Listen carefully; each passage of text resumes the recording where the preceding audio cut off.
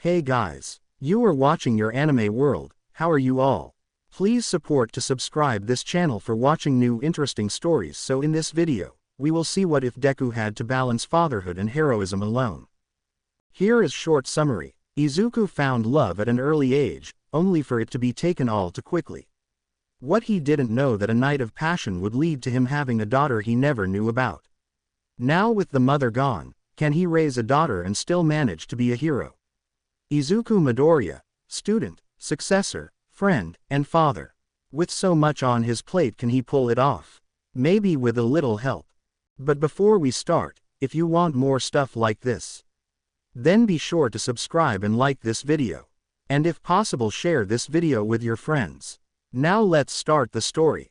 Izuku and Katsuki. You could say life was unfair, unbalanced, or just plain cruel. With over 80% of the world as born with a quirk, being born without one was to be placed behind the starting line of life by a good margin. It was akin to being placed miles behind the line, especially in Japan. Growing up in a society so predicated on quirks, almost all children would naturally dream of a powerful quirk so they could join the ranks of heroes. Having the right quirk would mean you would dominate whatever profession you chose to enter. Your whole life could be mapped out by your quirk, even more so if you didn't have one. Izuku Midoriya was in the boat of not having one. His dreams of becoming a hero were dashed and broken. But with a child's stubborn determination, he clung to them. This made him the target of all the others with quirks, thus feeling superior to him. Izuku also had the unfortunate luck of being best friends with someone blessed with an incredibly powerful quirk, explosion. Katsuki Bakugo was the son of his mother's closest friend since school. The two had married around the same time, gotten pregnant seriously close to each other, and given birth around the same time. So naturally, their children were put together, hoping they would grow and be best friends. It had worked for a bit. Katsuki was loud and rambunctious, and Izuku was quiet and shy. Together, they were constantly on the move, playing, dreaming of being heroes, and being what a lot would see as inseparable. All it took to separate them was Izuku not having a quirk. Katsuki, as mentioned, had a powerful quirk and was praised for the potential that it granted him. Everyone wanted to acknowledge him and his future greatness, other students, teachers, and random people on the street. As any dime store psychologist could tell you, showering a child with constant praise will never result in an altruistic and emotionally stable person. If they are never corrected for their mistakes or reprimanded, then everything they do is never wrong. If nothing they do is wrong, whatever action they take is right. Katsuki decided that Izuku was no longer worthy of being near him or anyone else. He drove everyone away from the boy and decided that Izuku's dream had insulted Katsuki's destined future. Katsuki's greatness could not be tarnished by the presence of some quirkless, useless person trying to stand next to him. Thus, Izuku became Deku, meaning useless. Katsuki's ire was not reserved for just Deku, it was for all those with what he deemed an inferior quirk, and that was everybody. As long as they acknowledged him as the top of the food chain, everything was fine. Sometimes, he had to beat that into them, but once again, if everything you do is never wrong, that makes it what? Right. Izuku, on the other hand, would constantly try to stand up to Katsuki and tell him that what he was doing was wrong. Not a good idea. Also, what was not a good idea was standing there and poking the dragon and being unable to do anything but get beat down. Now this would save whoever had been the previous target from Katsuki's wrath, but whoever had been committed would then flee, and more than likely join in on the bullying later so as not to find themselves the focus of Katsuki Bakugo. So in the race that is life, Izuku was drowning, figuratively and in reality, as one of Bakugo's cronies was holding him underwater after another rescue. Bakugo made no move to stop this. Instead, he was laughing, saying that maybe this was Deku's quirk, being able to breathe underwater.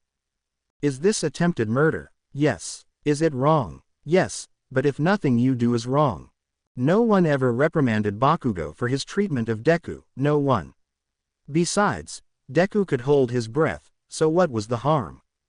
Izuku's struggles at first were not very dramatic as he figured they would let him up. I mean, it wasn't like they would kill him. Right, but when they didn't let him up, and his lungs burned and felt like they were about to explode, his life flashed before his eyes. It was a genuinely pathetic thing to watch, the life of a 10-year-old, full of ideals but lacking convictions. The only bright spot was his mother. She had failed to comfort him when the diagnosis came through but truly loved him. He had hidden the abuse from her to try and spare her as he felt he had already destroyed her life enough. He is a child and therefore, let's be honest, stupid. Had he spoken up, things could have been different. Had she pressed further, things could have been different. Yet both were so scared to damage the other they just kept silent. As he was slipping into the cold embrace of unconsciousness, the last of his struggles fading through the haze and the water, an angel appeared like a bullet crashing into the bully holding him under. The angel, aka Sujin. Sujin was getting acquainted with the new city she found herself in. Her parents had to relocate often, forcing her to relocate as well. She had grown used to it, not accepting it in any fashion but used to it. So as she had done this before, she had gone off to explore. It was essential to locate the local spots so she wouldn't be too lost in conversation at school. Wandering the large park was fun if not a kind of lonely experience, but pleasant nonetheless. The sounds of some explosion in the distance had initially caught her attention, and as he made her way over to the area, she found a beautiful stream running through the park. Following the sounds of laughter and taunts, she stumbled across quite possibly the last thing she expected. A rather plump kid with wings was holding someone under the water whose thrashing was slowing considerably, and Ash laughing maniacally on a rock like a cheesy villain telling the fat one to hold him down longer. A third kid with splotchy skin and disturbingly long fingers was nothing but an echo chamber for the obvious leader of the group. Sujin's feet moved before she realized what was happening as she dashed forward, barreling into the cherub with all her might. Thankfully, her parents had taught her how to take care of herself from an early age for reasons not necessary at the moment. The sudden attack stunned all three boys. She used this to pull the drowning victim from the river and quickly set him on his back on the nearby shore. Vaguely she could hear the three assailants begin to shout some threats toward her. She ignored it, feeling the water in his lungs. She knew that inaction would be a death sentence.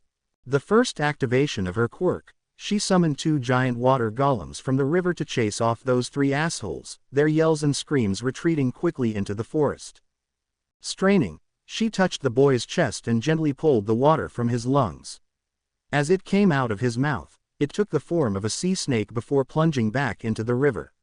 She released her control of the golems and breathed heavily. Quickly, she checked to see if the drowning victim was breathing. Admittingly, in her panic, she didn't do a perfect job. She thought. It is a good thing I took those CPR classes at the community center due to my quirk. Her mind made up. She tilted his head, opened his airway, pinched his nose, and bestowed the breath of life. Part of her mind quickly commented on how this was her first key *, the other half replying that it wasn't technically a key but the closest she had gotten in 12 years of life. Izuku, another chance. Just one more chance, to do things differently. He felt something warm in his chest. Then again. Why was he tasting cherry? Why were his lips warm?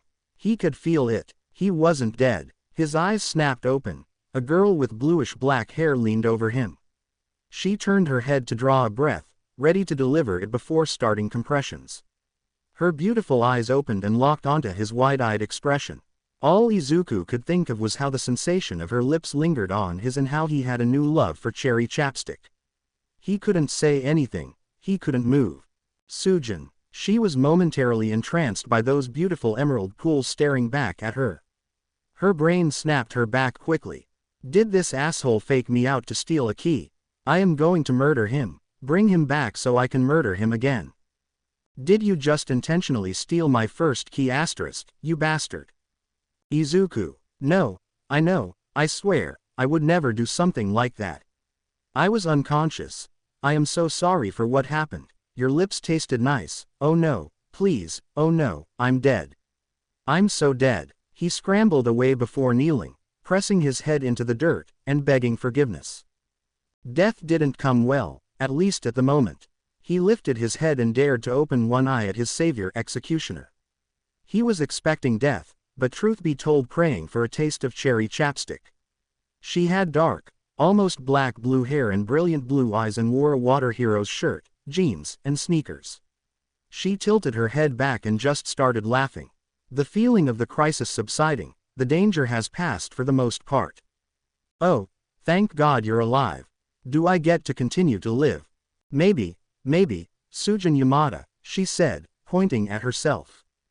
Izuku, I mean Midoriya, Izuku Midoriya.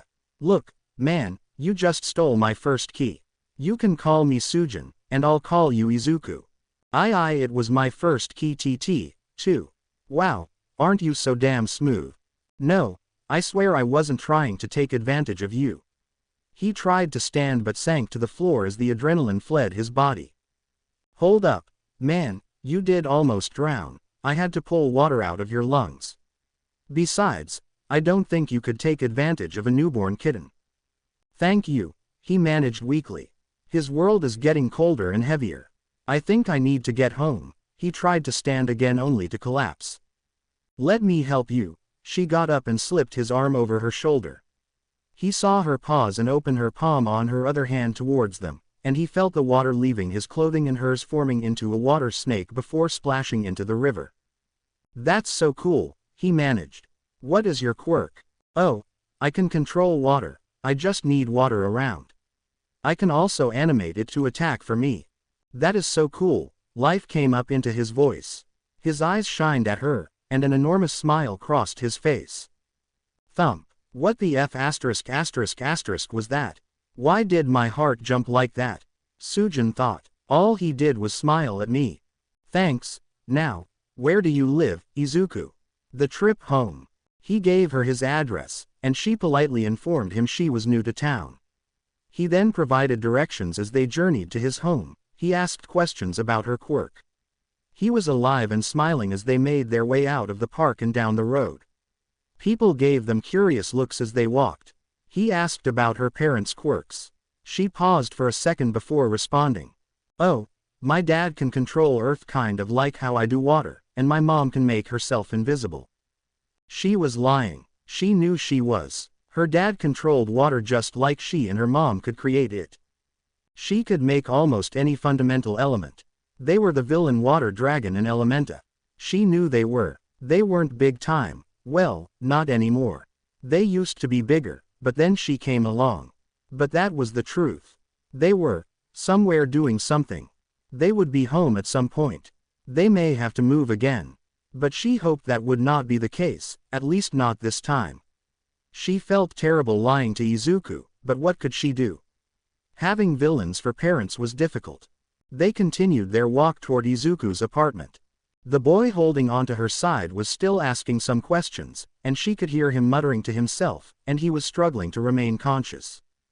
After much struggle, they finally reached the stairs. After a slow and difficult climb they arrived at his door. He struggled to get his key out of his bag and in the door. They made it inside, and he barely went to the couch before he collapsed, exhausted from his ordeal. She could hear him muttering something about the taste of cherries, which caused her to blush. She turned back to the boy covering him with a blanket, and lightly kissed his cheek. Sleep tight, good looking. She went into his bag and found a notebook called Hero Analysis. Quickly finding a blank page, she jotted down a note for him and her phone number. She tore the page, folded it, and placed it on the coffee table. She left the apartment, locking the door with his key before sliding it under. I know it can't last, but I can be a girl for a while, and he can be a boy. It would be nice to have a friend for a little bit. He is alone like me, we could be less isolated for a little bit. She made her way downstairs onto the street, beginning her trek home. She would have to buy more cherry chapstick on her way home. She was almost out. Her heart thumped against her chest again.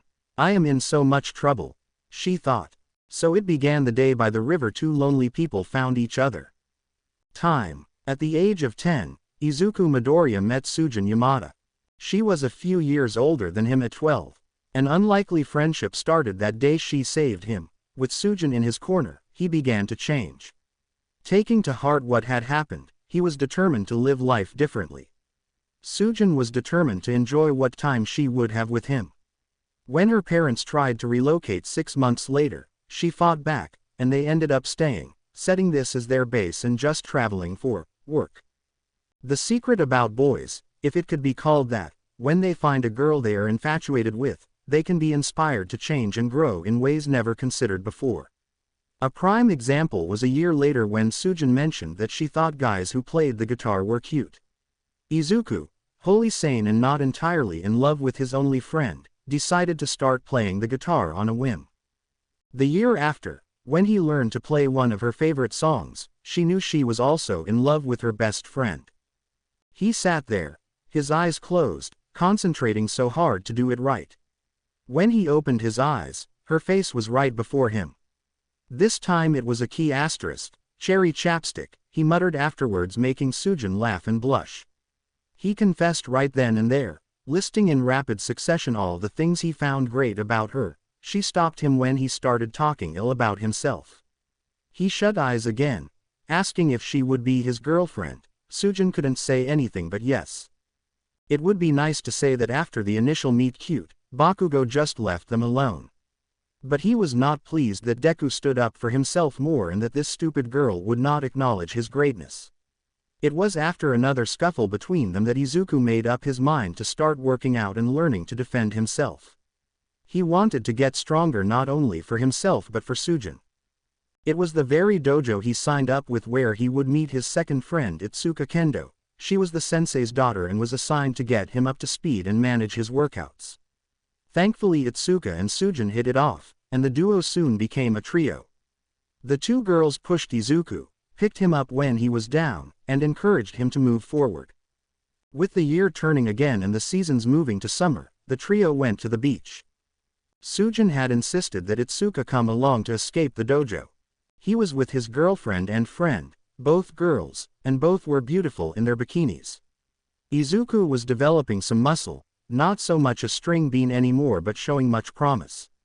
With the constant lessons from Itsuka, he was progressing quickly in the dojo. Unfortunately, some jerks also noticed the girls and started to harass them. Before they could respond, Izuku stepped in. He didn't even think before telling the jerks to back off from his girlfriend and friend.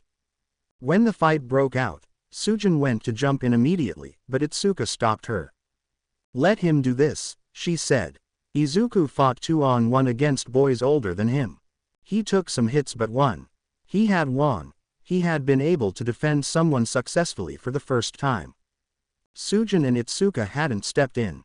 They had let him do this on his own. Sujin's heart beat her chest. She rewarded him with deep, passionate kisses that evening. They made out for hours, their hearts nearly thumping from their chests. "I love you," he whispered, thinking he had made a mistake when he saw Sujin's tears, but when she said it back, he understood. They held each other, drifting off into their own little world. At 13, Izuku had confessed his love and had it returned. Bakugo still came after him, but now he would fight back. He couldn't beat Bakugo, but he wasn't just going to take it anymore. He felt pride when Bakugo came to school with a black eye. Sadly, as quickly as Itsuka had joined them, she had to leave. She could no longer train with her father.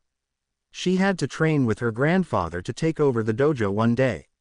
The departure was filled with tears and promises of letters and phone calls, whereas for most 14-year-olds in the case of Itsuka and Izuku and 16 for Sujin, this promise would be kept. Izuku takes a small job to earn money for a present for Sujin. Little did he know she had done the same thing for him. She presented him with a new guitar on his birthday, the most fantastic thing he had ever seen. Izuku, aware of her love for dolphins, presented her with a gold necklace with a dolphin with actual aquamarines for eyes. Sadly, the year opened with some sadness with Itsuka leaving, and it closed with pain as after a terrible fight with Bakugo, who had tried to destroy the guitar, Izuku was left with a horrible burn mark in the shape of a hand on his back. The year Izuku turned 15. Specific years have the power to define our lives and shape our futures. For Izuku, this year and the ones that follow will have a lasting impact on his identity. Although previous years have brought significant changes to his world, these upcoming years will be particularly defining. Not soon after he had healed from his fight with Bakugo, a man came to the door to tell him and his mother, Inko, that his father had died in a tragic accident overseas. Izuku hadn't talked to him in about 10 years, he had left when Izuku was diagnosed as quirkless. He sent the money on time, but he made no attempt to reach out to his family. His mother had already accepted that reconciliation would never happen, but the news still hit her hard. If there was an upside, it was due to some negligence on the job, and his father had a comprehensive life insurance policy, with Inko and him as the sole beneficiaries. Inko used this financial windfall to purchase a house. The move was hectic and fun in its way. As spring approached, the couple began to make plans. Of course, her parents being villains, it would catch up to them eventually. On a Monday night, Sujin was informed they were leaving that Sunday. They had to leave town. She begged to stay, saying that Inko would take her in, but her father shut her down. She was coming with them. She ran into the night to Izuku, and she could only weep when he opened the door. When she finally shared why she was crying, he couldn't help but cry as well. Inko came to Izuku and told him she was going away for the weekend to unwind and that he would have the house to himself. She hugged her son tight, saying nothing else. On Friday, Sujin came over. First, they just sat on the couch for a moment. As soon as their lips touched, they both knew what they wanted. He picked her up off the couch and carried her to his room, her legs wrapped around his torso, pulling off his shirt. As their bodies found the bed, they sank into a night of passion, giving each other their first. Most of the weekend, they don't leave the bed. It is like cramming a lifetime of love and passion into a day and a half. Sunday is almost feverish in their power and declarations of love. Maybe if they can love each other enough, she won't have to go. Izuku promises to go to whatever college she attends. She makes him swear to pursue his dream of UA first, to follow his dreams. She will still be there for him and wait for him for as long as it takes. He swears not to make her wait long, that maybe she can move back once she gets out of school. All the feverish promises that could be made are made. When her parents arrive in a moving truck, reality crashes around them. They key and hold each other. Tears flow, and dreams take a tenuous hold. They will make it work. We have to, they say. They will text, call, send letters, hell carrier pigeons if necessary. She steps out the door, and he runs to key her again. I am going to marry you, he whispers. I will wait for you, Izuku, till the stars burn out, she says. Please wait for me, she begs him. As you wish, he says. She smiles for him. She walks to the car, looking back at him. Once she gets in, she rolls down the window and yells that she loves him in a broken voice. He tries to be strong, but he yells it back as the van pulls away. He hears her voice yell it again. He makes it inside as he breaks completely, stumbling to the couch. He doesn't even remember falling asleep. The pounding on the door rouses him from his sleep. He looks at his phone. It's 2 a.m. Everyone knows a few things. There is never a good thing to happen from a phone call or an unknown pounding at the door at 2 a.m. When he opens it to see a police officer, he knows that whatever fragments of his world he is clinging to are about to shatter. All he hears is that his mother is in a terrible accident, and he must get to the hospital immediately. As he rushes into the hospital, he sees Bakugo and his dad. He is confused as to why they are there. Then he sees Mitsuki, Bakugo's mom. She is in a hospital bed, her head is bandaged, her arm looks broken, and her foot is in a walking boot. He can't focus on it too well. He is rushed into his mother's room. A nurse is holding her hand. The doctor stops Izuku, telling him that he doesn't have much time left. It is all dawning on the boy. He crosses the room quickly. Inko's eyes are bruised and barely open. Splints and tubes are everywhere. Dear God, there are so many tubes. Gently Izuku takes his mother's hand, telling her he is there. Inko grabbed her son's hand tightly. She knew her time was short. She just needed to see him again. Listen, baby, I am sorry I have to go, but I will always be looking down and watching you. Be good, and follow your dreams. Izuku tells her to stay. He is begging her to stay. Inko gathers her strength. Izuku, I am so sorry. I should have told you sooner. You can be a hero. I know that you will be an amazing hero. Be the best hero you can. Izuku, smile for me once, and show me that everything will be all right. Izuku does it, fighting back the tears. He digs deep and smiles for his mother. She whispers, "I love you." Before he could respond, the machines started to beep like crazy. They ushered him out as they attempted to save Inko one last time. 20 minutes later, the door opens to silence. She is gone. Izuku sits silently with his mother's body, trying to say goodbye. He exits the room in a daze. As the hospital begins to do its due diligence, an officer approaches him offering his sympathy. He asks the officer what happened. Mitsuki and his mother had gone out for a girls' weekend. Both had too much to drink, and Mitsuki drove them home. His mother had fallen asleep when the accident occurred. The car had gone off the road and down an embankment, and his mother was thrown from the vehicle. The officer kindly sits with the Izuku, offering what comfort he can. When the hospital hand over Inko's belongings, the kind man drives Izuku home. Numbly he walks into the empty house, feeling it will be that way forever. Itsuka is gone, Sujin is gone, and now his mother has been taken away. He collapses on his bed and cries himself to sleep. He finally awakes sometime in the evening. He has missed calls from Sujin. He calls her back. She immediately tells him in his voice that something is wrong. When he tells her, he can hear her crying. She promises that somehow, someway, she will get back to him. She vows to call Itsuka. They talk for hours till he falls asleep with her on the phone. The morning comes. Izuku doesn't awaken till close to 10 a.m. He wakes up and stumbles through, taking a shower before heading to school to talk with the faculty. It is a short conversation. He is ahead in all his classes, and they don't care about him anyways. They agree that taking some time off would be for the best. Izuku nods and leaves, desperate to get back home. It is then that Bakugo confronts him in the halls.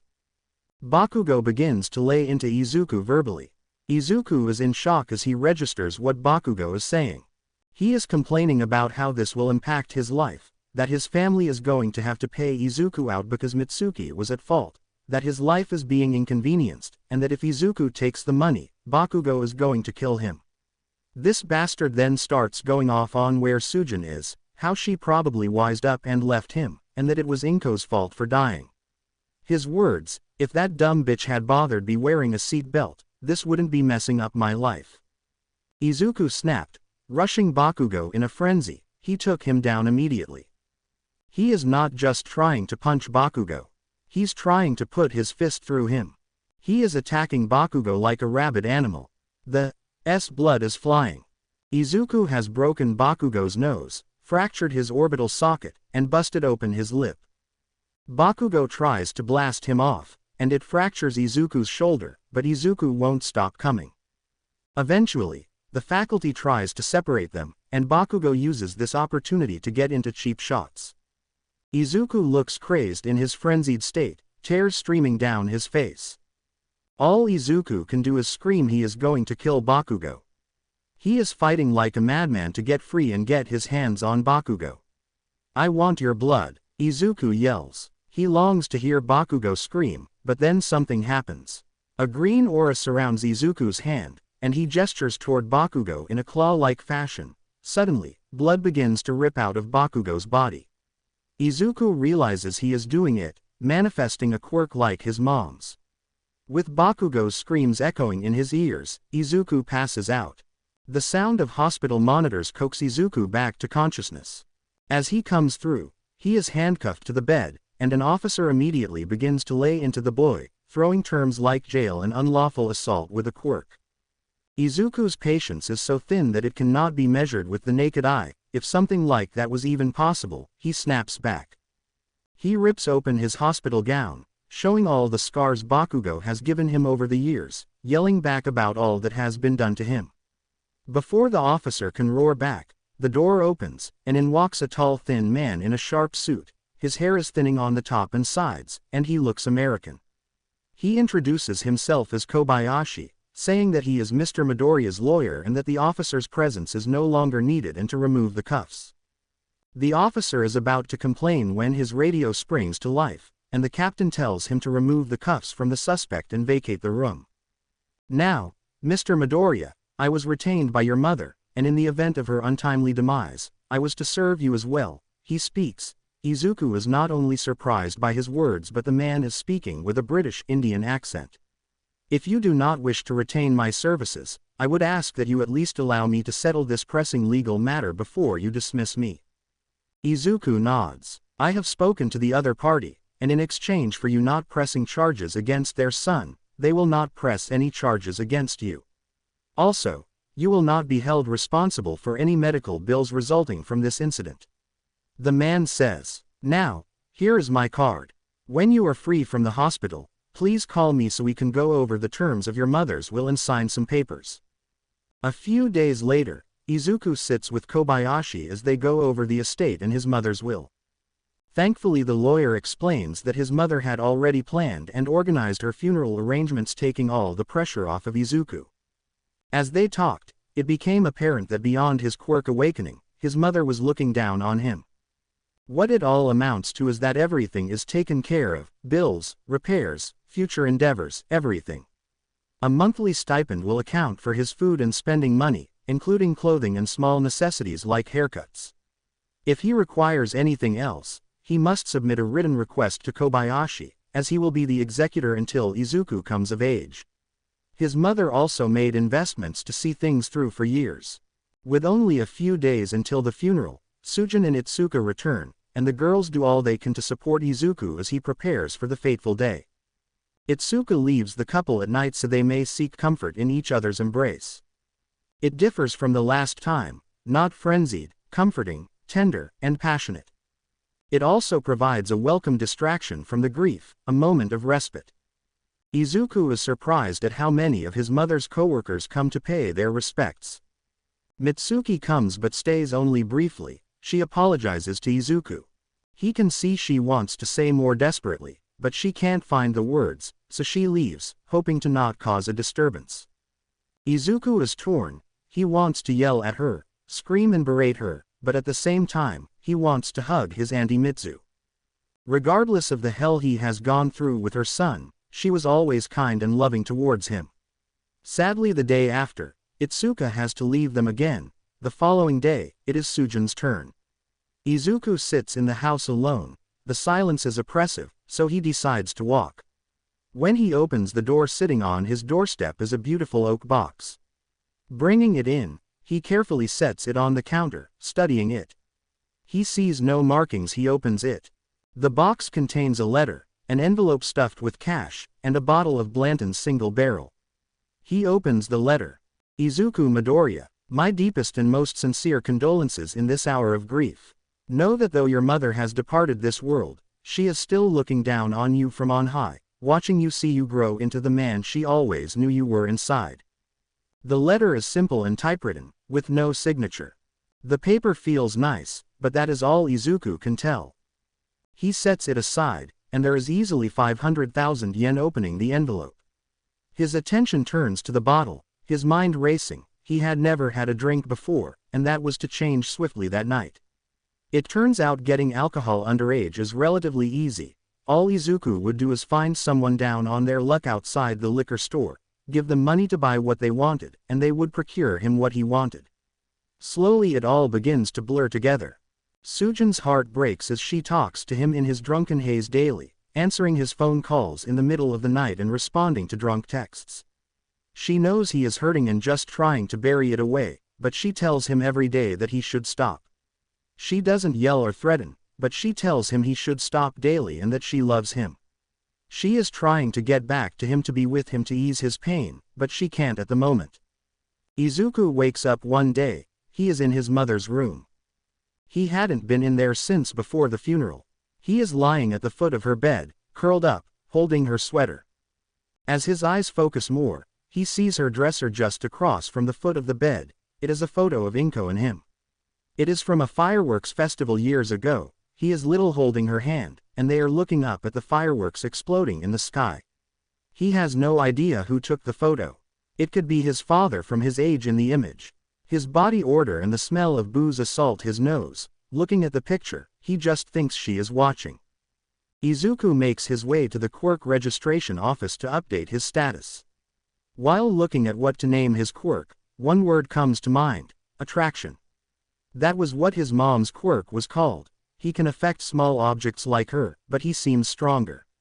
It doesn't matter that he registers it. The clerk goes to tell him the name is already taken, but Izuku quickly explains. The clerk nods her head and stamps his registration form. He puts the bottle down and doesn't pick it back up. He realizes he has been drowning his sorrows for the last 6 months. He calls Sujin, thanking her for standing beside him, and he tells her the realization of what has happened. They can only talk briefly as she is about to step into a doctor's office. With a giggle, she assures Izuku that she is just fine. The appointment is with her woman's doctor for her yearly checkup. Izuku blushes and asks her to call him after. She does, and they talk and text daily, just as promised. Itsuka can only communicate when she comes into town. Sujin and Izuku have fun, almost making her phone blow up as all the texts and communications download when she returns to service. After talking it over with Sujin, Izuku enrolls in online schooling, having decided not to return to Aldera. He exercises when he feels emotionally overwhelmed and returns to the dojo. Itsuka's dad is forgiving of his absence and welcomes him back. The end of the year is the hardest. Izuku does his best, but his mood is low. The first holidays are always tricky, the feeling of such loneliness as he is alone for the first time during the winter holidays. His mind drifts back to the bottle. He takes it and buries it in a box in the back of the closet. Sujin goes silent for a few days, citing that she is experiencing an Itsuka-type situation as her family went to visit relatives. He laughs as she sends him a text proclaiming December 15th the best day ever. She never thoroughly explained it. The year slowly passes, with Izuku at the shrine offering prayers for a better year. The year he turned 16. Or, the day Izuku met a sludge villain. Online classes allowed Izuku to do so at his own pace, and with his mind wholly focused on types, he was tearing through them at a stunning rate. He only hated having to go to testing sites to complete the class. This day he found himself leaving Aldera. Thankfully he had been able to arrive after classes started and were leaving before school let out. Next to zero interaction with his former schoolmates had made it more bearable, not running into Bakugo had made it heavenly. He decided to take a long way home, not knowing that this choice would kick his life in an entirely different direction. He was absorbed in his phone, texting Sujin that he had finished his testing. She had just responded that she needed to talk to him tonight about some great news. An unknown voice snapped him back to reality and the precarious position he had wandered into. What a fine-looking skin suit. Don't worry, kid, it will be over quickly. Izuku whirled towards the voice. A green sludge enveloped his vision, and it wrapped itself around his body. He felt it was trying to force itself into his mouth and nose. He quickly called upon his quirk, which allowed him to fight, but he still couldn't breathe. As his vision blurs, he can hear this thing taunting him for his struggle. The villain doesn't see someone climbing out of the manhole behind him. Everything fades to black for Izuku. He startles awake and feels something strike his cheek. Wake up, kid. His eyes snap open, but he still believes he is dreaming as he looks up at the #1 hero in Japan, not the world, All Might. Thank goodness, kid thought I was going to call an ambulance. You put up a good fight, though. Izuku immediately felt like a kid again. He reached for his notebook. Can I get your autograph, sir? Already done. Kid, I read your analysis. You got a sharp mind, a good trait for a hero. Now I must be off. Careful walking through any tunnels in the future. Wait, All Might, I just have one question. Izuku reached out to grab the hero's shoulder. Unfortunately, All Might had already turned and leapt, pulling Izuku into the air with him. Izuku almost fell, but desperately he managed to snag onto All Might's leg. What the hell are you doing, kid? Let go. Are you insane? That would kill me. All Might quickly finds a rooftop for them to land on, and the kids tumble free. Why did you grab onto me like that? I was going to ask you a question, and I had just put my hand on your shoulder when I leapt off. I started falling, so I grabbed onto your leg. Honestly, I wasn't trying to do anything. Well, you're safe now. Head down the stairs, I have to go. All Might, hold on, I was quirkless for most of my life. My quirk just awakened 9 months ago. It isn't powerful, but do you think I can still be a hero? All Might mind raced. He had to get out here. His time limit was about to. And then it did. Suddenly, smoke erupted from All Might, startling Izuku as he jumped back, and when the smoke cleared, All Might was gone.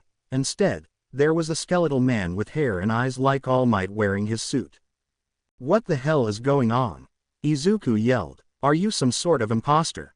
Easy, kid, it's me. Now I will ask you to keep what you have seen here to yourself. Of course, but what happened to you? Is this why you have slowed down over the last few years? Izuku asked. I am impressed that you noticed, but yes, All Might lifted his shirt revealing a massive wound on his side. I got this about 5 years ago. When I was battling a villain. Was it Toxic Chainsaw? You know your stuff, kid, a true fanboy. Izuku blushed. But no, it wasn't him. It was someone else, the strongest villain I ever fought. Ultimately, I won, but it cost me my spleen, half my rib cage, a kidney, part of my diaphragm, stomach, a lung, and parts of my liver and intestines. What is your quirk? It's similar to my mom's. I can attract small objects to me, Izuku said, demonstrating by pulling some gravel on the roof to his hand. All Might pointed to his wound. This was done after I had trained my quirk and myself for decades. While it is true that even if you have such a quirk that with years of training, you may be able to be a hero, with such an unrepresented late awakening, you are so far behind the starting line. I am sorry, young man. I don't think heroics are in your future. With your mind, you can still become a doctor, a quirk analyst, or even a detective. It may not be the life you seek, but it is one where you can do good. Izuku was stunned. Part of him who had lived for so long quirkless was devastated. Doubt was creeping into his mind, clouding his thoughts. Then he thought of Sujin, Itsuka, all the time spent in the dojo, working out, pushing himself. Then he thought of his mother. With her last breaths, she told him he could be an amazing hero. He hadn't yet manifested his quirk. The tear immediately stopped. Izuku raised his head and looked at the number one hero in the world, staring straight into his eyes. You are wrong, I may be behind the starting line, but I just have to work harder. I have people who believe in me, my mother believed in me. You watch All Might, I am going to be a hero. A lack of a quirk wouldn't stop me, and now that I have one, I am sure as hell not going to stop. I am sorry for all this happening, I promise your secret will be safe. Izuku turned to leave the rooftop. All Might was impressed by the fire the boy spoke with. He had to admire that even though the kid was behind the 8-ball, he wasn't about to give up. What's your name, kid? Izuku Midoriya, he called back as the door closed. Izuku made his way down the streets, his heart was pounding. He had just talked back to All Might. Now he had to back it up. A fire roared in Izuku's belly. His mind began to race at how he could train his quirk. Turning that analytical mind inwards, he started formulating ideas. His brainstorming was cut short by the sound of explosions. Very distinct explosions. A sound that no matter what happened in his life, Izuku would never forget, ones that he could identify at any time, anywhere. Following the sound, he thought he was prepared when he was not. As he pushed through the crowd, he saw Death Arms and Kami Woods holding back, not engaging whatever was happening. Izuku saw it, the sludge villain that had attacked him earlier, the one All Might had. Oh no, when I almost fell and grabbed his leg, I must have knocked him free. I am partially responsible for this. Why are the heroes not doing anything? He looked at Death Arms and Kami Woods. They complained about their ineffective quirks, and MT. Lady couldn't get near in her giant form. He could hear the sludge villain telling Bakugo to stop struggling. He could listen to the explosions getting weaker. He saw the fear in Bakugo's eyes. Before Izuku could think, before Izuku could reason, his legs moved before his mind caught up. Izuku dashed forward, slipping past the barricade. The heroes called after him, which he ignored. As he ran, his mind raced through all his countless notes. Distract the target. He grabbed his backpack and threw it at the monster, its contents spilling through the air. Luckily, a pencil flew and stabbed the villain in his eye. It screamed in pain. Izuku threw his hand forward in a clawing motion. The sludge tore from Bakugo's face, allowing the explosive team to take a much-needed breath. Deku, what the hell are you doing here? Trying to save your life. The heroes weren't doing anything, my feet moved on their own. I don't need your damn help. Get out of here. Look, let both of us get out of here, and then we can argue about this. The sludge villain recovered and swung his arm at Izuku, sliding underneath as Bakugo managed to momentarily free his arm and fire off another blast that seemed to irritate the villain. His eyes are vulnerable. Wait for a second, I can target small objects. Izuku reached out with his quirk. He felt it grab the villain's eye. He ripped the eye free with a pulling motion, and a scream that would haunt the boy filled the area. Izuku turned his attention to Bakugo, using his hand and quirk to free the trapped boy's arms and head. He was pulling for all he could. Rocket us out of here, damn it. Izuku screamed. I don't take orders from you, asshole, Bakugo responded. Bakugo knew it was desperation time, so he poured all he could, placing both hands in front of him. Die, you bastard, he yelled as a massive explosion erupted from his palms. The shock reverberated through his body, dislocating one of his shoulders as Izuku and he was thrown free. They tumbled to the ground in a heap, and Izuku managed to see a massive appendage falling towards them. He quickly pushed Bakugo one way and himself the other as the concrete spider webbed from the impact. The two teens struggled to gain bearings when a dozen appendages rose to crush them. Bakugo rose to a knee, throwing his hand out to blast the appendages about to rain down on that useless Deku. Izuku reached out to try and grab the ones heading for Bakugo. He knew he couldn't target the whole appendage, but he could target a ring on them, severing them from the primary units. They both prepared for their end. Thank you for reminding me what it is to be a hero, young man, Detroit Smash.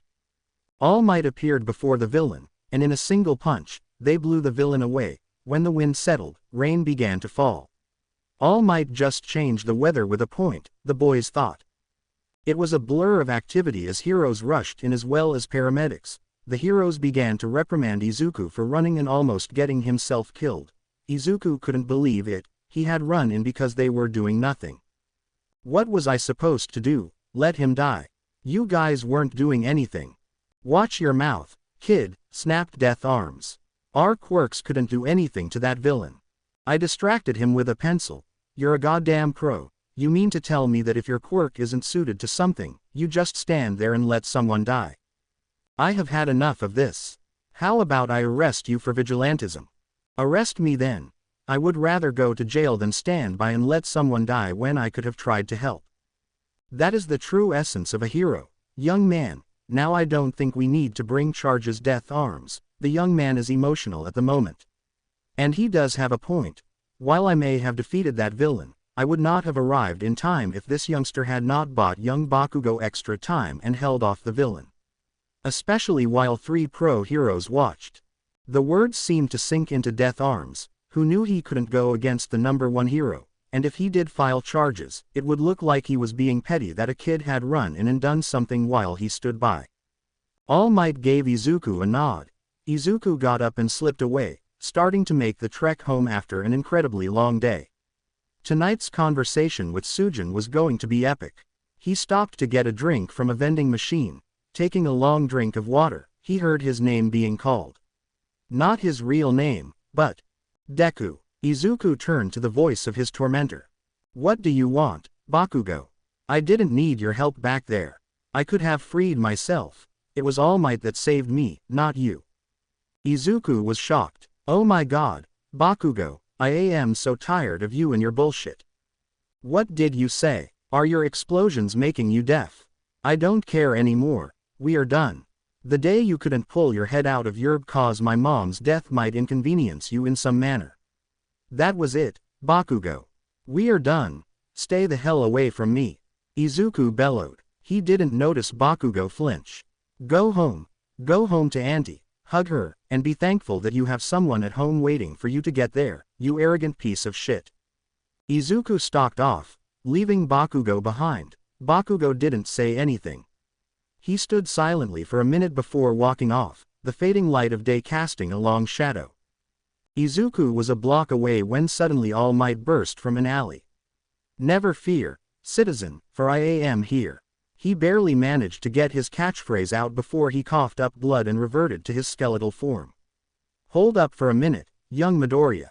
How did you get away from all those reporters and fans? Years of experience, young man, but that is neither here nor there. I came to apologize to you, young Midoriya. I had the nerve to tell you that you couldn't be a hero just because you had manifested your quirk late. Then just moments later, you reminded me of what a true hero is. You can be a hero, young man, you can be a fantastic hero. It was a dream, it had to be, but it was a dream come true. Here was All Might telling him he could be a hero, another person who believed in what once was an impossible dream. Thank you, All Might. As I told you on the roof, I will be a hero, just you watch. I have no doubt, but I would like to help you. I am not just in Mustafa to catch villains, but to find a successor. I believe I have found that in you, young Midoriya. You want me to be your successor. What do you mean? Being the fan of mine that you are, I am sure you noticed how I never answered what my quirk is. You always deflect the question with a joke or something. Exactly, my quirk is called One for All, and the truth is I wasn't born with it, it was given to me by my teacher. What do you mean, given to you? I don't understand. It means what I just said.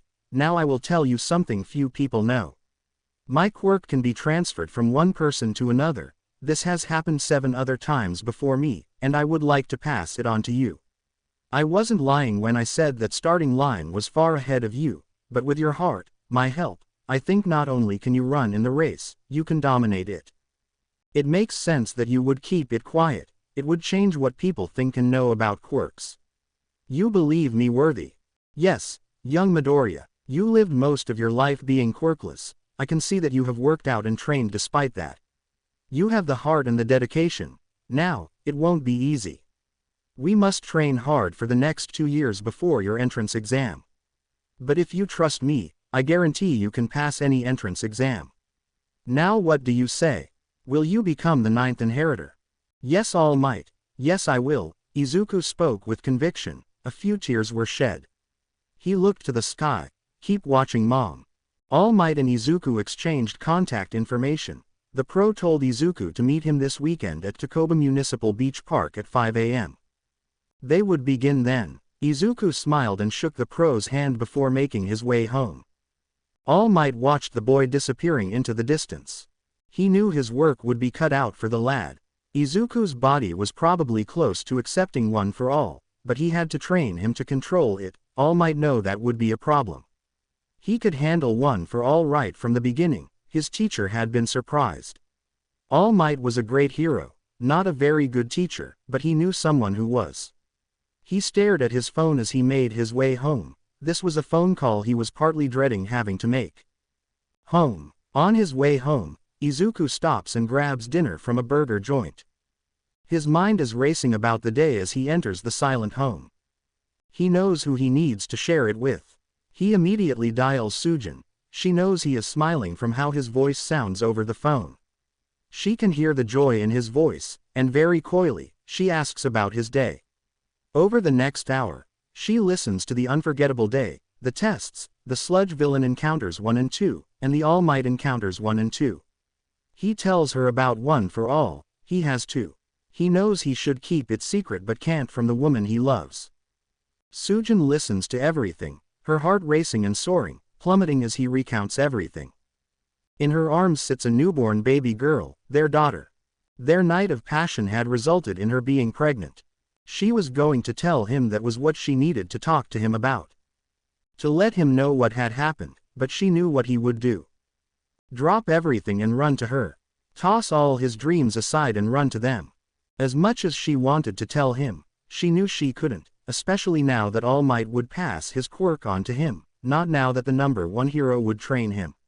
She would keep quiet for now and tell him later, even if he hated her for it.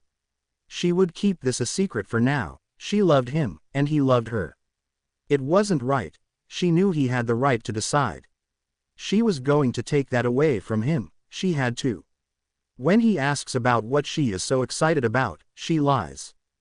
I got a job babysitting this little girl. It pays well, and it will allow me to save up some money for college.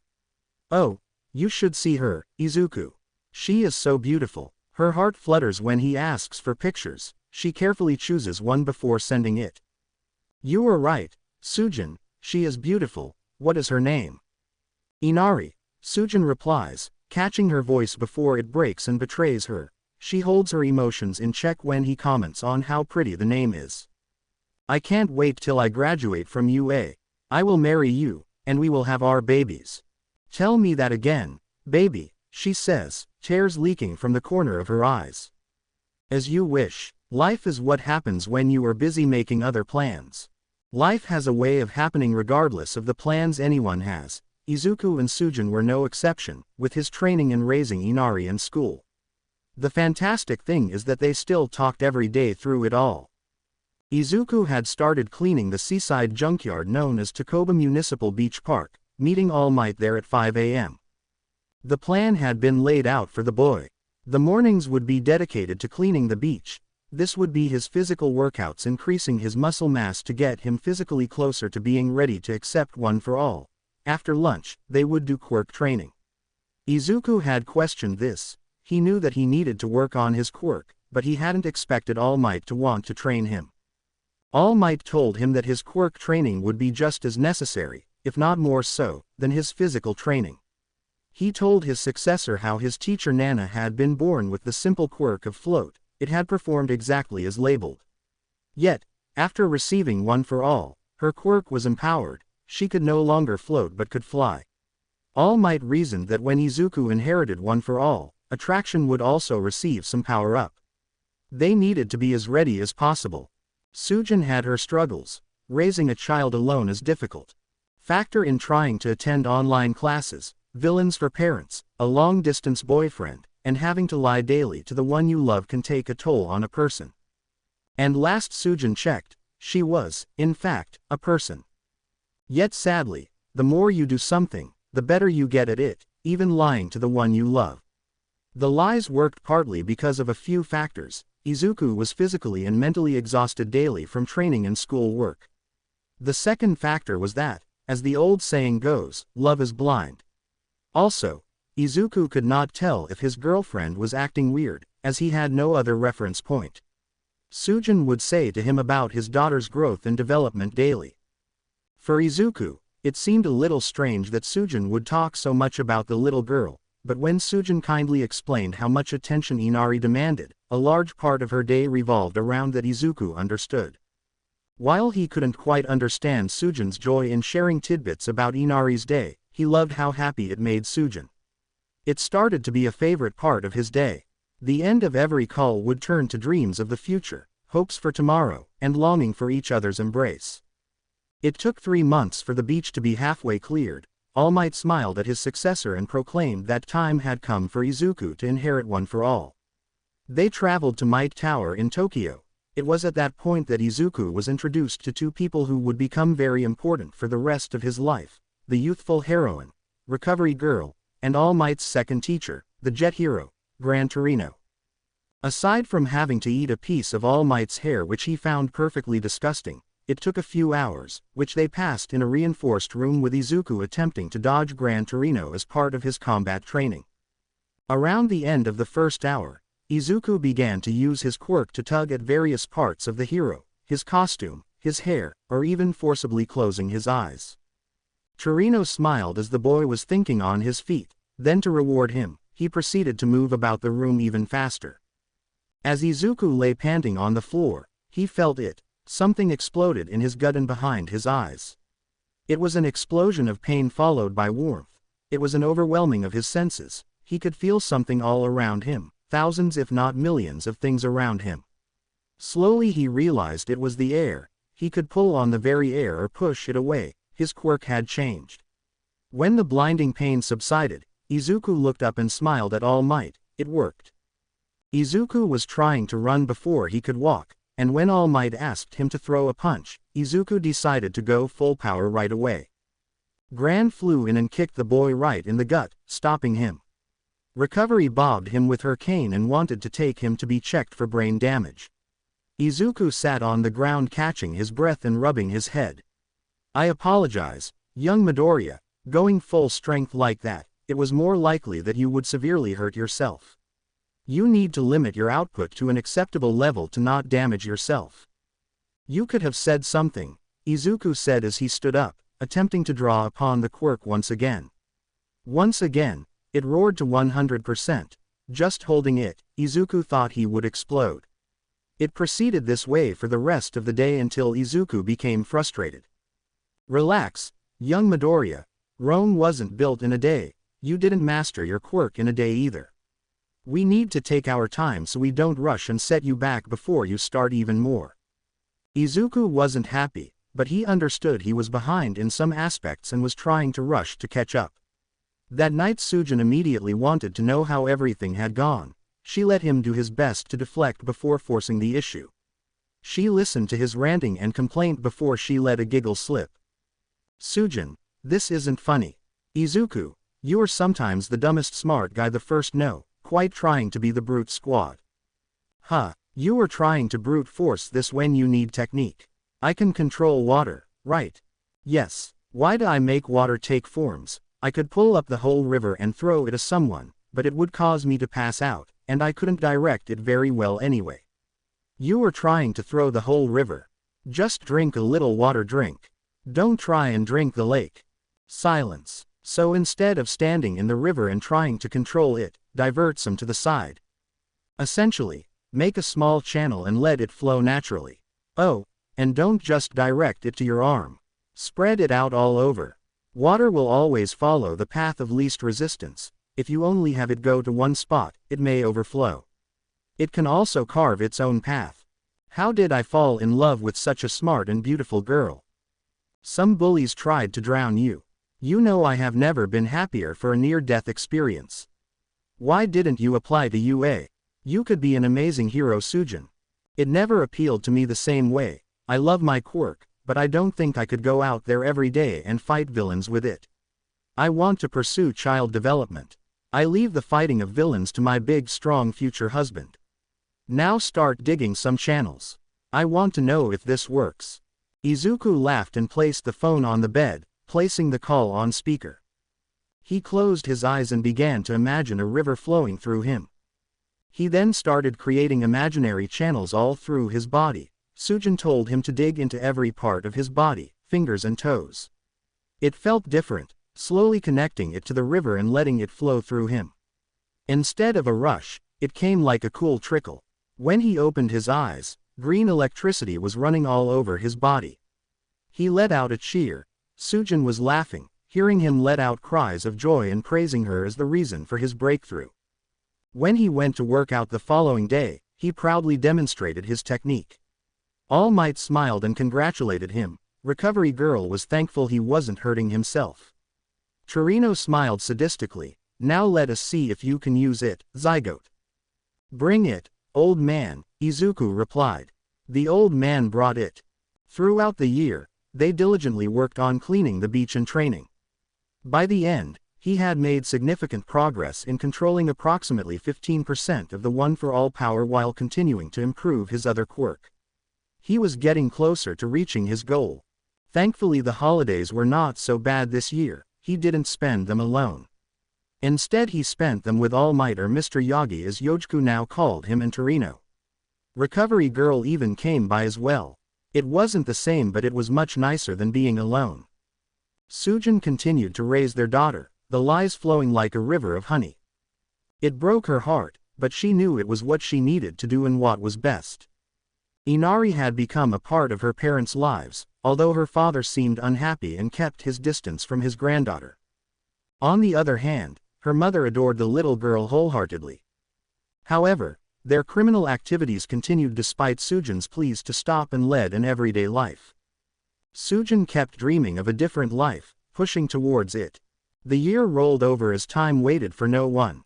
Her father approached her with one final task. Once completed, he and her mother would retire from their life of villainy. Sujin agreed, despite feeling conflicted, as Izuku's birthday was only a few weeks away. If the plan succeeded, she would reveal the truth to him. However, lying to him was taking a toll on her conscience. In addition to her duty to her father, Sujin also needed Izuku's support. Soon, Izuku, everything will be out in the open. I only hope you forgive me. The week passed, and Izuku hadn't heard anything from Sujin. He had managed to get in touch with Itsuka, and she hadn't heard anything. He was starting to panic. They had never gone this long without communicating. He was hoping that with his birthday approaching, she might show up to surprise him. He focused his attention on his final exams. The thought was that if he could finish his schooling early, he could devote more time to training. He had managed to increase his control of One for All to 20% in the first half of the new year. He had just gotten home from the testing center the day before and was reviewing his grades. He had passed everything with an A and had been sweating classic lit. It had now been 8 days, and still no word. He had tried to call for a wellness check, but the police in that area refused to do so on the word of a possible ex-boyfriend. He had asked All Might to see if he could pull some strings. All Might was aware that Sujin knew everything. From when Izuku had met him on the beach to begin training almost a year ago. While the discussion was slightly heated, All Might knew there was no putting the genie back into the bottle. Izuku's passion for the girl and his intentions to marry her once he graduated sealed the deal for the pro. All Might had promised that he would see what he could do. The knock at his door snaps him out of his worries. When he opens the door, he is surprised to see Kobayashi standing there. He notices a woman with a frog quirk standing behind him. She seems pleasant, dressed in a simple classic suit. Slightly confused, he invites them in, heading to the kitchen to offer them a drink. As he returns with some bottles of water, he then notices that the woman is carrying a car seat. Looking at the occupant, he is sure that the child is Inari. He recognizes her from all the pictures Sujin had sent. His knees wobble, and his voice cracks as he asks, "What can I do for you today?" "Mr. Midoriya, you need to sit down and listen to what I am about to say," Kobayashi says gently but firmly. Izuku takes a seat as he notices the woman looking around the house, seemingly judging the state of the home. Izuku is about to say something when Kobayashi gets his attention. "Mr. Midoriya, I need you to ignore Mrs. Asui for the next few minutes and focus on me. Can you do that?" Same tone in his voice. Izuku, not trusting his voice, nods. "Mr. Midoriya, I regret to inform you that there has been a terrible accident. Sujin Yamada has been killed." Izuku's mind immediately flashes to the unfinished bottle of booze. Not only does he think about it, but he also knows precisely where it is. He is in shock. His hand is trembling. No, this cannot be happening, not again. His thoughts are interrupted by Kobayashi snapping his fingers to regain Izuku's attention. "Mr. Midoriya, Sujin had given birth to a child about a year and a half ago, on December 15th. Best day ever." Izuku's mind snaps to that strange text. "We have run paternity and the child, in fact, yours, Mr. Midoriya." The woman brings the car seat cover so Izuku can look down at his daughter. Wrapped around the car seat handle like a charm is a gold necklace with a gold dolphin charm with aquamarine eyes. Izuku sees the chain and immediately goes to talk, only for his eyes to roll back into his head as he faints. Izuku's mind. What is going on? Oh, dear God, Sujin is dead. I have a daughter. It was Inari all along. Why didn't she say something? It was the day I met All Might. That is what she needed to talk to me about. She was going to tell me that she was pregnant. She knew I would drop everything to be with her. She wanted me to follow my dream. She wanted me to go to UA and become a hero. She hid this from me. We had a daughter. I have a daughter. How am I going to raise a kid? Why did they not take the child to her parents? If my name was on the birth record, is that why they brought her to me? Maybe her parents are out of town. Oh my God. They will come home to find their daughter dead and their grandchild missing. Why didn't her dad say something or her mom? Like a puzzle coming together, it all fell into place. How she would gush about Inari and share everything with me makes sense now. She shared my daughter's life with me so I would know how she was doing. How could she lie to me all this time? What am I going to do? Shit, All Might. What is he going to say? What is he going to do? Can I still be a hero? I have a daughter now. Wait, should I have a daughter? If her parents don't take Inari, I may give her up for adoption. I know nothing about kids. I have never even held one before. I don't think I can do this. The darkness dissipates as purplish light emerges from the night. It starts to drift closer and closer to Izuku. As it gets closer, he realizes that in the center of the light is a person, a woman. With a final bright pulse, the light dissipated, and standing before him was the seventh bearer of One for All, Nana Shimura. Black hair, purple eyes, dark, sleeveless bodysuit with a high collar, yellow elbow-length gloves, white knee-high boot, and small white cape. He recognized her immediately from pictures he had seen. Nana, hey, kid, I know you are in a bad place, but I want you to listen to me. But how are you here? Is this real? Yes, this is real, that's the easy part. You are inside One for All right now, you are not alone here. All the previous bears are here as well. When you pass on, parts of yourself like an echo or a vestige of you are held inside One for All. Why didn't All Might tell me this? He doesn't know. We have never been able to talk to him like we are. I tried hard sometimes, but that big dummy never heard me. Or if I could get through to him it was while he was sleeping, he would dismiss it as a dream. So, how is this happening now? Well, after Yagi passed One for All on to you, we could tell something was different. Maybe it is because Yagi had One for All for so long, and it has accumulated so much power that it has changed. But we all knew we would be able to talk to you soon, but when all this happened, I knew I had to talk to you now. What is happening is too important, I just had to talk to you. Why did you need to talk to me now? Did you somehow know about Inari? No, I knew nothing about your daughter. I had suspicions though something was up, as sharing your mind, we know what is going on in your life. But that is not why I am here. I just need you to listen to me please. Nana said as she grabbed Izuku's hands. Izuku nodded. When I was alive, it was a lawless time. Being a hero was even more dangerous than it is today. There was an ancient villain, his name was All for One. He was the brother of the first bearer of One for All, and he is the reason One for All exists in the first place. All for One has been chasing down One for All for 150 years, trying to take it back, but he just can't. So, he hunts down the bearers and kills them in this vain pursuit. I was married and had a child when I inherited One for All, and when I found out that this big bad was coming for me, I was terrified.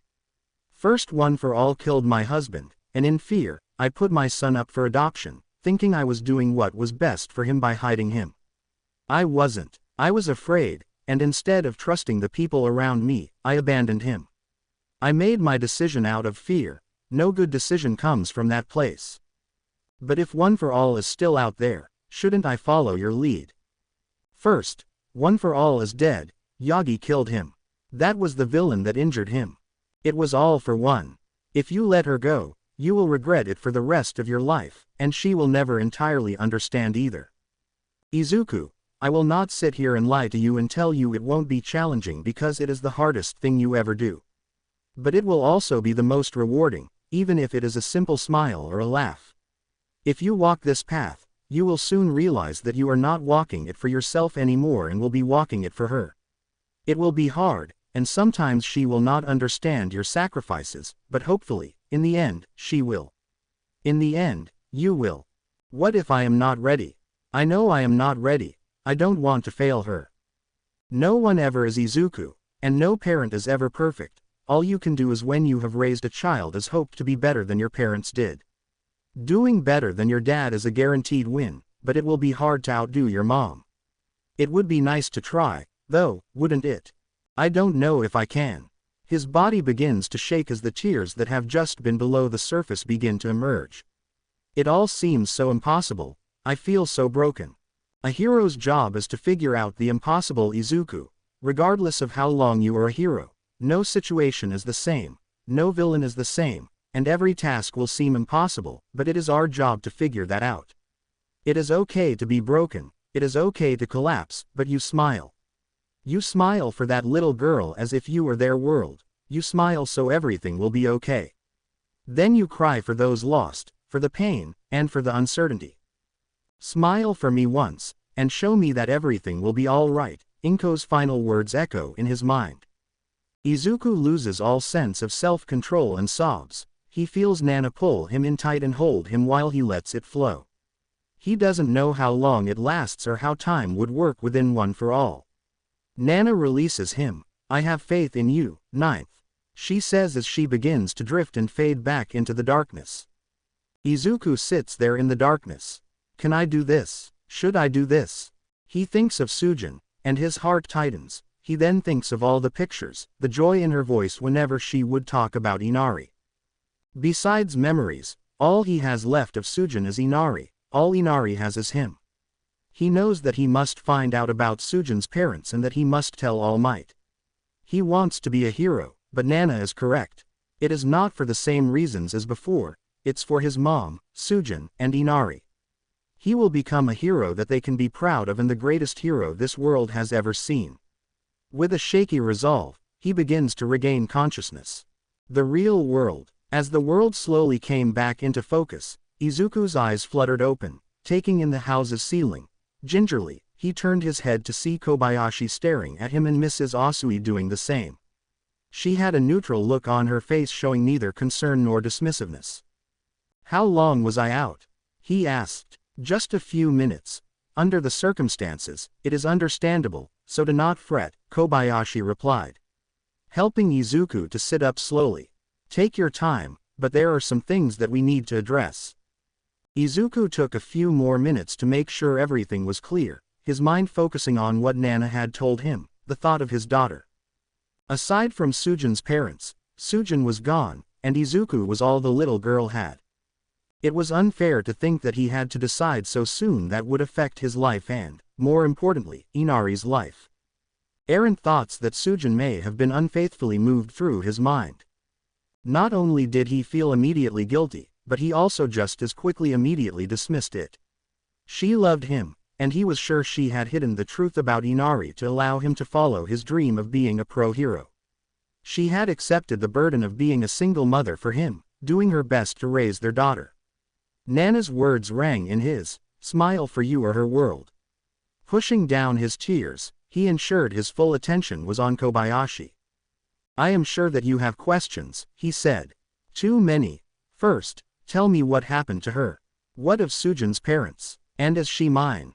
I can answer all that, but somewhat out of order. Now, please focus on what I am to say. Izuku nodded for Kobayashi to proceed. Sujin's parents were the villains Water Dragon and Elementa. They had broken into a secure facility and stolen some sensitive information. I do not know what that information is. The villains retreated, unknowing that they were already being tracked by pursuing heroes. The heroes attacked the secluded home the villains were in. They did not thoroughly check the home and were unaware of Sujin's or Inari's presence. As the battle escalated, it threatened her and the child's life. In an attempt to calm the conflict and protect Inari, Sujin got in the middle of the fight and was unfortunately struck and grievously injured. Her parents immediately surrendered, and medical attention was sought for Sujin. Sadly, the help was too far away, and she succumbed to her injuries en route to the hospital. Before she passed, she named you as the little girl's father, and made the paramedic promise to make sure you received her necklace. According to the testimony, she was adamant about that and kept saying she was sorry for not telling you. Genetic testing was done at the hospital confirming that Inari is your daughter, at which time I was notified as I am your legal representative in all matters. Izuku, who had been on the verge as soon as the story started, began to cry softly, tears running down his cheeks. Kobayashi continued after handing over a linen handkerchief. Sujin's parents have been arrested and going to jail for a long time. Even if not, raising Inari would be out of the question. You do have the right to give her up for adoption. You can also choose to take Inari in and raise her yourself. Should you choose to do so, Mrs. Asui has been assigned as your caseworker. She is with the Child Safety Division. She would have the final say on if it would be in Inari's best interests to stay with you or be placed in foster care. Izuku's mind was filled with a flurry of thoughts. Was he capable of handling this situation? Could he pull it off? What if All Might asked him to give up one for all? And how would he manage to balance being a hero and a teenage father? Suddenly, his inner turmoil was interrupted by the sound of a crying child. He watched as Mrs. Asui carefully lifted the child from the car seat and held her close, doing her best to calm her down. Then, as he caught a glimpse of the child's eyes, he saw a beautiful blend of his and Sujin's, a stunning teal color. He noticed strands of blue and green in the sunlight in her hair. This wasn't just any child but his daughter and Sujin's. At that moment, all his worries dissipated. He had to do right by her. His resolve became unbreakable, and he knew exactly what to do. Izuku looked at Kobayashi with no tears in his eyes, instead of fierce determination. I will take her. I want to raise her. Good. Now Mrs. Asui is going to assess the house, after which she will have forms for you to sign and outline the program you must adhere to. I took the liberty of picking up some of the essentials that will see you through for now. I will inform you what needs to be adjusted with your stipend and the financial records. I will provide you a copy of all the information I need. Now, Mr. Midoriya, would you like to hold your daughter? Izuku nodded as the woman came over and guided him properly to hold Inari. For Izuku, it felt like they had handed him a bomb. Anyone who had a child knew it was a more accurate analogy than others would give it credit for. They left him there on the couch as Kobayashi went outside to bring in the items he mentioned, and Mrs. Asui went to perform her evaluation. Father and daughter meet for the first time. She gazed up at this new face yet familiar face before her. Why was it familiar? She didn't know. When this person whispered her name, she liked it. She was mesmerized by the new face, taking it all in. Izuku was lost in a sea of teal. He felt himself melting. He knew he was sinking. Then Inari wrapped her little hand around his finger, and it was all over. She had him hooked, wrapped around her finger. He knew he would move heaven and earth for her. He couldn't help but smile, and when he did, she smiled back and made noises at him. It was the most adorable thing he ever heard. They were lost in a little moment in time. Kobayashi watched silently, not wanting to ruin an obvious bonding moment. Though he had no children of his own, he was not immune to the cuteness of children. Watching the new father and his daughter stare at each other, he couldn't help but smile a little. He even looked to see Mrs. Asui admiring the situation. With a slight cough, she called their attention. Mrs. Asui told him that the house was adequate, but he would need to acquire many things. But for now, it was safe and clean, enough, for a start. She left him a detailed list of things he needed to acquire, should acquire, and areas that needed to be cleaned better. She deemed the supplies that Kobayashi brought to be a good start. She assisted him with Inari's first feeding, a diaper change which Izuku was very nervous, how to handle her, how to hold her, and how to take it when Inari would inevitably cry. The woman ran over a list of things for Izuku to do, pamphlets for him to read, and recommendations for support groups for single parents. She then sat down and detailed the program he would be entering to ensure he was fit for the new role. He had to sign some papers as she double-checked the list. She then stood.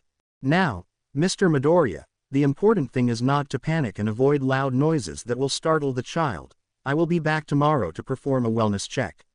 I wish you the best of luck on your first night. If you have any questions, my number is at the bottom of my card.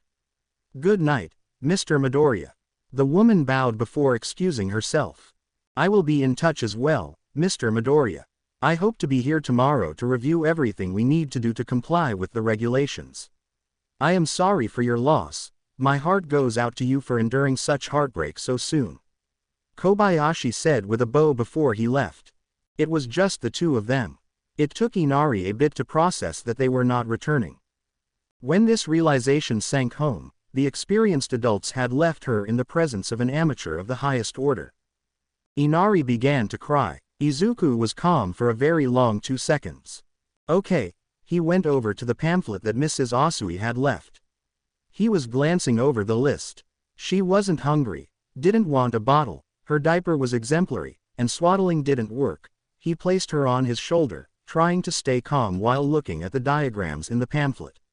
He started gently patting her back and lightly rubbing it up and down. Inari still cried, burped, and threw up on her dad. Suddenly everything seemed better. Really? Izuku thought. Deep in his mind, Nana, who was watching, laughed, welcome to fatherhood, kid. The talk. After Izuku was able to settle Inari down, he started to think about his next step. He would need to go shopping for Inari, but he couldn't do that now. He would have to wait to talk to Kobayashi first. Izuku called Itsuka. He had to tell her what had happened to Sujin and about Inari. He left a voicemail telling her to call him day or night, which was incredibly important. Staring at the phone, he knew the conversation he needed to have. All Might looked at his ringing phone. Seeing his protégé's name appear on the identification, he smiled, assuming that Izuku was calling to tell him about his final exams. Young Midoriya, did you receive your grades? I did, Mr. Yagi. I passed everything with an A, but that is not why I am calling you. I know this is sudden, but I need you to come to my home immediately. There have been some developments, and I need to talk to you in person. All Might could hear the unspoken plea in the boy's voice. In truth, he was about to depart to look for the boy's missing girlfriend, but something told him that his protégé needed him. I will be there in about an hour, young Midoriya. Thank you, Izuku said, disconnecting the call. He took a deep breath, placing Inari in a high chair. He put some infant cereal on the tray to keep her occupied as he fixed himself a quick meal. It was distracting, to say the least. He kept looking over his shoulder, afraid that if he didn't, some catastrophe would befall his daughter, or she might disappear. Having prepared a quick meal with some soft food to share, he sat and ate, taking joy when his daughter ate some of the food and hearing her smack the tray. It threw him for a loop, his daughter, his and Sujin's daughter. His mind went to what he had missed already in Inari's life and all that Sujin would forget. He managed to keep his emotions in check as he washed the dishes and wiped down the counters. Then there was a knock at the door that he stiffened, suspecting who was on the other side but afraid of what that would mean. Taking Inari into his arms, he opened it, seeing the smiling face of Mr. Yagi and watching as it morphed into confusion at the child in his protégé's arms. All Might stepped into the house, removing his shoes. The silence was beginning to build. He sat in a chair opposite Izuku and the child, who took a seat on the couch. Young Midoriya, I didn't know that you had taken a job babysitting. Not exactly, Yagi-san. He crossed the room, lifting Inari from the bassinet. All Might, this is my daughter Inari. Inari, this the All Might, the girl cooed. What? All Might yelled as the girl burst into tears. It took Midoriya 5 minutes to calm Inari down while looking at All Might, who looked sheepish while he studied his protégé and the child. Inari sat in her father's arms, sniffing as she finally settled down.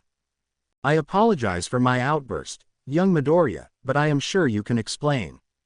I can, and I will, he said. Midoriya then began to explain. He told All Might everything about how he and Sujin had say before she left. She never told him that Inari was his daughter, she was just a kid that Sujin babysat for.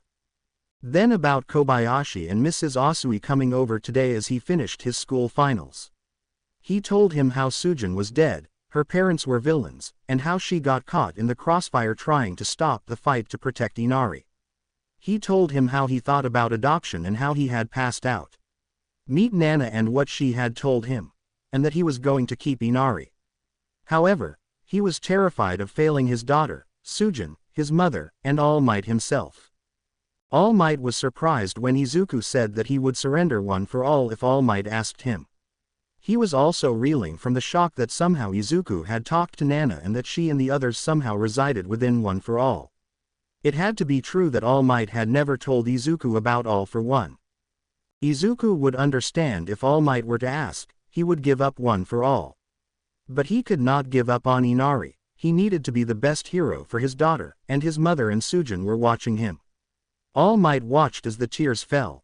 He watched as Izuku tried to hide the emotion as he held his daughter. All Might took this all in. Could he do that to Midoriya? No, Izuku. He had met with Night Eye's candidate, and Miro was undoubtedly on his way. He knew that in his heart, Izuku was the one. But now he had a child, All Might, of course. He had never had children.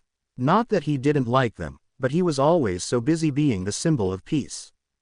And here was the next symbol telling him he would give it up if asked, in the same breath telling him that this would drive him to new heights. Izuku had known so much pain. The abuse, his father's abandonment and death, his mother's death, and now Sujin. All Might closed his eyes in contemplation. He would have to talk to Nezu. There were dorms in the UA. Would a child be allowed? What about childcare? He saw the fire in Izuku's eyes when he talked about being a better hero. He believed it, and he felt it in his bones. He would have to speak to Torino about Nana giving her child up for adoption, but he knew he couldn't ask that of Izuku.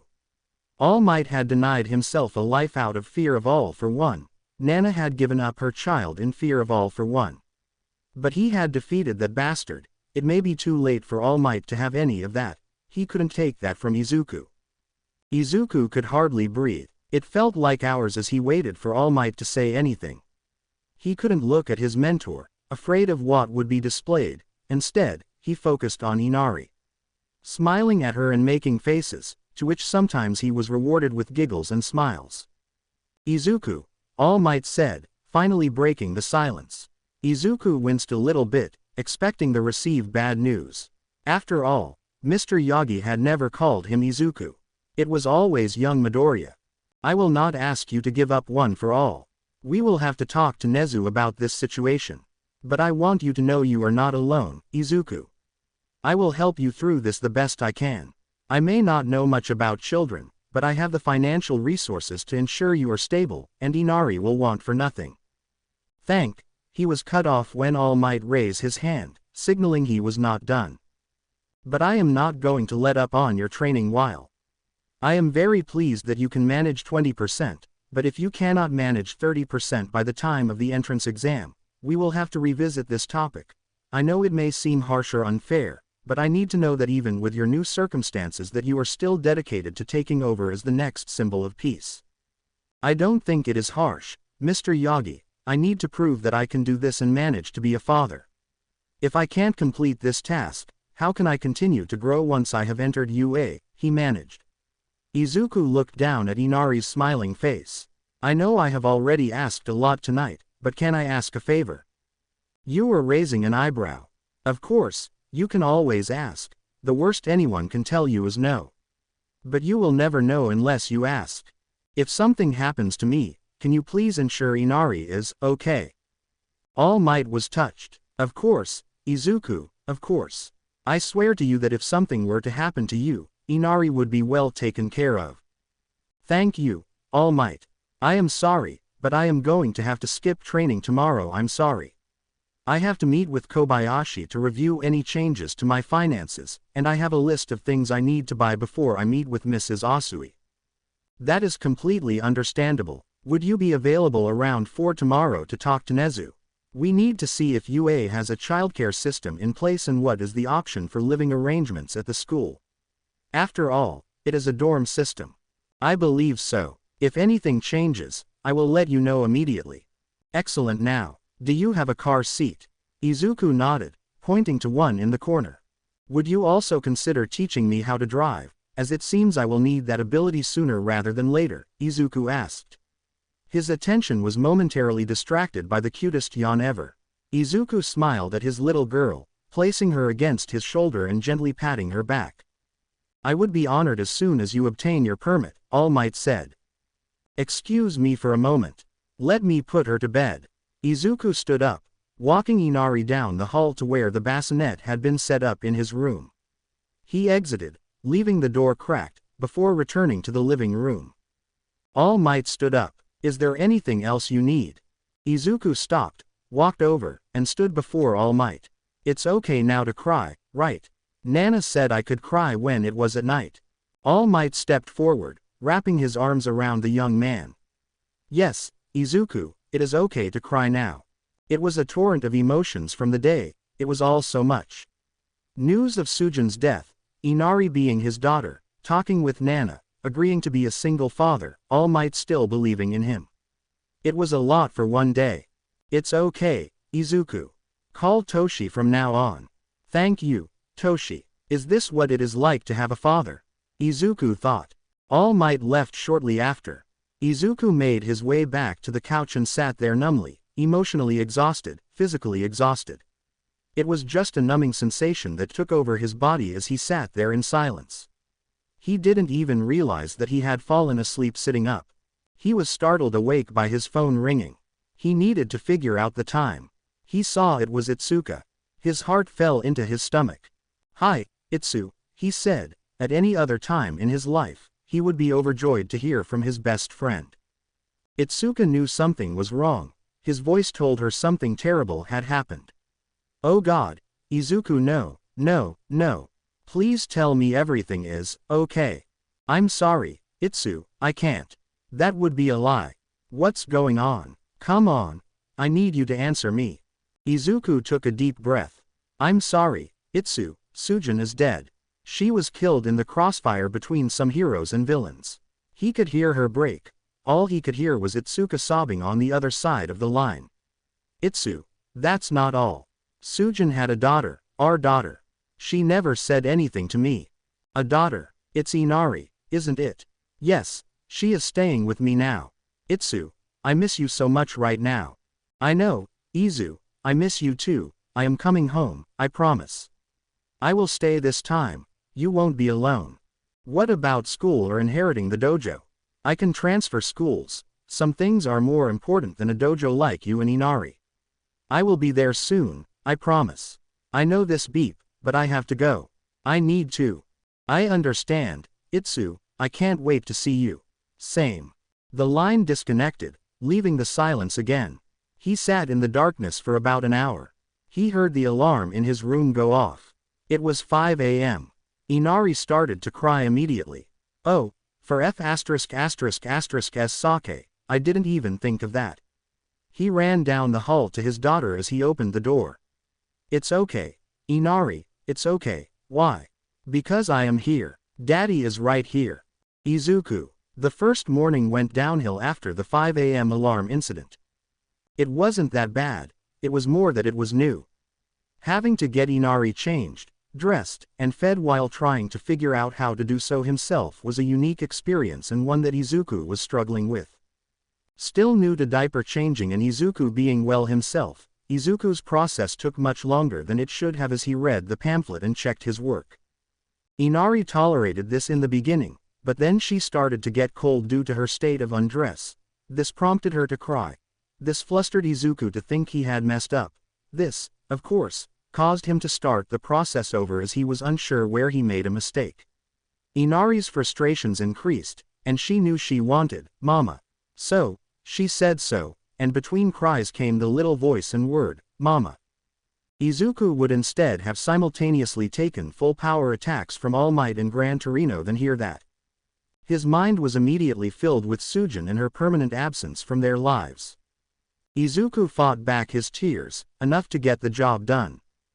After he wrapped Inari in a blanket and held her, the little girl began to calm some, but she repeated her call. Izuku could have been imagining things, but each time he heard Inari say it, he swore there was an increased tone of desperation. Verbal daggers drove through his heart with every call. He just held on to Inari, whispering any words of comfort that sprung to his mind. Inari didn't understand any of this but felt safe in this person's arms.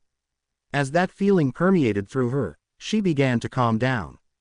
After the new family calmed down, Izuku got her dressed in one of the outfits that were brought over. The struggle was the socks and shoes, which Inari did not like.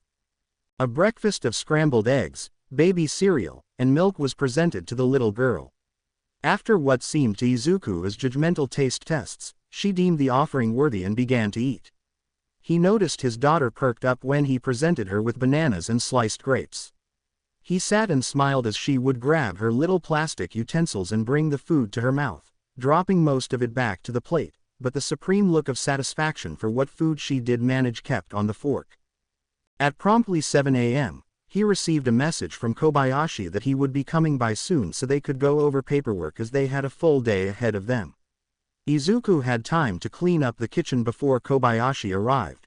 As the lawyer looked around, he seemed pleased that Inari was dressed and seemingly fed. He waited for Izuku to sit before he set his briefcase on the coffee table. Opening it, he began to remove several packets. Izuku listened attentively as the first thing Kobayashi wanted to discuss was Izuku legally recognizing Inari as his daughter and all that it involved. While this was the most lawfully dense of the paperwork they would be going through this day, it was also the easiest, many signatures and stamps. Next, Kobayashi offered a polite smile. I understand the sensitive nature of what we are about to discuss. If at any point you need to take a break, simply do so, as we are not against a hard time limit. He waited for Izuku to nod before continuing. with Sujin's parents incarcerated, the responsibility of her funeral falls to you. I understand. I would like to have the same services that were performed for my mom performed for Sujin. How will this cost affect? Before he could continue, Kobayashi politely interrupted. The Hero Commission will cover all the expenses for the funeral. There has also been a large, sizable donation made that will more than cover all of Inari's initial expenses. Sound a lot like blood money, Izuku said. Do we need it? Need no, but it would allow a much easier start without jeopardizing future holdings. Also, as Inari's now sole legal guardian, you can seek financial restitution for the incident on Inari's behalf. Will that allow me to know the heroes' names? Not likely. We can ask, but they will deny us. What seeking restitution will do is provide a sizable payout that we can use to help ensure Inari's future. It will also mean that should any mental trauma arise for her later, it will be fully paid for by the Hero Commission. I still don't like financially benefiting from Sujin's death. Understandable, but if you like, we can put the payout in a special account just for Inari to access in the future. Also, if you are still going to pursue a future in heroics, the better financial situation you can leave her in. Izuku thought about it. No one planned to die anytime soon, but his life proved that death didn't care for your plans. Okay, I think I can live with that. Can we do a 90-10 split? With only 10% of the payout going to my current finances, the rest to her future fund. Yes, that is well within the amount you can legally claim. If you want, I can make sure to begin an investment portfolio for her along the lines of the same one I have for you. As long as we are not invested in everything together, and the appropriate amount of risk is kept in mind, I don't have a problem with that, Izuku said, and Inari started to wage battle against her shoes again. Then I would like to simply arrange a simple service along the lines of my mother's and have her laid to rest in my family's plot. How soon can we draft up a will? Kobayashi pulled out another packet. I already drew one up last night. I have Inari named as your sole beneficiary, you just need to name an executor and guardian. If possible, sir, I would like to retain your services for that, Izuku said. I would be honored, Kobayashi replied with a slight bow, her guardian. Toshinori Yagi and Itsuka Kendo, but I must discuss that with her. I am sure she will say yes, but I want to double check. But Toshinori Yagi has already agreed. Excellent, we will just need him to sign the paperwork. Once I get all this information added, I will provide you with a copy for him to sign, and when you talk to Ms. Kendo, we can do the same. Izuku's attention was called to Inari as she made a triumphant yell as her right shoe was now on the floor. When Izuku picked up the shoe and put it back on her foot, she pouted at him as if saying, "Do you know how long it took me to get that off?" Kobayashi smiled at the little girl's reaction before looking at Izuku. Is anyone else you need to notify of Sujin's passing? Sadly no, there will likely be less than 15 people for the service. We can have the after-gathering catered since the Hero Commission is paying. Izuku said, I want the rest of Inari's and Sujin's belongings and personal effects. It is already on its way. It should be here in a few days. Now we must go shopping for the little lady, as Mrs. Asui will be here tomorrow and want to know our progress. They left home and went shopping, discussing many things. Izuku had arranged to have his mother's room cleaned and some of the stuff placed in storage. He wanted to keep the furniture but wanted to replace the mattress. He would remove everything from his room and wanted to turn that into Inari's room entirely. The house had a third room converted into an office and spare bedroom. Izuku decided to leave it that way. So, movers and painters were going to be needed. As Izuku walked around the streets with a small child and an older man, he noticed the strange looks of passers-by and shop staff at the baby store where they purchased furniture. Despite feeling overwhelmed by the items needed and their cost, Kobayashi reassured him that the donation covered everything. They even arranged for delivery of the more oversized items. They bought clothes, toys, and children's videos at the next store. Izuku was impressed by Kobayashi's knowledge of child rearing, and during lunch, he learned about safe foods for Inari to eat. They even visited a bookstore where Izuku picked up parenting and picture books. They made it home, and Kobayashi helped him inside and even told him that he would watch Inari while he bathed. Izuku was thankful and did precisely that. When he came out, he quickly dressed and found Inari asleep in her new playpen while Kobayashi ended his phone call.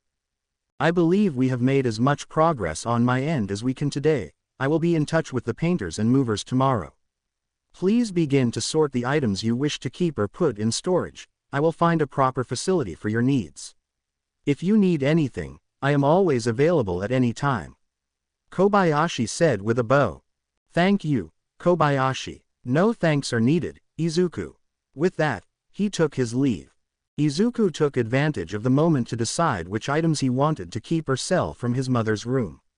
His 1.5-year-old daughter Inari slept peacefully, giving him more time to sort things out. During her waking hours, Izuku cradled her and strengthened their bond. When All Might arrived, he was seated in the living room, browsing the requirements for obtaining a license. He opened the door, telling All Might that he needed to get the diaper bag ready and that he would be prepared to depart. Izuku just enjoying the ride talking with All Might. No, he was talking with Toshi as they drove. All Might was the #1 hero. This was the man that had not only changed Izuku's life, but he was also the man that was standing behind Izuku and giving him support. Is this what it is like to have a father? Meeting the principal, as Izuku sat in the car, he couldn't help but admire the joy on Inari's face. She seemed entirely mesmerized by their surroundings, and he couldn't blame her. He wondered if all she could see were the changing lights. Eventually, they arrived at a private parking area and were led to a private elevator by Toshi. Once they reached their destination, they were politely greeted and shown to a luxurious office. Izuku sat in one of the leather chairs facing the large oak desk while Inari sat in her car seat beside him. As the chair turned around, they were greeted by a white rodent-like creature. Am I bear? Am I a mouse? Neither am the principal of UA. Izuku raised an eyebrow. Hearing a giggle from his side, he looked down at Inari. When he looked back, the principal was gone. He listened to the laughter again and looked to his side. He saw the principal beside him looking down at Inari, who was giggling up a storm reaching out for the principal. Much to Izuku's surprise, the principal looked down and extended his paw, which Inari grabbed onto and started laughing. What an adorable child, was all he said. Toshi cleared his throat. Sir, you know why we are here. I am sure that young Midoriya would like to begin this meeting. Also, as I am sure you have surmised, young Midoriya, the principal, is aware of everything regarding One for All. Yes, let us begin, Nezu said as he freed his paw from Inari, much to the girl's dismay. Izuku distracted the girl by slipping a rattle into her hand as Nezu leapt on the desk and sat facing them. The principal crossed his legs staring intently at Izuku. Mr. Midoriya, start at the beginning and don't leave anything out. Izuku took a deep breath and told his story. That is quite the tale, Mr. Midoriya. I am sorry that one so young has experienced so much loss. He turned his attention to All Might. And what have you decided, All Might? Yesterday, young Midoriya contacted me and shared his strong convictions and dedication towards his newly acquired daughter. Despite a slight shift in his motivation, he remains committed to becoming a hero. I stand by my decision and have conveyed my expectations for the upcoming year before his entrance exam. While there may be some initial hurdles, I believe in his abilities and potential. Internally, Izuku wanted to cry some. The way Toshi spoke was more like a father than a mentor. He could feel the warmth and passion in his voice. At our university, we have faced unforeseen consequences from romantic encounters. However, this time, there is no parental or grandparental support available. The mother's parents are absent due to their villainous actions, possibly for the rest of their lives. We have a daycare facility on campus, but it is not free. Additionally, due to this unique situation, Mr. Midoriya, some conditions must be met before I allow you to take the entrance exam. Izuku looked up at Nezu. I understand, sir. Would you please elaborate? Absolutely. Firstly, we will thoroughly review the report from your caseworker, Mrs. Asui, who will also provide input on whether you can take the exam. Secondly, you must fulfill all the requirements outlined by All Might. Lastly, it is essential that you demonstrate financial responsibility to support your child while pursuing your studies. I suggest seeking employment to prove your ability to juggle your training and parental duties, as this will be a practical test of your preparedness to handle the responsibilities of being a student and a father. As you may already be aware, a dorm system is in place. If you are interested, there is a potential opportunity for you to become a dorm caretaker, which would involve meal preparation and building oversight. This would provide you with the necessary funds. Additionally, we could offer better accommodations for your unique needs. I suggest applying as soon as possible. An evil grin passed over the principal. That made All Might shudder. That sounds like a great idea. Working here for a year would enable you to enroll your child in the daycare for free and receive training from All Might with my supervision. However, there is a fourth condition. You must attend weekly counseling sessions with Hound Dog for your mental health and grief counseling. Depending on his evaluation, it could affect your ability to take the test or continue your employment. What are your thoughts on this proposal? All Might suspected Nezu had a plan when he offered the caretaker position at the dorms, which had never existed before. However, All Might needed clarification on what Nezu had in store. He couldn't advise Izuku to turn down such a great opportunity despite his doubts.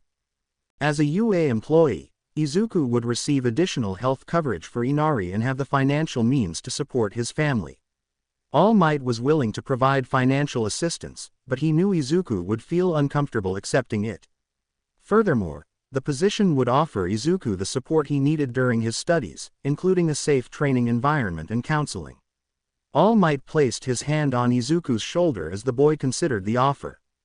Izuku, this offer holds tremendous potential to assist you in your current situation.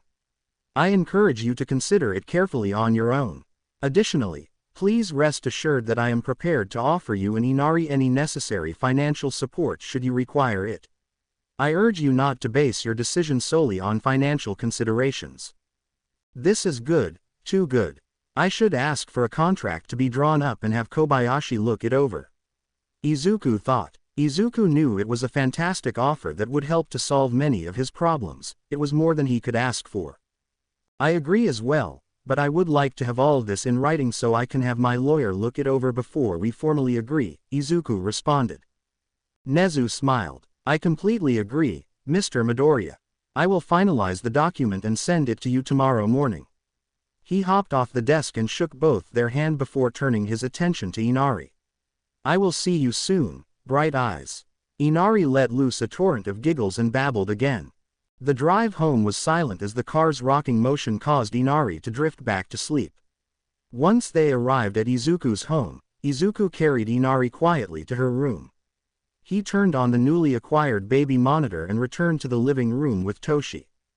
So, what do you think? He asked his mentor. I have a feeling that Nezu may have some ulterior motive.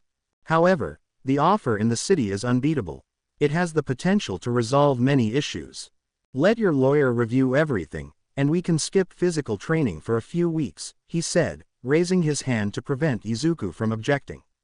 Izuku, settling down with Inari is crucial, and there's also the funeral to attend. Skipping training won't harm the plan. It's essential to set everything up accurately. I want you to succeed. He stood up, gave Izuku a reassuring pat on the shoulder, and left. Izuku sat there in silence for a moment before slipping off into dreamland. Flashback. Izuku sat down on the couch next to Sujin, handing her the popcorn as he got comfortable, a soft smile on his lips as she snuggled beside him. What is this movie? An absolute classic. Trust me, darling, you will love it, she replied, hitting play on the remote. The Princess Bride. Shish. I never knew that about Sicilians. He whispered. Now you do. It may save your life one day, future hero. RUSs. He asked. I don't believe in them. I am not a witch. I'm your wife, she said, stealing the last popcorn. Have fun storming the castle, Izuku yelled at the screen. Now tell me that movie wasn't great, I dare you, she said, sitting up. For being as old as it is, I enjoyed it. It is so quotable, he responded, getting up. Will you grab me another soda while you're up? Izuku looked over his shoulder at her, as you wish. Flashback ends. The sound of Inari crying erupted from the monitor, stirring Izuku awake. He wiped the dampness from his cheeks and hurried down the hall. "It's okay, princess, daddy is here." Mrs. Asui. It was yet another exhausting day for her at the child safety system. She had to deal with paperwork and work long hours. After finishing her work, she still had to enter her notes for the day's visit. When she returned home, she realized her husband had yet to arrive. They both worked in the same department, and she knew he was investigating some severe neglect cases at an orphanage. Such cases tend to get complicated, and the system is often overwhelmed. The attacks by villains have left many children without a safe place to go. Parents often abandon children with unwanted quirks by dropping them off and disappearing. Despite her best efforts, there are too many cases and insufficient resources to help them. Her job is challenging and can be very demoralizing, with victories being rare. However, she remains hopeful that the most recent case she is working on will succeed. Despite the initial promise, she knows that appearances can be deceiving. Taking a deep breath, she steps out of the car, ready to face whatever challenges lie ahead.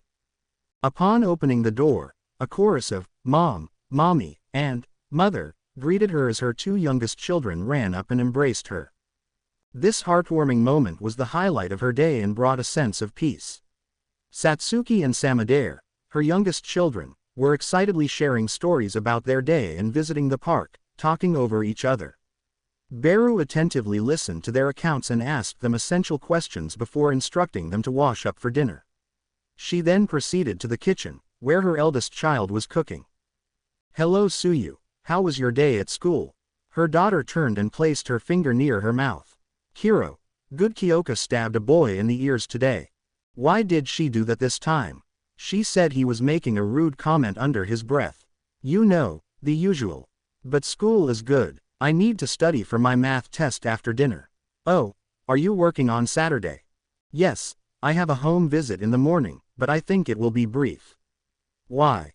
"I wanted to go to Kyoka's house so we could study history and English."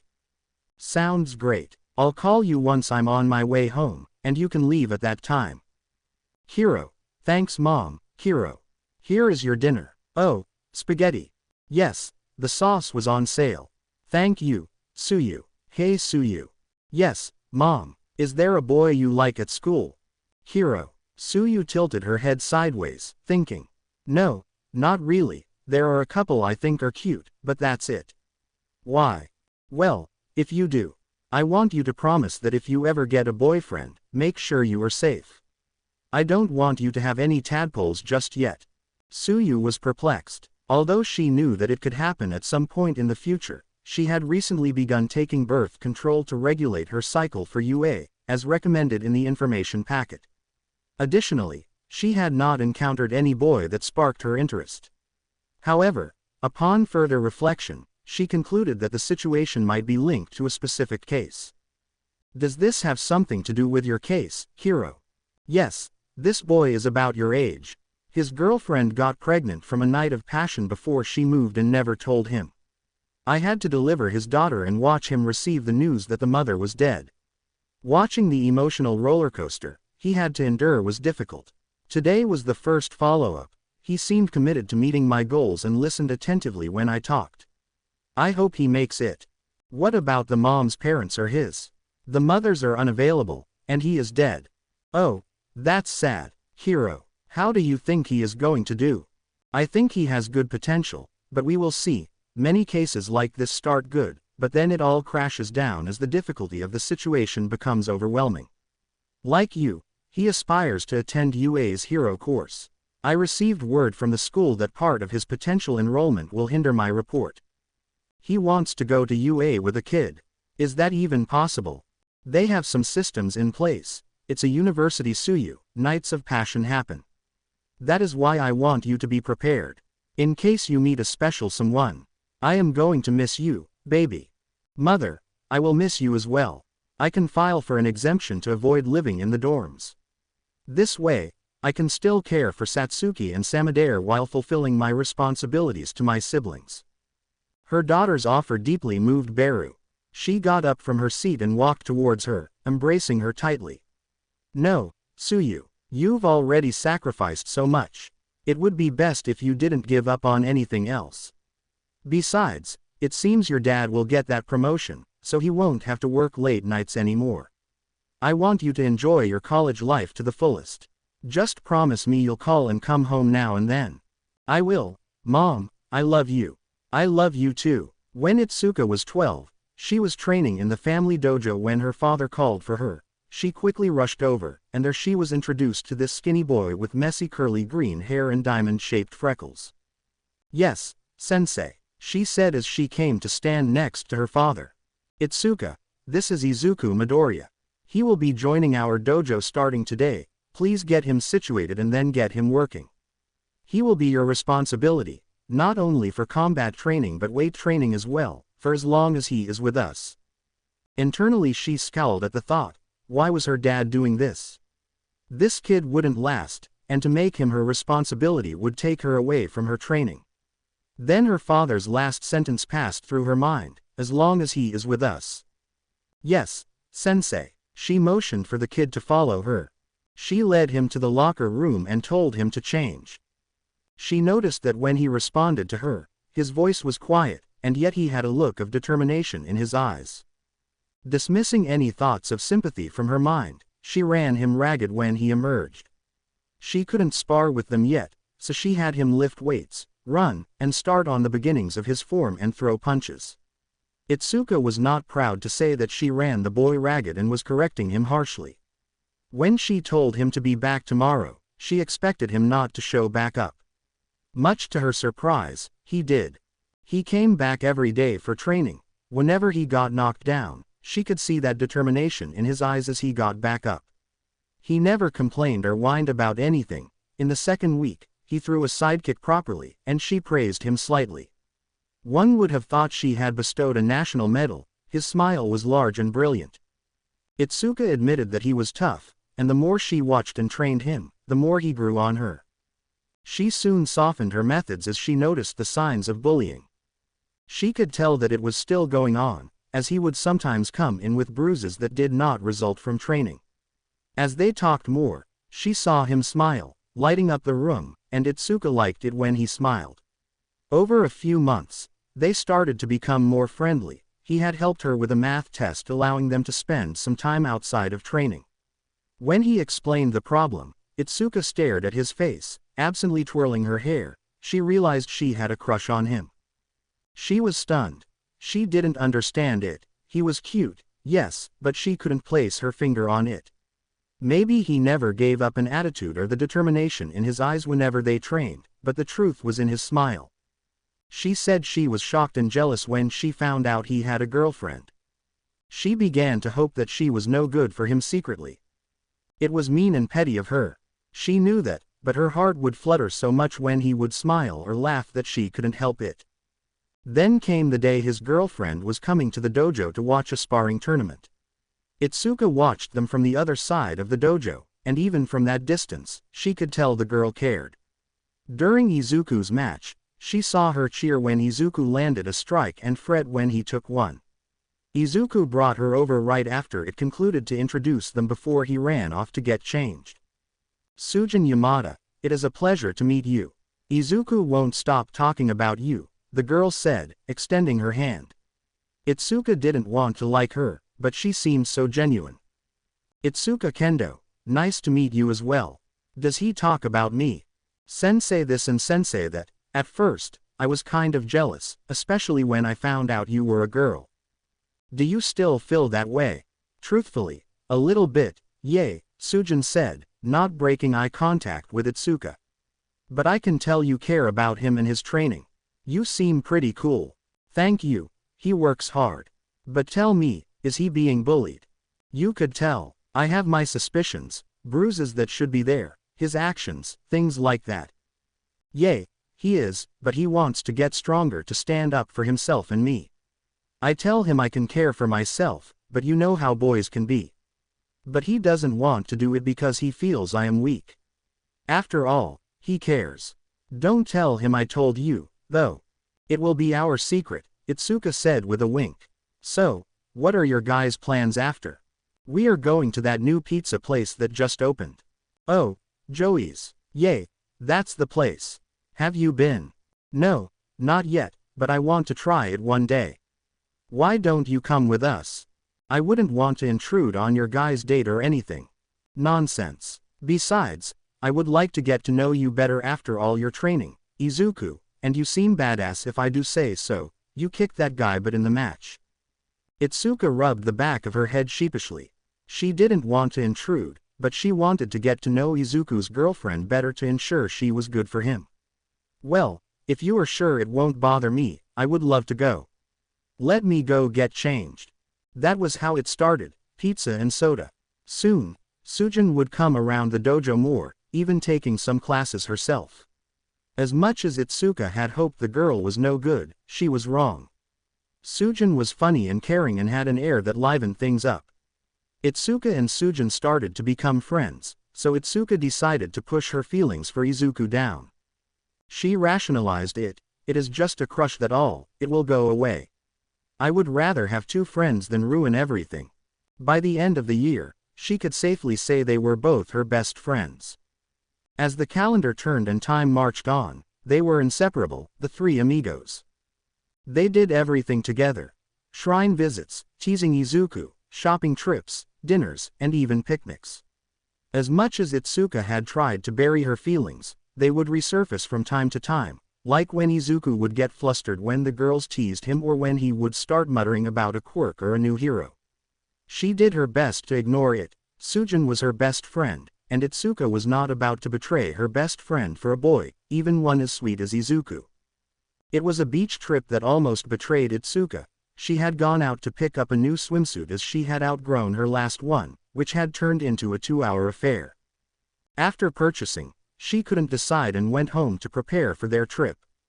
The train ride there was excellent as they chatted. She nervously went to get changed once they arrived.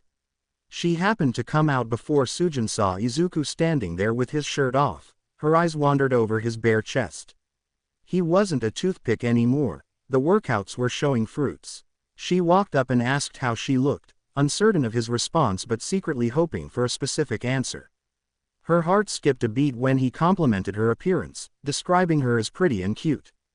She felt horrible. She had tried to push it down and not be that girl. Yet here she was, fretting over her swimsuit purchase, asking him what he thought and getting all fluttered when he said what she wanted. She felt sick. She felt like trash. Sujin was her friend, had been everything Itsuka could have asked for in a friend, and she was pinning for Izuku. She got up and went for a walk down the beach to buy a drink. When she stepped out of the little shop, she found Sujin waiting. Everything okay, Itsuka? Yay, Sujin, I just think I got a little overheated, so I grabbed a sports drink. Okay, wait for me. I wanted to grab something quick, Sujin said, disappearing into the store. Itsuka had lied. She felt terrible. Maybe she shouldn't hang out with them anymore. Just stick to training Izuku at the dojo. She knew Sujin might figure it out, but she could almost see Izuku's eyes confused and hurt. When Sujin emerged, she smiled, and the two girls started heading back. They had nearly made it back to where Izuku was when they heard it. Hey, ladies, what are you doing out here all alone? The girls glanced over and saw two guys a few years older than them looking at them, which made their skin crawl. They just kept walking when the other got in front of them. Hey, we are just trying to be friendly. Yay, we are friendly. We want to talk, said Tweedledee. Yay, talk, added Tweedledum. Tweedledee went to grab Sujin by the shoulder when Izuku suddenly appeared and grabbed Dee's wrist. Back off, he said, putting himself between the girls and the two jerks. Who the F*** are you, little man? This is my girlfriend and best friend, and they don't seem to want to talk to you, so why don't you combine your singular I.Q. points, take a hint, and leave. Oh, trying to act like a big man, huh? Let me show you what happens when you mess with us, Dum said, throwing a clumsy punch which Izuku easily deflected, having the girls move back as he did. It was Dee's turn to attack as he threw an overhand right that Izuku ducked under, driving his fist into Dee's stomach, then shoving him back. Dum threw another punch that Izuku could avoid, then grabbed the extended limb. He did a perfect throw driving the guy into the sand. Unfortunately, D recovered and landed a punch to the side of Izuku's head, causing him to stumble. Sujin was furious and about to jump in when Itsuka touched her shoulder, stopping her. Itsuka recognized the look in Izuku's eyes, the determination, the never-give-up attitude on his face. She knew this was him stepping up not only for them but for himself, that this was him standing up to bullying and finding the strength in himself to defend those he cared about. Itsuka didn't want to rob him of that. She knew Sujin could handle herself, and Itsuka had years of training, but this was from something more than driving off some jerks. This was Izuku confronting his past and standing up to it. It wasn't some epic battle. Tweedledee and Tweedledum were not trained at all and didn't seem to know how to fight. More numbers caused them to land some shots on Izuku, but they stood their ground and eventually dropped D for the count. Dum was bleeding before he called it quits. Izuku blushed as Sujin overly fussed over him and told him she was proud of him for standing up for them. Itsuka smiled and said that he even managed to look cool at times. He smiled at her with a big grin, making her heart beat a little faster. They managed to enjoy a few more hours at the beach before they boarded the train. Itsuka gave the couple a little privacy. She caught a glimpse of Sujin and him wrapped in a passionate kiss. The girls teased him as they rode the train home. Itsuka got off at her stop. As she exited, she looked back, clasping her hand in front of her and a voice dripping with fake sincerity. "I will be sure to tell father how you defended my honor, Izuku." Itsuka. Izuku cried out at the door's close. He could hear her laughing, causing him to flush even more. Her father, of course, ribbed Izuku for a few weeks after the incident, but it was all good fun. Eventually, Izuku would smile about it and laugh. Itsuka was doing her best to wage a battle with her heart that she had deluded herself into thinking she was winning a bit. It wasn't since they had gone to compete in a tournament that her delusions would come crashing down. Sujin wasn't there as it was a weekend event, leaving the two of them to hang out when they weren't competing. For Itsuka, it was nice, but I began to feed into her fantasies and daydreams. He had made it to the semi-finals but was tired from the tournament and other activities. They may have stood up late watching some movies the night before. He was sitting in the locker room, his head dipping. She had sat next to him. Noticing that he was about to fall over, she gently guided his head down to her lap. He protested weakly as she shushed him and told him to take a quick nap and that she would wake him when it was his time to compete. He immediately began to drift off. She began to run her fingers through his hair lightly. She heard him mutter something about it feeling nice before his eyes closed and his breathing steadied. As Itsuka gazed down at him, his eyes closed, his soft breath, she felt her heart thumping. She thought I would wake him because it was so loud. Then she found herself thinking of keying him. She even found herself leaning down before she stopped herself. This wasn't just a crush. She was in love with Izuku. F***, she thought to herself. How could this happen? It was supposed to go away, not become this. I can't do this to Sujin or Izuku. Her mind raced at how Izuku had always treated her like a girl, never telling her she was unattractive or making fun of her for her tomboyish attitude.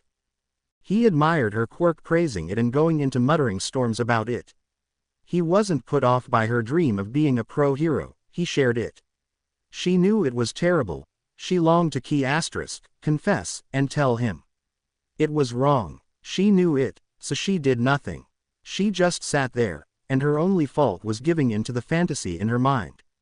Letting it play and dance the whole time was excellent. It was safe. The guilt tore at her over the following weeks. Whenever she saw Sujin, it was worse. She began to put up walls between them, trying to force distance. She could see this confused and hurt Izuku, but she had to do it. Teacher and student, that was what Itsuka was trying to enforce.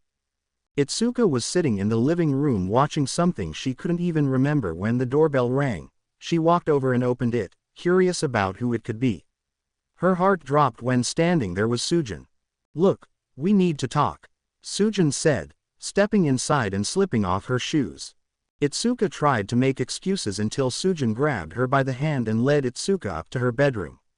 Sujin closed the door before whirling around to face the still stunned redhead. "You will tell me what is happening, or I am not leaving," Sujin said. "Sujin, just please leave," Itsuka begged. Part of her wanted to blurt it out and get it over with. "Nope. You are my best friend, and I will not leave this alone." Those words tore at Itsuka's heart. "No, Sujin, I am a terrible person." Itsuka couldn't say anything else, not trusting her voice. "You're in love with Izuku, aren't you?" Sujin said softly, breaking the silence. There it was, her secret right in the open. Sujin knew. At last, Itsuka could admit it, lose her best friend, and probably never see Izuku again. "Yes, Sujin. Yes, I am. I thought it was just a stupid crush, but," her voice broke from all the stress that only teenagers could put on themselves. Itsuka waited for Sujin to react or slap her or something. What she didn't expect was for Sujin to wrap her arms around Itsuka and say, "I don't care, Itsuka, I trust you and Izuku. If you were a terrible person, you would have done something already. We can handle this together, you are our best friend." Izuku has been racking his brain, thinking he did something wrong. "How can you not care? I just told you that I am in love with Izuku. Because you are my best friend, and you are his best friend. I am not willing to toss you aside just because of this. I know you aren't trying to steal him from me, and I know he isn't going to cheat, so this is less than ideal, but I am willing to deal with it to keep you in our lives. He needs you, and so do I." Itsuka didn't know what to say or do. She didn't want to lose them either. So, she beeped it up, hugging Sujin, and cried. Itsuka knew that there were more important things, and this was one of them. It was hard that she valued Sujin enough to hold on to her feeling and be the friend she needed to be, but she would make it work. Fortunately, they could make it work, though it still hurt Itsuka. So, when the opportunity came the following year for her to move with her grandfather to finish her training, she would have generally fought against it. Instead, she took a chance to step away. She celebrates her 14th birthday with her best friends, as she will be leaving by the end of the school year. It was a tearful goodbye. Life on the mountain. Itsuka hated the first 3 months. There was no cell reception, so there was no way to text, group chat, internet, or one phone. Her grandfather did not like letting her spend the night talking to her friends. It beeped, but it allowed Itsuka to put some distance between them. She focused more on training and mastering her craft. The school was smaller than she had attended before but was still a decent size. She made a few friends, nothing like she had left, but it was lovely. Itsuka is trying to move beyond her feeling for Izuku. When Sujin also has to move, she does her best to be supportive. She is devastated when she learns of Inko's death and feels terrible that she can't support her best friend beyond random calls or being able to go to the funeral. She feels even more helpless when Izuku spirals into drinking. Itsuka struggles to reconcile her past with the new life she's trying to establish. Upon learning of Izuku's sobriety, she decides to move forward and explore the possibility of dating. At a tournament, she meets a boy named Shen, who confesses his feelings for her. Itsuka accepts, and they go on a few dates, including her first key. Though the experience is pleasant, it fails to leave her feeling exhilarated. When discussing it with her mother, Itsuka struggles to come up with a more descriptive response than, "nice enough." They continue dating and keying, but still, nothing seems to click. Itsuka's grandmother offers some advice, suggesting that perhaps Shen isn't the right person for her. Itsuka realizes that describing a key should evoke more than a nonchalant shrug and a lackluster response. It is easy to break it off with Shen, making it even more apparent to Itsuka that it is the right choice. Also, the fact that he doesn't go to her school so they will not see each other daily, makes it more accessible. He is sad but thankful that she was honest about things and wants to remain friends. Itsuka focuses on school and training. Everything will sort itself out when proper. When the school year changes again, she is moved to a different class where she meets Ojiro Masahiro and his friend Jirota Shishida. Ojiro is from a rival dojo. His quirk of the tail made any match they had more interesting, as she had to account for the extra appendage.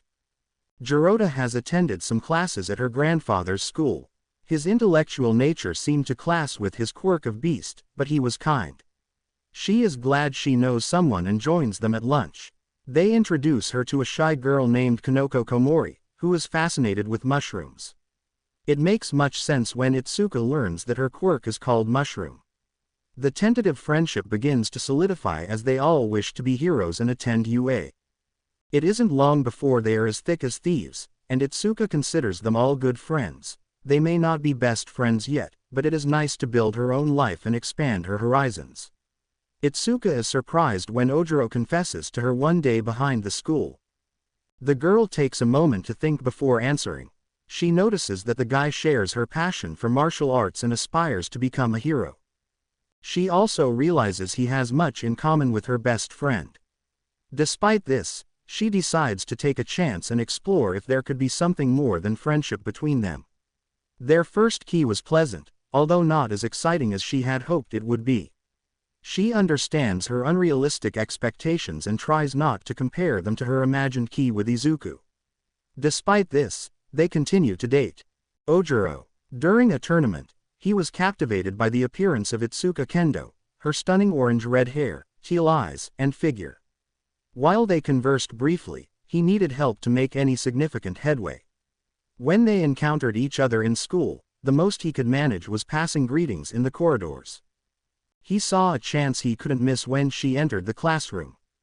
Jirota teased his friend relentlessly about his crush, and when the girl appeared, he took it up a notch. Kanoko was the sensible one, telling him to try and be friends with her first to see if they had things in common. Thankfully for Ojiro, he listened to his mushroom-loving friend, finding that friendship incredibly important to her, Itsuka. It was a topic of curiosity among them all regarding the person named Izuku, whom Itsuka often talked about through texts. Ojiro was anxious that Izuku might be Itsuka's boyfriend. Still, Kanoko cleared the air by revealing that Izuku was her best friend in a romantic relationship with Sujin, Itsuka's other closest friend. Jirota appeared skeptical about the specifics, but he chose to remain silent. Ojiro experienced a moment of great fear when he confessed his feelings to Itsuka. The situation was further complicated when she asked for time to consider it. Over the next few days, he felt anxious and unhappy. However, it all turned around when she finally agreed to date him, making it the happiest day of his life.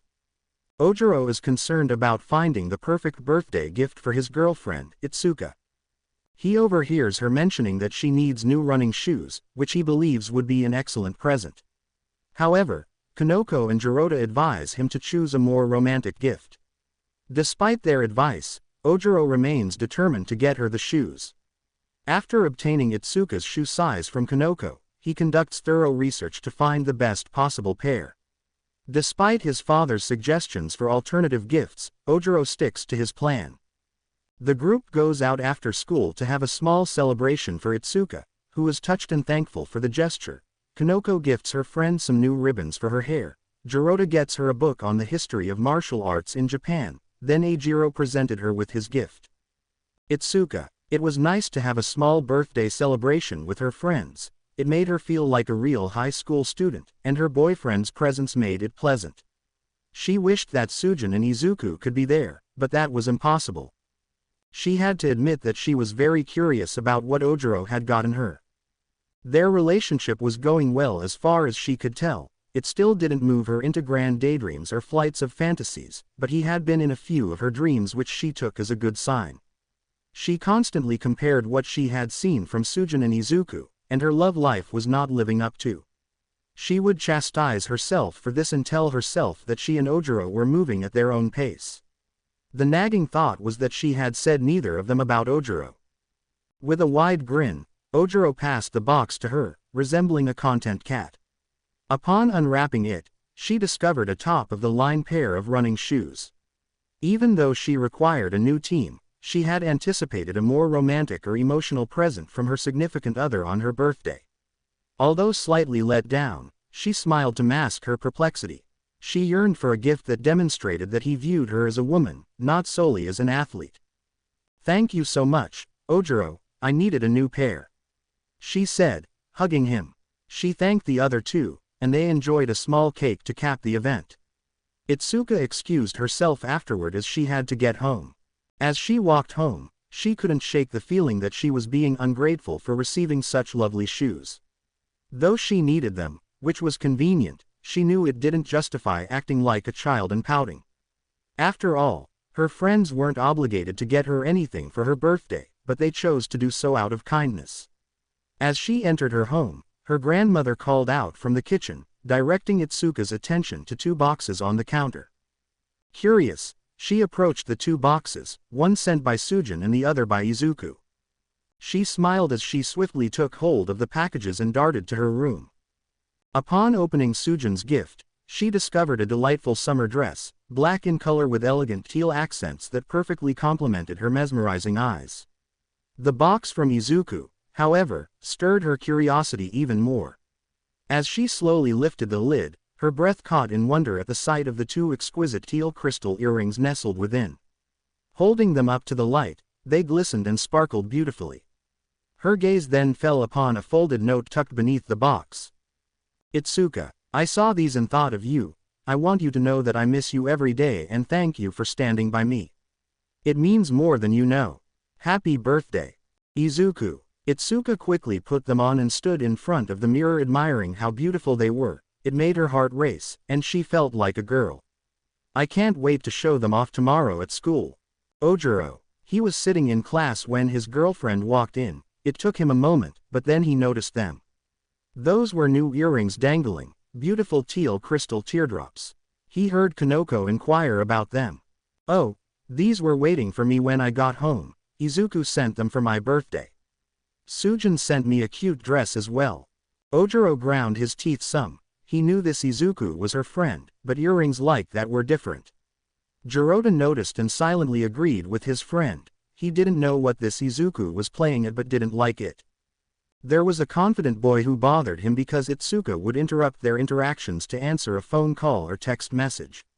He noticed she reacted similarly when Sujin called, so he realized his jealousy was unfounded. However, he couldn't help feeling irritated that someone else could make her happy and laugh. Ojiro recognized his deep love for Itsuka, but their relationship seemed to be hitting a roadblock. Despite occasional kiss, he felt like he was always initiating them, and while her hugs were friendly, they lacked the intimacy he craved. Itsuka. Life went on without any major shifts or epiphanies.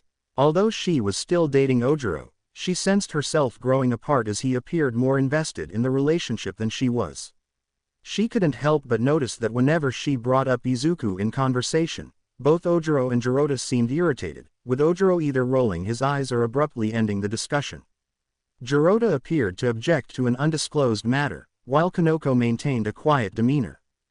As days passed without any message from Sujin, Kanoko began to feel uneasy. When Izuku called inquiring about any updates, her anxiety heightened. During their shopping trip for a birthday gift for Izuku and a new book bag for Kanoko, the latter accidentally reveals that Ojiro is preparing for an important date. Itsuka had to persuade Kanoko to tell that Ojiro was planning to confess his love. Itsuka knew she didn't feel the same way. She talked with her grandmother for a long time in the garden and knew she needed to end her relationship with Ojiro. She tried to find the words the next day but was having a hard time getting him alone. He was so deep in the planning for this magical night he had planned that he couldn't or wouldn't see the look on Itsuka's face. Also, Itsuka took her time to call and message Sujin whenever she could. Kanoko did her best to support Itsuka as she could see the worry on her friend's face. Kanoko also tried to dissuade Ojiro, explaining that this might not be a good time as Itsuka was worried about her friend and that she had a bad feeling. Jirota, on the other hand, was commenting on how it was likely that Sujin and Izuku had probably broken up, and he was trying to spin the narrative. Itsuka was walking into town to meet with Ojiro. She had to stop this before he confessed or did anything else. She was also watching her phone to see when it would connect so she could hopefully get an update on Sujin. She saw Ojiro waiting for her at the corner. Her palms were sweaty, and she felt nervous and terrible about what she was about to do. As she was getting closer, she phoned and chimed as it connected. She looked down. No texts, one missed call, and one new voicemail. Putting her phone to her ear, she joined her voicemail. Izuku. His voice told her something wasn't right. Call day or night, he said. With a shaking hand, she hit the speed dial. Ojiro and Itsuka. He saw her walking toward him. He was nervous, hoping everything would go right tonight. He pulled the flowers out from behind his back and was about to call out when he saw her holding her phone to her ear. She was close enough to hear her talking. "Hi, Izuku, of course, she is talking to that bastard. Oh God, Izuku, no, no, no. Please tell me everything is okay." He stopped at that. "What is going on? What's going on? Come on.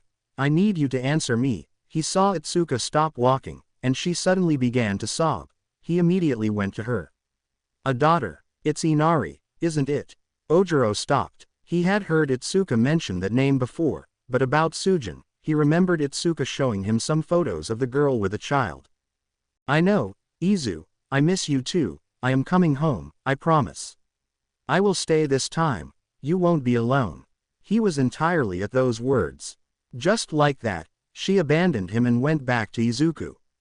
"I can transfer schools. Some things are more important than a dojo like you and Inari. I will be there soon, I promise.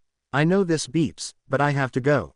I need to." Itsuka looked up and saw Ojiro standing near her. "Same," Itsuka said and hung up the phone. "What happened?" he managed to say.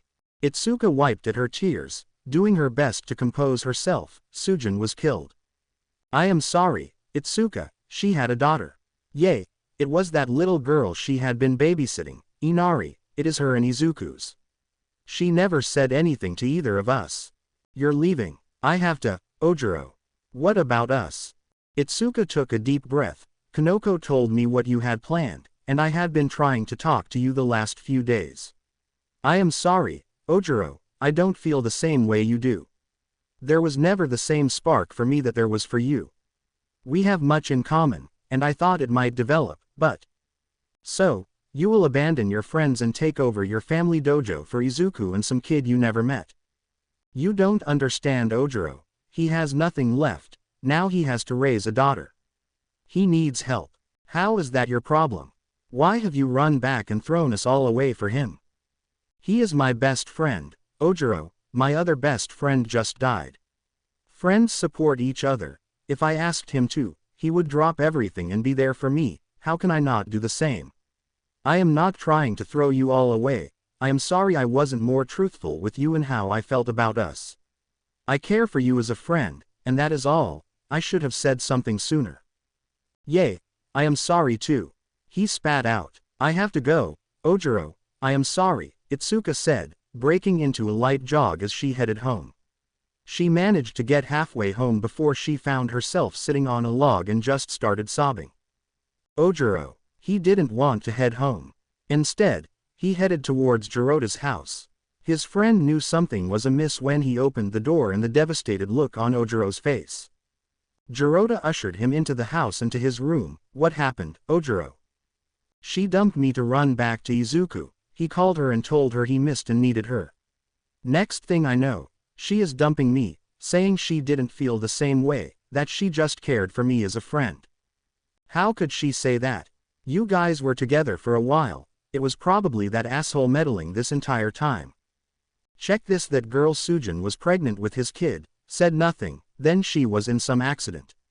He calls her, crying that he has to raise his kid, and guilts her into running back. She will quit her training to take over the dojo to do this. He is manipulating the F*** out of her. What a total piece of shit. Itsuka, when she got home, she ran to her room to cry her eyes out. She didn't go to school the next day because she was too emotionally drained. She argued with her grandfather about leaving to return home. Her grandmother interfered and settled things. The following week was difficult as she had to arrange her transfer and tell her parents she was coming home.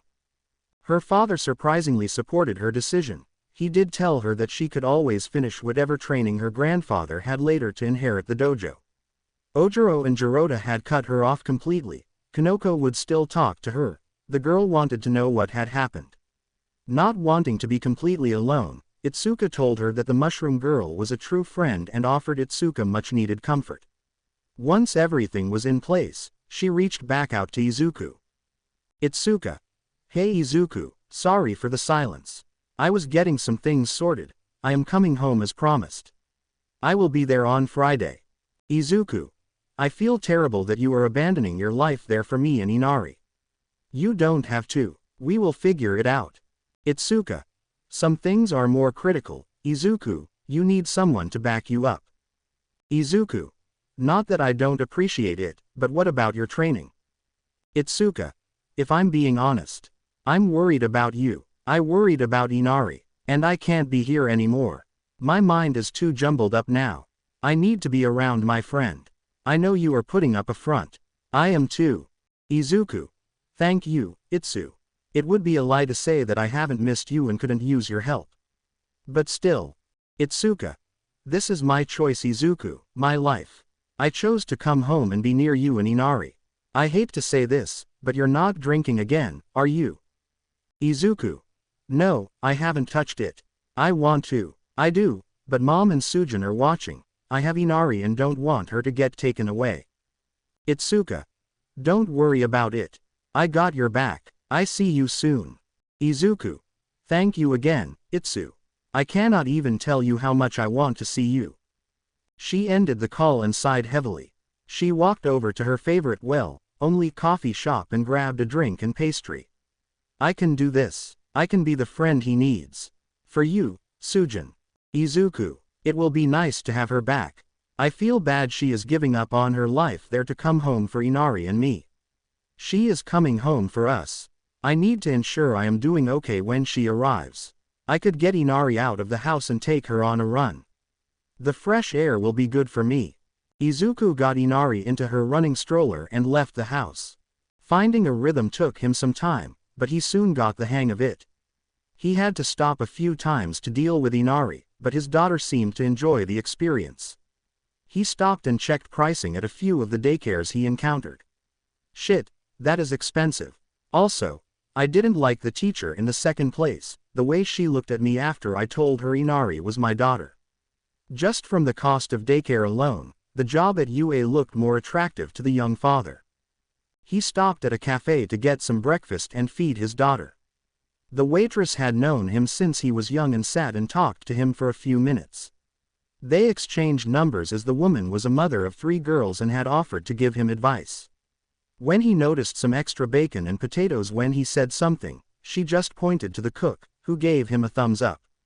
He saw the strange looks he was getting being so young, jogging with a stroller on a school day. On top of it, he heard the snarky comments as he made his way home from people judging him. Once he arrived home, he cleaned up, started laundry, and cleaned before he got a message that Kobayashi was on his way. When the lawyer arrived, looked around the house and seemed pleased, he asked to hold Inari, and Izuku chuckled when the little girl seemed to snuggle in and fall asleep. They moved to the girls' room to talk while Izuku finished preparing everything for the painters and movers. So, how is the contract? Not bad, generous. I wouldn't say I liked a few things, so I returned it for revision. We managed to get it straightened out rather quickly. That's part of the reason I am here. Okay, go ahead, or did you want me to stop? No, you are not so dumb that you cannot focus on 2 things simultaneously. Thanks, I guess. It is very generous, concerningly so if I am being honest. The wages are good, the medical is great, and dental, everything is top-notch. What concerns me is that the principal is playing a different game. But he is crafty, so I must find out what it is. The term is 3 months. With automatic renewal, after that, written in, you will have received a passing grade from Mrs. Asui and Hound Dog. Should you enter UA, you must be in the top 5 of every class. Also, once enrolled, you must prepare dinner for your class twice weekly and handle simple repairs. In your personal opinion, should I take it? As your legal counsel, Midoriya, I believe it's important to hear your opinion before expressing my own. I never want to influence your decision-making process unless you may be at a disadvantage or about to make a significant mistake. I agree with you. The pay and benefits offered are excellent, and it fulfills all my requirements. The therapy aspect is a bonus since I could use some help. However, I'm not entirely sure what my job responsibilities will be, and I feel the principal has other motives. Nevertheless, I can't afford to turn down this opportunity without considering the financial implications. Considering your recent completion of high school and lack of practical experience, it may be challenging to make it work with just a job. However, we could manage with some effort, albeit with some financial restrictions. The donation has significantly helped you progress quickly without taking it slow. So, your opinion then? Midoriya, this is the most viable option to ensure Inari's well-being in the long run. While it may only provide a temporary solution for the next year, it should provide stability for you and Inari during your time in UA. Rest assured that Inari will be taken care of. Okay, I give you permission to accept the terms on my behalf. I have the papers in my briefcase, Kobayashi informed Izuku, as he gently passed the sleeping girl over. At first, she stirred and seemed to protest, but realizing it was her father holding her, she settled back into a peaceful slumber. As the painters and movers arrived to transform the home, Izuku felt anxious as he watched some of his mother's belongings being taken away. The hardest part was when the clothing was taken away to be donated. He held on to some pieces as they had sentimental value, his mother's wedding dress being one of them, and some sweaters, the one he had awoken to clutching when he decided to get sober. It was hard to let go, and knowing he would sleep in that room also caused his emotions to flare. It was strange to see his childhood furniture being removed as well. The day was busy as his new mattress had arrived, and Inari was not fond of the noise. Kobayashi provided them with the necessary details for the funeral and outfits for Izuku and Inari. After everyone had left, Izuku and Inari were put to bed in their room for the night. He stood in his daughter's newly painted room, admiring the light pink walls with gold trim and dolphins painted on the walls with aquamarine eyes. Izuku shed some tears but eventually composed himself. He then looked at a picture of himself, Inko, and Sujin on the wall. Thursday was another blur. Inari was not happy with all the stuff being brought in and assembled. He managed to get in his run. Inari had been cranky all day. She had decided that today would be the day her daddy would have to experience all the fun. The furniture people had just left when Mrs. Asui showed up. The woman observed Izuku as he tended to his fussy daughter. Seeing him struggle after 4 days, she took compassion on him and offered guidance to soothe Inari. She explained that the changes, such as being away from her mother and adapting to a new environment, were causing distress. Following the woman's advice, they wrapped Inari in her blanket, and Mrs. Asui sang to her, which helped to pacify the baby. After seating Izuku down, she shared with him her observations about Inari's preferences, the areas where he could improve, and the changes in her behavior. She also mentioned the types of food that Inari enjoyed, such as Cheerios. Based on her routine, he realized that sticking to her schedule was crucial. Izuku expressed his gratitude towards her, and she glanced at the peacefully sleeping Inari before returning her gaze to him. Dear Mr. Midoriya, my top priority is the success of Inari, but I also want to see you succeed. Rest assured that I believe in you and will always strive to act in all parties' best interests. Thank you, Mrs. Asui. Standing up, she returned his daughter to him and offered him a card. She quickly jotted something on it before handing it over. Feel free to give me a call if you need any assistance. The system is currently overloaded with parentless children, and I'd be happy to help you avoid that outcome. I'll be conducting a surprise inspection on Saturday around 8 a.m., and don't worry, the first one is on me. You'll have to wait and see about the next one, she grins. Good night, Mrs. Asui, and thank you again. After bidding farewell to the young father and daughter, Izuku picked up his little one and went to her bedroom. The room was beautifully decorated with white furniture, including a crib, dresser, changing table, and rocking chair. The floor was adorned with vibrant playmats and stuffed animals. A lovely portrait of Sujin was hung on the wall above the crib, so their daughter could always be under her watchful gaze. It was indeed a fantastic sight, a testament to the artistic skills of Kobayashi. All right, princess, let's see how you like macaroni and cheese. The day before the funeral, Izuku received notice from Itsuka that she was arriving on the evening train and would be at his house by 6 a.m. to help him prepare for the ceremony. Izuku had a restless night, plagued by disturbing nightmares. At 2 a.m., they woke up and reached towards the ceiling, calling out for Sujin. At 4 a.m., they even cried out for their mother. In a particular dream, they saw Sujin cradling Inari while Izuku rested his head on her lap. The dream caused him to cry and wake up once again when his alarm went off at 5 a.m. After getting up, they ensured Inari was still asleep before showering.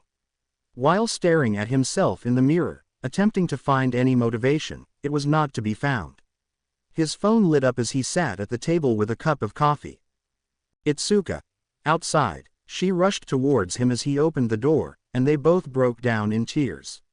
They collapsed to the ground, embracing each other tightly. She expressed her regret for not being there for him, while he reassured her that it was okay and shared how much he missed Sujin. Amidst the jumbled words, they tried to console each other.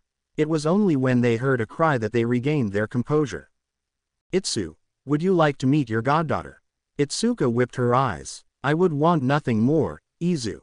Itsuka. As she trailed behind him in the hallway, she couldn't help but admire her goddaughter's room. Observing Izuku lift the baby from the crib, change her diaper, and dress her in a comfortable onesie, she couldn't resist watching in awe. Finally, he turned to her. Itsuka, this is Inari. Inari, this is your godmother Itsuka. She fell in love at first sight. The little girl was staring at her, those beautiful eyes, a perfect blend of Sujin and Izuku. Izuku smiled at her. That is not fair. Slowly she extended her hands to Inari. The little girl looked at her hand and seemed to be thinking before she leaned forward into Itsuka's hands. She likes you. It is because she knows a beeper when she sees one. They exited the room and made their way to the kitchen. Izuku made them some breakfast. Inari ate eggs and nibbled on toast. Itsuka ate a little and enjoyed a cup of coffee. She and Izuku talked. He filled her in on everything that happened when Inari showed up. Wow, that's a lot. Is there anything I can do, Izuku? He sighed. There is a half bottle of booze in the second box in the closet right-hand side. Can you take it and dump it out? Of course. She went fished it out and got rid of it. Do you have anything else hidden around? No, I promise. I knew that the bottle was there. I managed to avoid temptation yesterday, but I don't think I will be able to do so tonight. Does that make me weak? No, Izuku. You managed to stop on your own. The temptation to fall back is always going to be there. It's good you could recognize that you should have it around and asked someone for help. Thanks, Itsuka. Izuku. The morning was much easier with Itsuka. Holy shit, 2 people are so much easier than 1. Itsuka got Inari dressed while he got into his suit. Her parents arrived with Itsuka's clothes. She went into the room to change while Izuku caught up with them. They made a big fuss over Inari. Inari did not like Itsuka's dad and cried when he held her.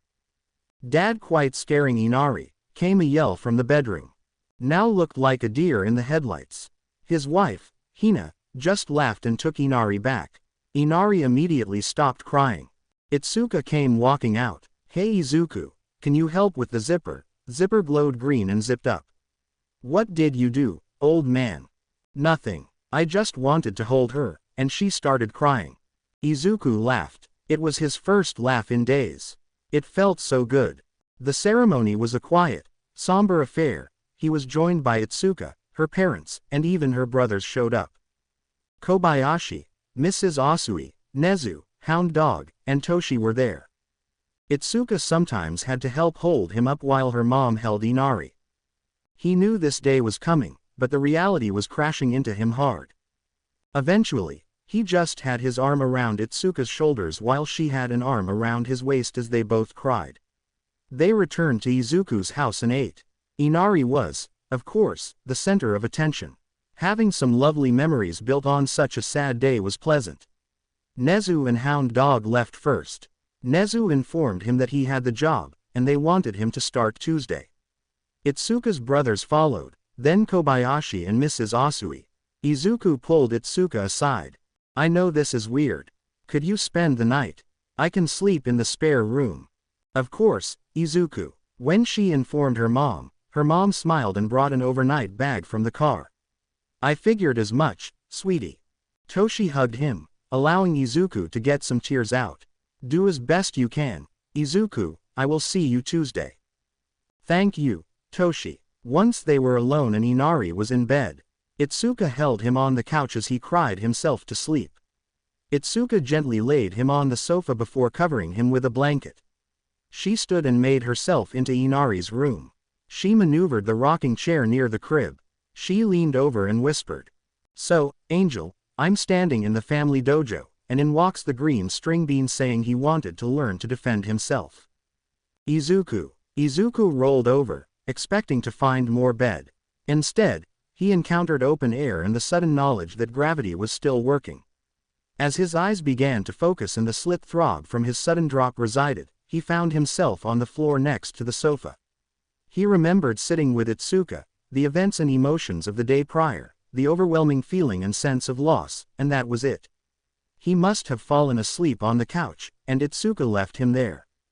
He noticed that he had not brought out the baby monitor. He quickly got up and worried that he had slept through Inari's crying or her wet diaper. Mentally chastising himself, he went to Inari's room. Hearing nothing, he quietly opened the door. He immediately saw Itsuka, having pulled the rocking chair next to the crib fast asleep.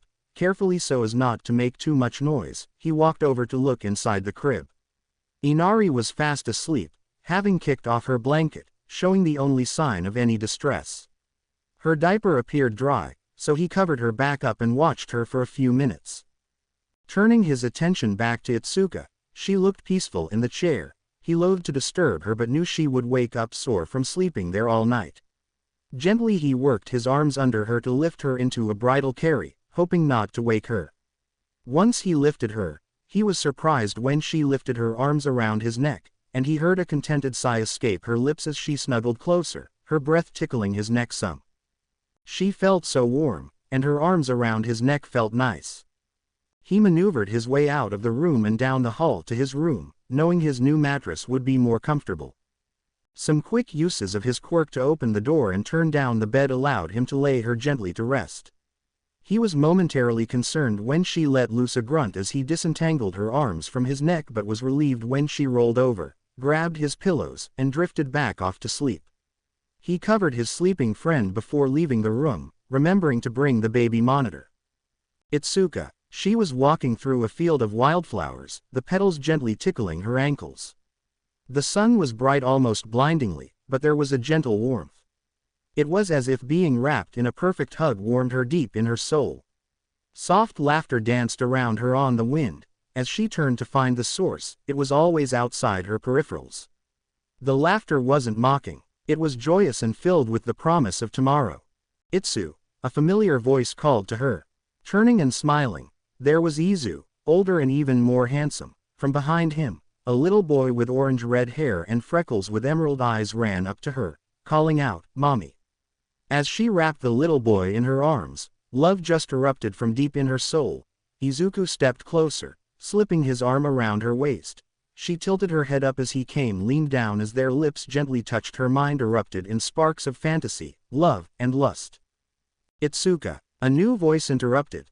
Suddenly, her son and Izu were gone, as were the wildflowers. There standing before she was Sujin, battered and bloody.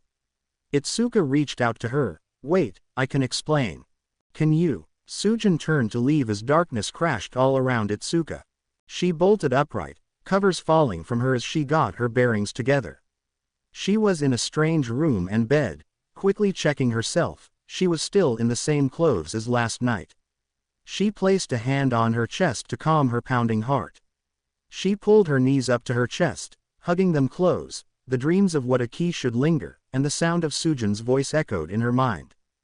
"I am so confused. I thought I was over this or had been able to put it behind me. But I still feel for Izuku. We buried Sujin yesterday, and I am dreaming of him again. This isn't what Izuku needs right now. I need to get myself together, be someone he can lean on, and help him with Inari."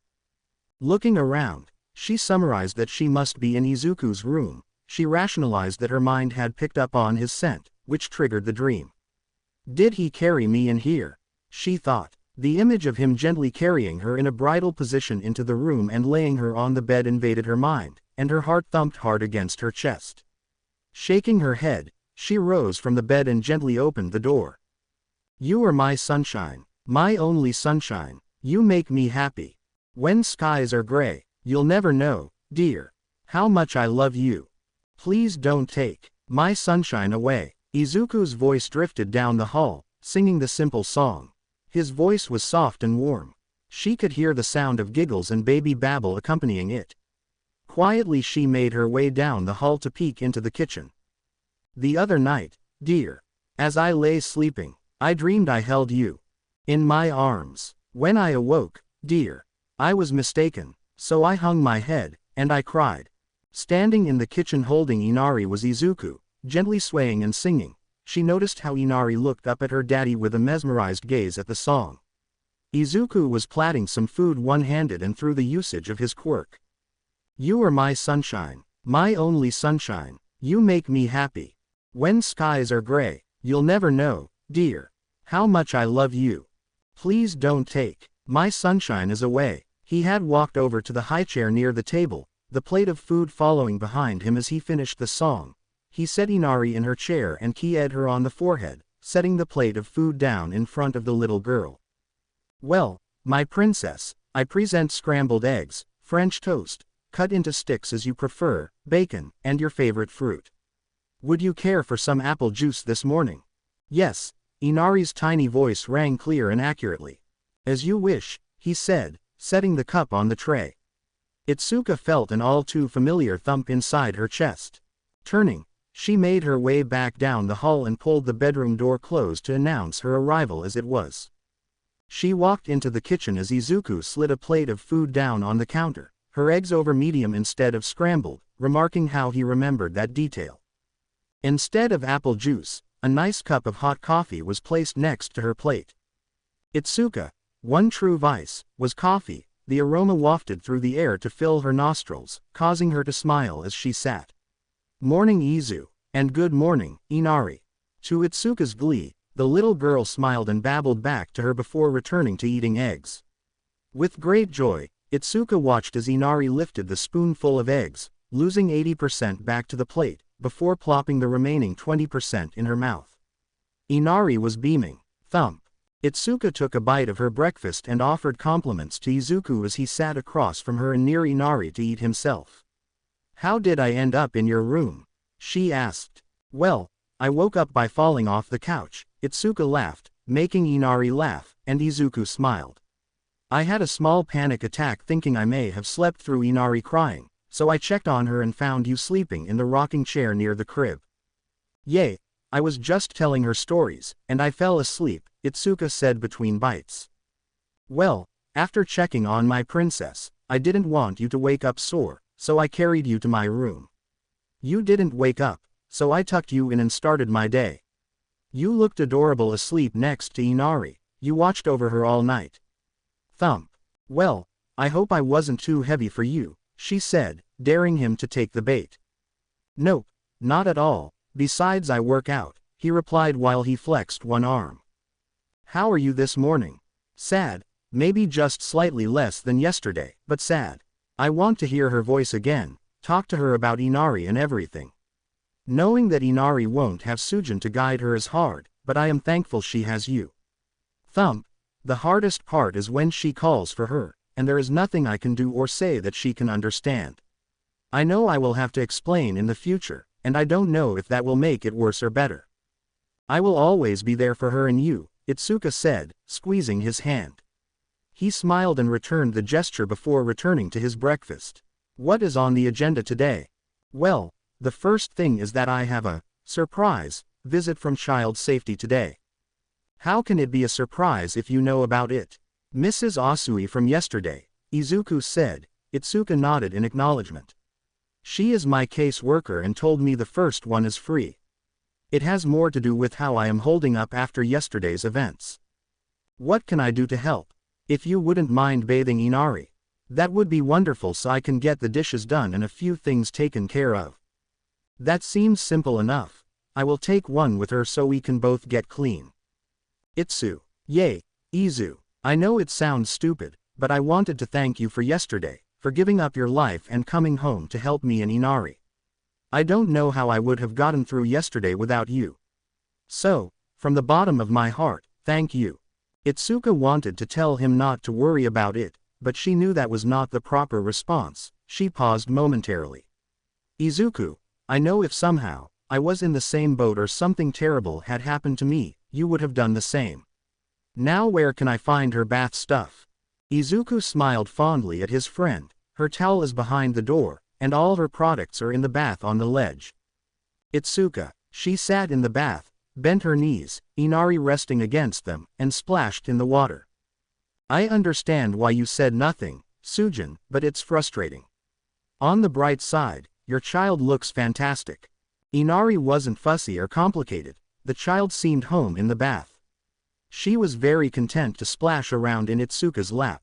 Itsuka was marveling at the wonder and joy in the child's eyes. Her heart wavered some when Inari seemed to look around and said, Mama. Sorry baby girl, Mama is not here, but I will do my best by you, I swear. Although she wanted to sit longer, she was still determining the timing of the surprise visit. Therefore, she wrapped Inari in a towel and positioned her outside the door, notifying Izuku that Inari was ready from behind the slightly open door. She heard Izuku approach and collect Inari, and then she closed the door to prepare for the day. Upon exiting the bathroom, she witnessed Inari moving around the living room in her walker, adorned in a lovely dress and a little ponytail held in place with a clip. During Mrs. Asui's, it felt more like an inspection than a casual visit.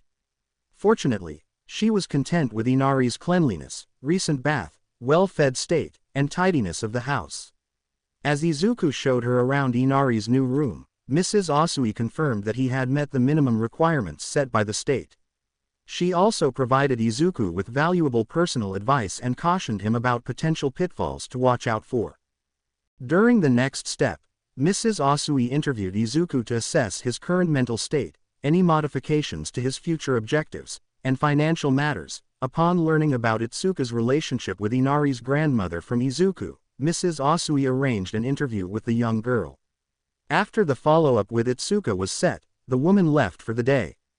Izuku turned to Itsuka. Itsuka, I am serious about you being Inari's godmother. I would like to put it into my will should something happen to me. So, if something happened to you, I would legally be responsible for Inari.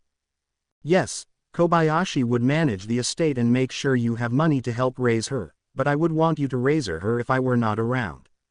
I would be honored, Izuku, she said, wrapping him in a big hug. I will let Kobayashi know so he can bring you over the paperwork to read. Do you want to take Inari out? Maybe we can do some shopping, get her more clothes. That sounds nice, we can catch up. Although they hoped to go unnoticed, it was inevitable that they would draw some attention as they walked with a stroller. Sadly, in this society, young parents often receive strange looks. Fortunately, they didn't hear any negative comments. Izuku took the opportunity to catch up on everything that had happened while she was away, providing more detailed updates than their sporadic conversations allowed. So, you had 2 boyfriends and never said anything. Yay, you dated the second for a while. Why didn't you say something to me? To be honest, I have no idea. I think it was because I didn't know how I felt about them, so I didn't want to bring it up till I did, but with Ojiro, I should have ended things sooner. There wasn't a spark, or it never felt right. I keep thinking it was in my head. I understand that, but you should have said something sooner. You're right, but let us talk about something other than my love life. Like, what are you going to get the little princess today? The trio spent the day together shopping and enjoying being around each other again. At the train, they separated as Itsuka had to return home to unpack and prepare for school on Monday. They embraced tightly as she boarded her train. Izuku and Inari. Sunday was a difficult day for Inari and her father. Inari continuously cried and called for Sujin, causing much distress. Despite attempts to soothe Inari, she continued to cry and fuss throughout the day. Even at night, she refused to sleep in her crib. Eventually, Izuku settled her down after he brought her to his bed. It was a heartbreaking experience for all involved. Monday was a better day for the young family. Inari was still fussy, but Izuku discovered that she had calmed down and enjoyed watching Disney movies, especially those with lots of singing by female characters. Even though she still murmured, "Mama," she slept in her crib that night. She sweetly said, "Night, night, Dada," when he put her to bed. This made him emotional. Once in his room, he cried silently into his pillow for the loved ones who were no longer with them. On Tuesday, Izuku began his new job at UA. He and his daughter, Inari, arrived early, but the morning train ride with a child stroller and diaper bag was a nightmare. Inari did not enjoy it. However, they arrived on time for Inari's health evaluation with Recovery Girl. She was in good health and up to date on her vaccinations. Izuku also met Mrs. Himero, who was in charge of the daycare, and her assistants. Inari seemed to take to them well. The daycare closed at 6 p.m., and if Izuku were late, a report would be sent to the principal and child safety. During his orientation, Izuku helped out the staff and spent the day working with Lunch Rush. He made a good impression and enjoyed learning how to cook. Although some students looked at him strangely because he was younger, most were friendly. After lunch, he trained with All Might and Torino. Later, he picked up Inari from daycare, and she cried when she saw him. Mrs. Himero explained that Inari missed him and her mom. Mrs. Himero comforted Inari by placing her hand on her back, and Izuku saw a mental image of Sujin smiling and singing. Izuku combined the visuals of Sujin singing and the Disney princesses singing. When Mrs. Asui sang to Inari, the little girl was instantly soothed, and she appeared to relish it when Izuku sang to her while holding her. As a result, he intends to sing lullabies to her during bedtime to enhance the nighttime routine. As he neared his home, his neighbor Mrs. Koi stopped him and kindly gave him some delicious katsudon. She inquired about his well-being, and he gave her a brief update. She offered to help if needed, and he expressed gratitude for the meal. He caught up with his partner Itsuka about work and heard about her first day at school. He also shared his new bedtime ritual with their daughter Inari, singing her to sleep with a sweet lullaby. As he said goodnight to his little princess, she glanced at the photo of her mother above her crib and bid her goodnight as well. He experienced mixed emotions when he witnessed the act, which warmed and broke his heart. He could sense her emotional reaction when he informed Itsuka about it over the phone. They talked for about an hour, seeking a necessary distraction. When Itsuka yawned, he wished her goodnight and ended the call. Adjusting to a new routine can be challenging, but Izuku is skilled at following rituals and establishing habits. The initial week is the most difficult, but with Itsuka's assistance, they complete much shopping and prepare meals. While he takes a nap, she takes over some of his responsibilities. On Tuesday, Mrs. Asui visits him during the second week, providing support and understanding as he adapts to the new routine. On Thursday, instead of attending faculty, he has his first session with Hound Dog, which is challenging but a positive start. Over the weekend, Itsuka is there to help him with household chores, shopping, and being a listening ear. When feeling overwhelmed, he often turns to Itsuka for support. While he also reaches out to Toshi, he finds he can be more open and emotionally vulnerable with Itsuka. She creates a safe space for him to be honest about his feelings. It's a two-way street, as Itsuka shares her struggles with readjusting to life at home, making their relationship mutually supportive. They lean on each other, offering a helping hand whenever needed. There are even some weeknights when she sleeps over, helping Izuku with Inari or Izuku helping her with her schoolwork. Week 3. With the routine, Izuku and Inari would have recovered. As he settles into his job, he becomes adept at anticipating the preferences of the professional heroes. He manages to obtain some autographs from them as well. For instance, Midnight enjoys a sweet treat after her second class, while Eraserhead prefers to be left alone as much as possible. Ectoplasm tastes tart flavors, and Vlad likes his coffee strong and black coffee in the mornings. Recovery Girl is partial to English tea and biscuits, Cementos enjoys taffy, and Snipe prefers American Aid. His training is getting back into the swing of things as well. With his learner's permit, Toshi takes him out to learn how to drive. Izuku, when you pass your test, I ask that you allow me to purchase a vehicle for you and Inari. Toshi, I don't know. That seems like a lot. Please, Izuku, allow this old man to do this, Toshi said, placing his hand on Izuku's shoulder. Izuku looks into the gentle gaze of Toshi, and he understands inside that this is what the feeling of having a father is like. Without thinking, Izuku hugs Toshi, whispering a thank you as he does. Toshi, for his part, is surprised but welcomes the embrace. The two separates with a cough and a laugh. Inari is fond of Toshi and Torino, as the two men sometimes take turns walking. With Izuku after training to pick her up from the daycare. Inari always hugs and kisses her daddy first after greeting him with a hello before she wiggles out of his arms to whichever is walking with them. Izuku smiles as Torino always complains about the girl in his arms but will only hand her to Izuku once they arrive at the train station. During their daily routine, everything runs smoothly except when Inari is involved. She seems to enjoy causing chaos by interrupting whatever Izuku is doing and doing the opposite. Socks end up on the floor, shoes are refused, and she may even object to the color or removal of a shirt. Fortunately, Itsuka is a godsend and greatly assists in managing Inari's unpredictability. On the Sunday before Itsuka's departure, Inari took her first steps, abandoning her habit of shuffling while holding onto things. Itsuka reacts like a proud mama, getting her to do it again while demanding Izuku record it. In their joy, especially Izuku's, he never considered that the Agent of Chaos had just developed a new weapon. Week 4. Like many points in life, it all seems to be going well until suddenly it isn't. Work was fine, it was the therapy session that went wrong. Izuku had a rough session with Hound Dog ending in Izuku storming out of the session. It affected his training, causing him to get critiqued by Torino more than usual, leading to a spat between them.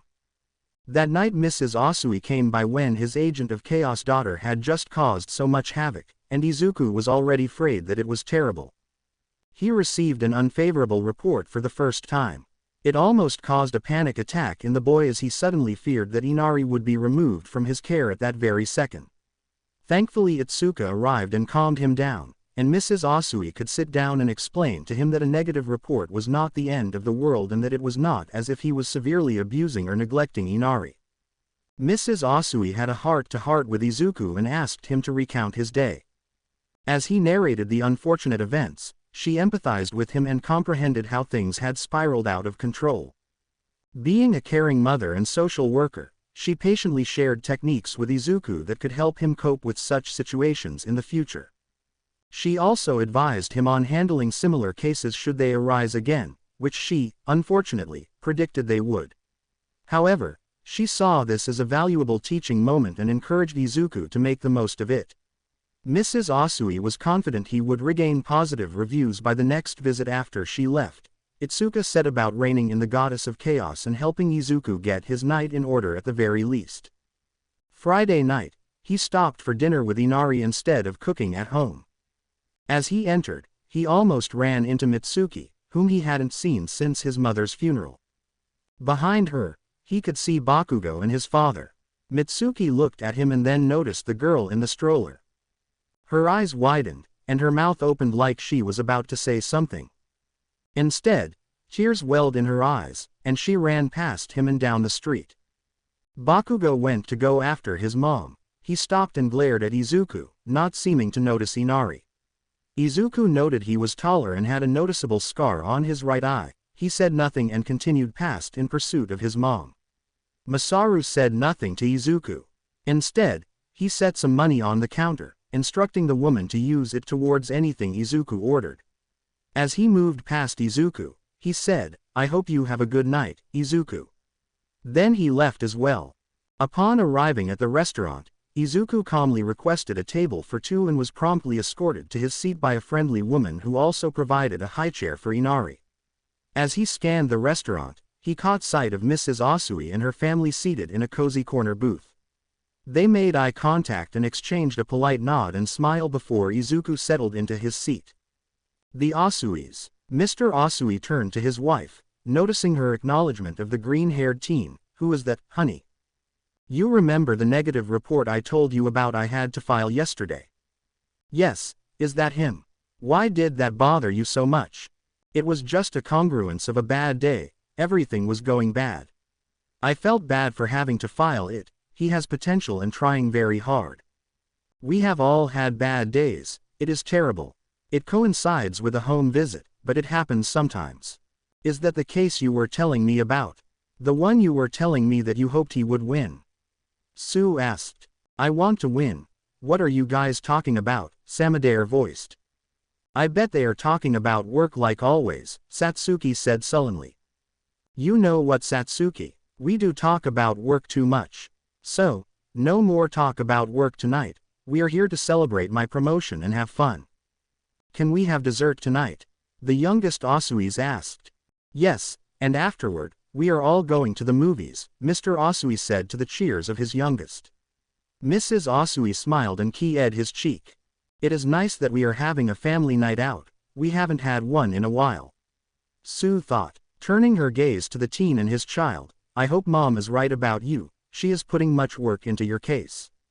That sounds like fun, Father, I would enjoy that very much, she said. Month 3, everything is going well for Izuku. He made a breakthrough in training. His full cowl is now at 25%. Hound dog sessions are rough and full of emotion that Izuku thought he had handled. Grief, anger, sadness, and survivor's guilt. His follow-up visits with Mrs. Asui had gone well as she had predicted. Once again, life was going well till it wasn't. After putting Inari to bed on a Friday night, he realized he had run out of diapers and apple juice, which was quite inconvenient. He hurried to Mrs. Koi's house, explained his situation, and gave her his spare key and the monitor. He requested her to keep an ear out for Inari while he quickly ran to the store. Mrs. Koi kindly agreed to help him out. He hurried to the store and purchased everything he required, even picking up a pint of ice cream to share with Inari the following evening. On his way home, he heard a voice from the alley that stopped him. No, stay back, a female voice rang out. He could hear the fear. Izuku set his bag down at the alley entrance and hurriedly followed the sound, trying to be as quiet as possible. The alley turned to the left, and they cautiously peeked around the corner, anticipating a potentially dreadful sight. He saw a beautiful woman with a spiky black ponytail wearing dirty white pants and a ripped red shirt, leaving her top mostly exposed except for her bra. She had a bruise on her cheek and cuts on the top of her chest and arm. She was holding a metal staff. He could see the panic in her eyes. It was painfully apparent what their intentions were. A man with a spider quirk, towering at 6 feet 3 and well-built, stood before her. He had 4 additional spider limbs protruding from his back, each with sharp talons. Meanwhile, a man lay on the ground clutching his groin, with a black substance oozing from his body. Finally, a third man seemed ordinary, except for the large spikes jutting out from his shoulders. See, baby, why did you have to go and make it more difficult? Said Spider. I told you to stay away. If you leave now, I won't call the police. The girl said, trying to keep an eye on her 3 assailants. With what phone? Said the shoulder spike man as a clear liquid formed in his palm and seemed to consume the girl's purse. As the man spider advanced, the girl's training vanished from her mind as she envisioned the terrible fate that awaited her. She attempted a clumsy swing, but man spider effortlessly deflected it with his elongated arm before delivering a powerful punch that sent her into the wall. Now, let's have some fun, boys, he said menacingly. In an instant, the shoulder spike was struck by a forceful flying kick that sent him hurtling into a nearby wall, rendering him unconscious. Izuku's movements were swift as he leapt and bounded off the walls, skillfully evading Spider's swings. He maneuvered past Spider with impressive agility and delivered a powerful punch to the secreting guy. As he attempted to surprise Spider with a sneak attack from behind, he was swiftly blocked by one of Spider's limbs, which caught him and hurled him into a nearby dumpster, causing it to crumple. Izuku noticed that the man had eyes with a compound lens, and he realized that he couldn't prolong the fight any longer, as the loud thuds from their blows would undoubtedly attract unwanted attention. Instead, he grabbed the crumpled dumpster and chucked it as hard as possible. The Spider used his extra limbs to hold it and tear it apart. What he needed to prepare for was Izuku barreling in behind it. Detroit smash, knocking the man out. Izuku turned his attention to the girl who had managed to return to her feet, holding her head and wobbling from the blow. He heard her say, "No, please don't do this." He saw her eyes roll to the back of her head. Dashing towards her, he could catch her before she fell. Izuku pulled out his phone and called the police, not wanting to get arrested for vigilantism. He removed his jacket, wrapped it around the girl's torso, and raced off with his quirk still active, remembering to grab his groceries. Upon returning home, he breathed heavily as he placed the girl on the couch. He quickly rushed next door to express his gratitude to his neighbor and retrieve his key and monitor. Upon his return, he promptly retrieved the first aid kit to attend to the girl's wounds. Luckily, the cuts on her chest and arms were shallow and only required simple bandaging. Fortunately, there were no visible wounds on her head. He retrieved a t-shirt from his closet and slipped the girl into it as quickly and gently as possible. Retrieving a baseball bat from the closet, he placed it near her and his phone on the coffee table within her easy reach. Moving across from her and waiting for her to wake up, he didn't have to wait long as she jolted awake with a short scream. Looking around, she quickly saw Izuku and the bat. She grabbed it soon as she got to her feet and assumed a defensive stance. "Who are you? What did you do to me?" She panicked. "I heard your call for help and came to your rescue. I understand that this may be a difficult situation, but rest assured that you are safe," he spoke calmly and soothingly. He even raised his hands to show he was unarmed, although it may not mean much in a world full of quirks. "Why should I believe you? Just let me go," she shouted. It was then she heard a child start crying. "My name is Izuku Midoriya. I have no intention of holding you. I heard you call for help, and that's what I did. Those men are unconscious. Unfortunately, they destroyed your purse and phone, so I could not identify that you were accessing your emergency contacts. I called the police. The child you hear screaming is my daughter. My phone is on the table in front of you. It is unlocked, and you can call whomever you want. Please calm down for just a minute. I know what happened had to be quite traumatic." He circled, keeping a wide berth, and went down the hall. As she listened, the sobbing gradually grew louder before tapering off. When he came back, he held a weeping toddler who appeared to be younger than 2 years old. "This is my daughter," he announced, stepping away from the frightened woman and returning to his previous spot. The woman's mind was racing, processing everything that had happened. She had been bandaged and was wearing a t-shirt that wasn't hers. Her shirt was still underneath. If he were planning something, he would unlikely come holding such a small child. She thought. "I brought you here, bandaged you up. Sorry, your shirt was destroyed. I just put you in one of mine. The cuts look shallow, and there was no cut on your head. I am sure that you want to go to the hospital. I brought you here because I used my quirk to stop those guys. I didn't want to leave you in the alley, and I didn't want to get arrested for vigilantism, as you can see why." He gestured to his daughter. "You can call the police if you want, though I ask that you don't. I understand if you do." "Where is her mother?" the girl asked. "No longer with us," Izuku replied. "I am sorry. It is just fine. Considering your night, I promise I will not hold it against you. Is there anyone you can call?" "Yes." She lowered the bat and picked up the phone, quickly dialing a number. "Hello Aoi. Yes, this is me. There has been an incident. I need you to come to pick me up." Izuku provided the address. "Please bring me a change of clothes as well as Vigo." She hung up the phone. "Do you have a name?" "Momo Yaoyorozu. I know this is the dumbest question ever. Are you okay?" "It has been a terrible night, but I survived." He saw the desperate demeanor she was trying to maintain begin to crumble as the word survived seemed to drive home her ordeal. The bat tumbled free as she began to sob. Izuku, still holding Inari, slowly sat beside her and gently placed his arm around her. She stiffened up and then collapsed into his shoulder. He did his best to reassure her that the worst was over and that she was safe. As she opened her eyes, she looked into small teal eyes. Momo wiped her tears as the little girl looked up at her, leaning forward and placing her hands on Momo's arm, seemingly trying to pat her arm to comfort her. "What's her name?" "Inari," Izuku said, keeping his voice soft. "Hello, Inari, how old are you?" 22 months, said in a higher voice, bringing a small smile to the corners of Momo's mouth. Inari began to babble at Momo, providing a sweet distraction till there was a strange knock at the door.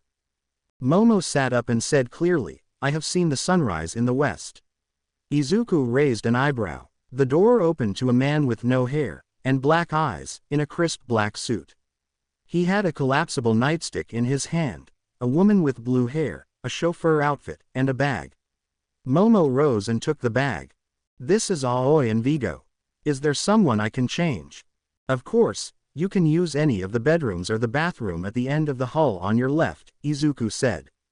The woman followed Momo while the man sat there watching Izuku. It was quiet. Soon Momo returned in a fresh set of clothes. I will launder your shirt and return it. Izuku Midoriya, thank you for saving my virtue and, I am sure, my life. And thank you, Inari, for calming me down. She bowed from her waist. I will be pressing charges against those men, but I will not reveal your involvement.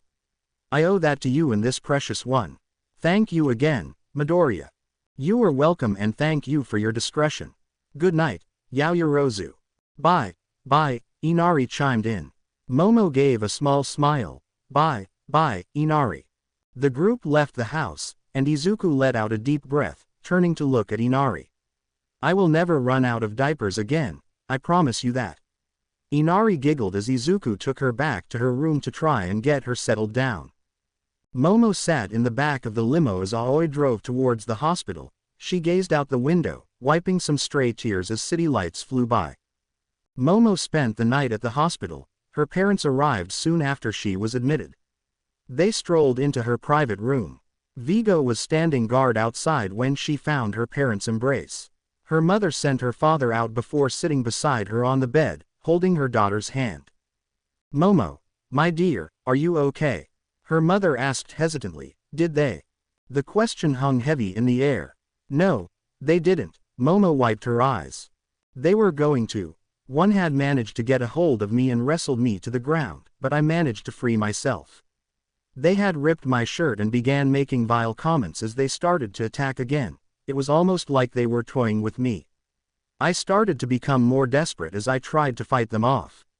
As I was losing and calling for help when none came and I began to see what my fate may be, I started to panic.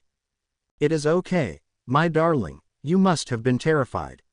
What happened next? Her mother said, holding Momo's hand and reassuring her. The large spider one hit me into a wall. That is where I got my head wound. Then, she squeezed her mother's hand as the tears trickled down her face. They said that after they did, they would kill me. Her mother wrapped her in her arms as Momo cried, I was so scared. Momo sobbed between the tears, all my training, all my studying, and it all went out the window. I am supposed to be a hero, and here I was on the verge. It took a few moments before Momo could gain a semblance of composure. Then he appeared as I lost consciousness. He saved me, took me to his home, bandaged me up and let me use his phone to contact the staff. Are you sure he didn't do anything? To be honest, not 100%, but undergarments did not appear further damaged, and there was no sign of trauma from the wrap kit. Momo looked down in shame at having to say the very word. Do not hang your head in shame, Momo, many have been in your position. You survived. Your dignity is intact. Before you say something that doesn't matter to your father or me, we would love you as if the worst had happened. And if that had happened, we would instead you were alive than anything else. But it is precious, and I am glad it is still yours to give, your choice. But I am supposed to be a hero, and this happened. Momo, there are pro heroes that have that happen. You are not a pro, not yet. Remember what your father says, why do we fall? So, we can learn to stand. Does the mystery savior have a name? Yes, but I won't tell the police that, she said, sitting up some. He asked me not to. It was the only thing he asked in return. Why? He is a young father with a small child. The child's mother has moved on to heaven. I saw a shrine to what I can guess was his mother. He told me he brought me to his home because he didn't want to go to jail, implying there was no one to take the child in as he had used his quirk to batter the men who attacked me. He hopes to avoid jail, and after what he did, I feel that is the least I can do. Understandable, especially that he didn't take advantage of the situation. Make sure you thank him. There was a knock at the door when her father entered. Momo, the police are here. Do you think you can speak to them? Momo straightened herself up on the bed and patted her eyes dry. Yes. Send them in, please. Saturday. The day was spent mostly in a state of anxiety, as he expected the police to show up at any moment. It was causing him to be a little jumpy and distracted, especially when he went to the grocery store to do his shopping along with Inari and Itsuka. Images of being arrested on the street played through his mind. Itsuka noticed something was off. After they got home and began to put the groceries away, she pressed him to unburden himself. She was not expecting him to tell her that story of the night before and his encounter with Momo. Izuku was surprised when Itsuka didn't scold him heavily for his actions, more so because he had run out of diapers, but if he hadn't. Itsuka hugged him tightly instead. I wouldn't want to imagine what could have happened if you weren't there. She said, even with all my training, it still worries me and my parents. We even teach special classes at the dojo for just that scenario. I know it is out there, as something I have read about, but to see it almost happen. Then I thought about Mom and Sujin, then you and Inari. The very thought made me angry before, but now it was more of a personal anger. It could happen to people you have a closer connection to. Now come on, you promised the princess that you would take her to the park. Itsuka said as she packed some snacks and drinks into the diaper bag. It was a welcome distraction, and having Itsuka there put Izuku's mind at ease because if he got arrested, Itsuka would be right there to take care of her. The other parents at the park had grown slightly accustomed to seeing Izuku and Inari. They no longer gave them stares. Instead, they would greet the young family and talk with the boy, seeking to offer him any advice should the need arise. When Itsuka arrived, they got more of the story and were happy that the young father was not alone anymore. It was an offhand comment from Itsuka that Inari seemed to enjoy the sandpit, making Izuku wonder about getting one for the backyard. Inari appeared to enjoy the swings but not the slide, causing his search to change to a full playset. When Izuku offered to go out for dinner, Itsuka couldn't help but smile and agree. As they were walking down the street, she pushed the stroller, Izuku walking by her side. The thoughts of how they looked like a couple danced through her head. Of course, they caught odd stares and glances, but she ignored them. They chose a decent restaurant and had a rather lovely night. It was during dinner that Izuku asked her to spend the night. We can hang out and not watch Disney or some cartoons, he said with a smile. Of course, let me just notify my mom. I still have some clothes at your place, so it should be fine. After they got home and got Inari settled with her and Itsuka taking a bath, they called her tucked in and settled down for the night. Itsuka waited as Izuku ran to take a quick shower, scrolling through the video services to find something for them to watch, as she heard him enter the room. Hey, want to watch Star Wars? I haven't watched that in forever. Sujin was not a fan. That sounds like fun. I never understood that, she just never got it. Itsuka then did her best Darth Vader impression. Izuku, heavy breathing, I am your father. No, that's not possible. He responded with terrible acting before putting his finger by his mouth. Well, besides the fact that you're a girl, from what I know about procreation, you lack the right equipment, and my mom wasn't a lesbian, I think. Unless sometime in the future you get a say change, travel back in time, and seduce my mom, then 1, ick. 2, you have many birthdays presents to make up on, and 3rd, I have nothing to add to that. You dick. She laughed and tossed a pillow at him. Now, come sit next to Daddy, she said, patting the seat before making a fake gagging sound. Izuku laughed before sitting next to her as the film crawl began. At first, there was a small distance between them, mainly occupied by the popcorn, but once that slowly found its way to the coffee table, that distance closed. Neither Itsuka nor Izuku could explain who did it, but soon Itsuka had her legs curled up on the sofa and leaned against Izuku as they watched the movie. The banter between the two slowly quieted as she felt his head rest on top of hers, and she took notice of the steady breathing. He had fallen asleep.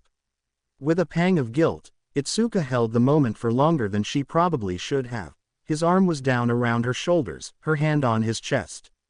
But the guilt finally won out, and she woke him to send him off to bed. He offered a quiet apology as he shuffled off down the hall. She straightened up before going to sleep herself. The day that had begun wrapped in nervous anticipation. It ended in peace and good dreams. Inari dreamed of rivers and waterfalls of apple juice with her daddy and auntie. Also, the woman that made her feel so safe would be there.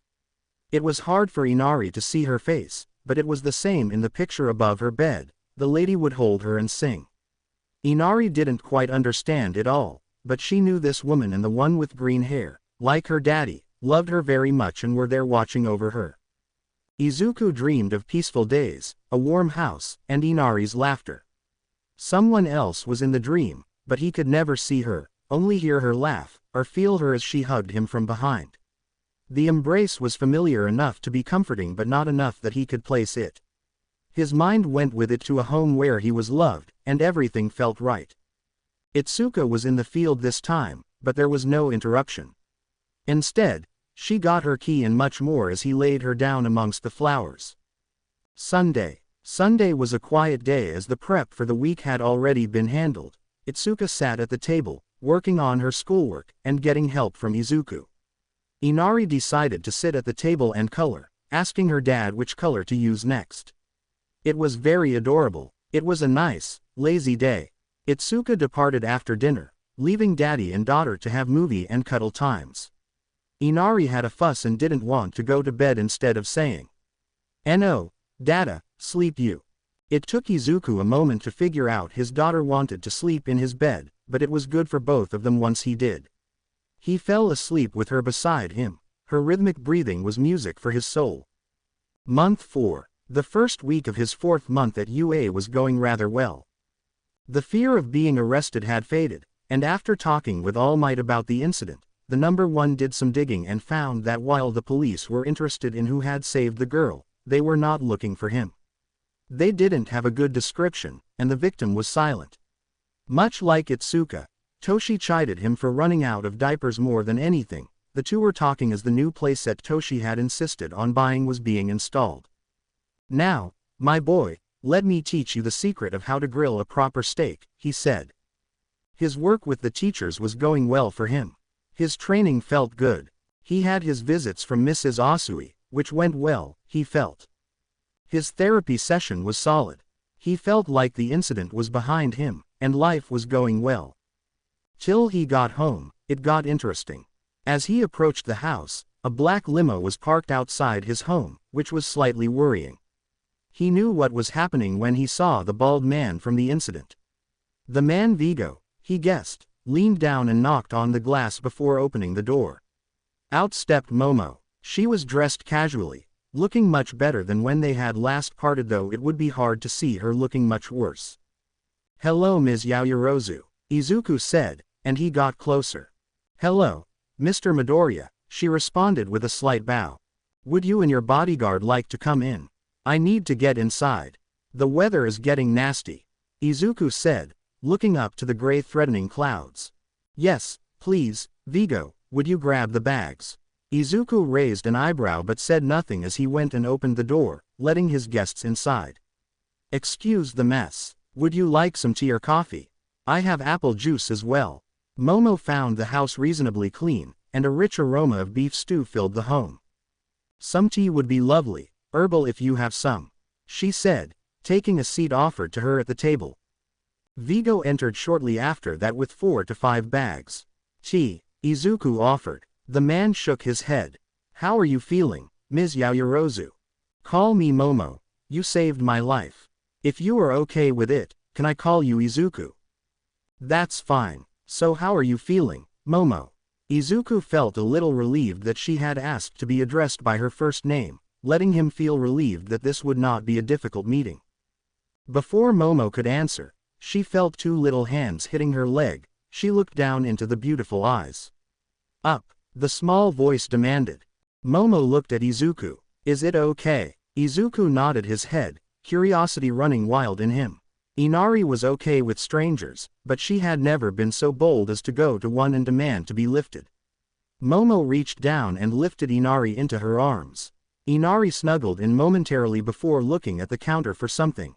Izuku slides her water cup to her. Inari pouted. "Juice.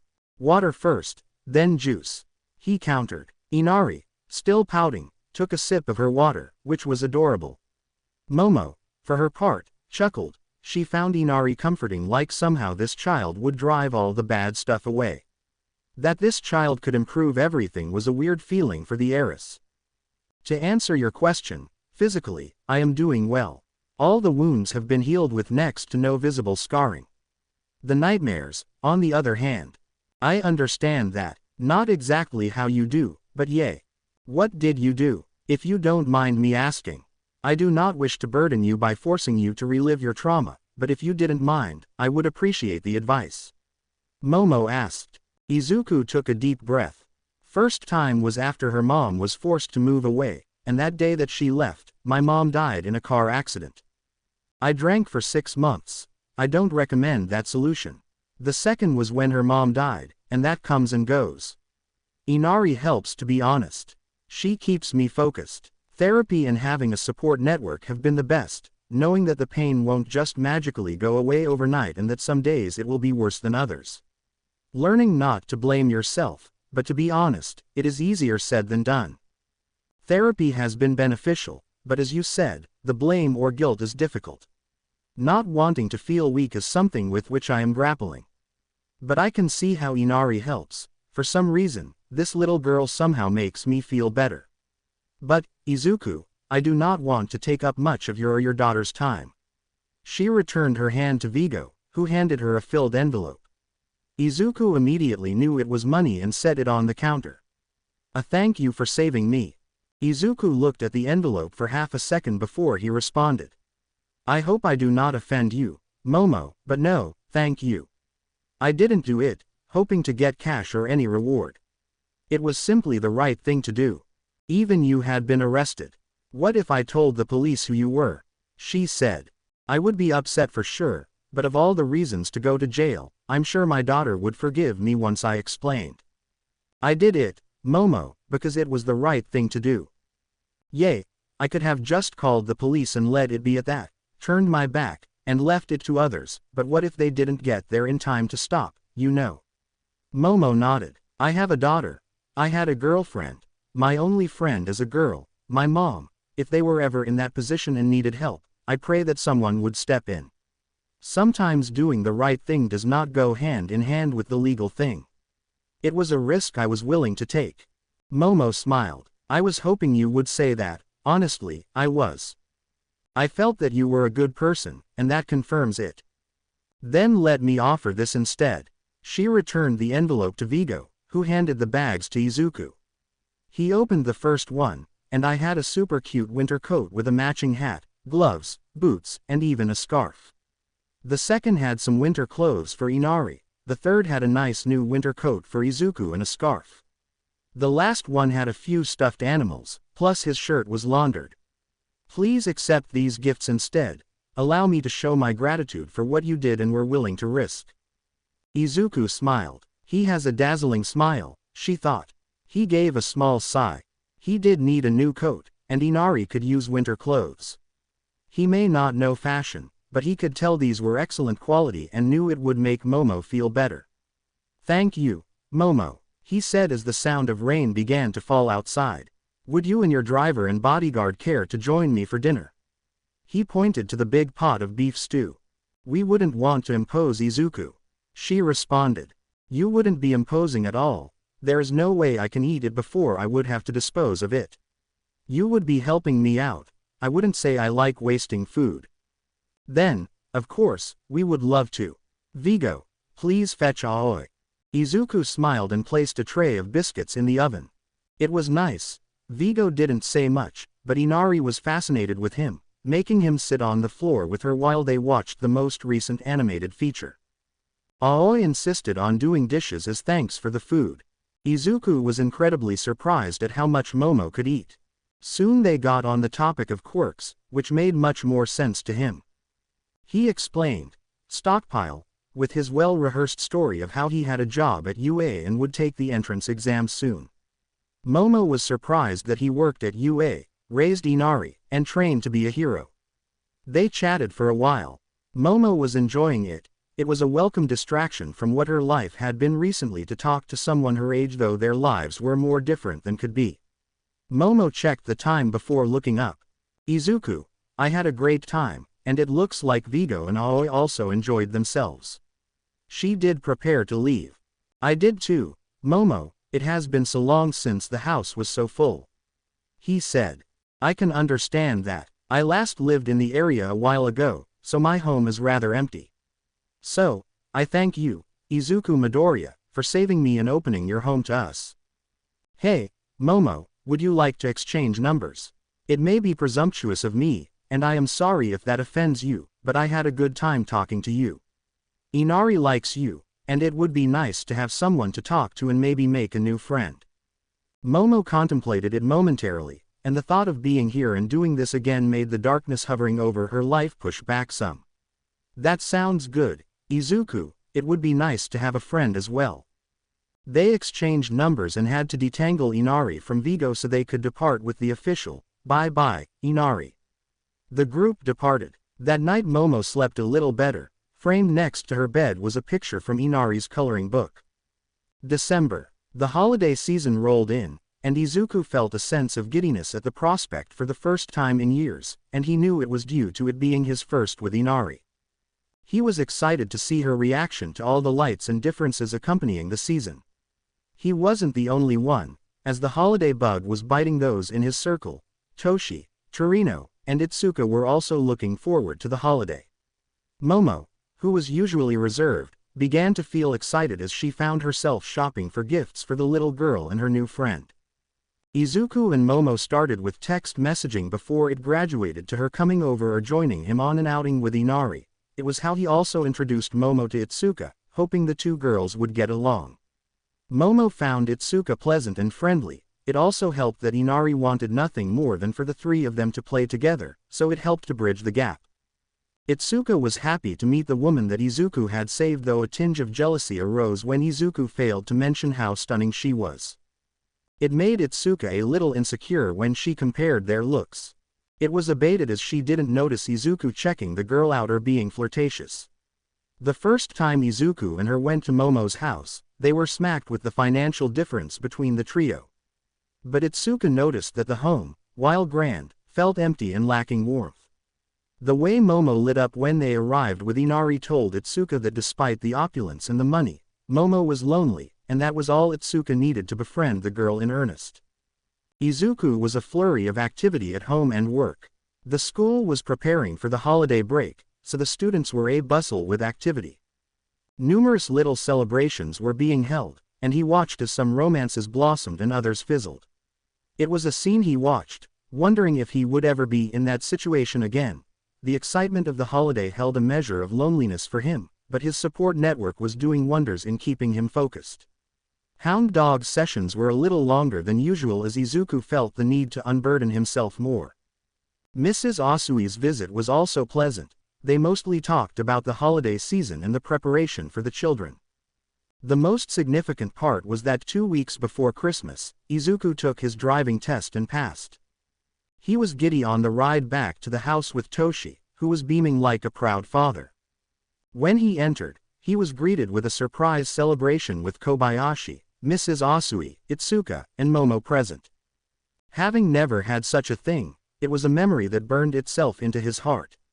The night wasn't over when Toshi delivered a brand new top of the BMW SUV. Itsuka and Momo wondered exactly who Toshi was, but it wasn't their place to question the relationship as the two seemed close. Izuku did his best to protest, but all Toshi did was produce the safety reports for the vehicle, and Izuku caved. The two men stood in the driveway after the others returned.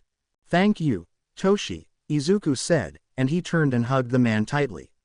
"Not only for the car but for everything. Izuku, my boy," he responded as he returned the hug.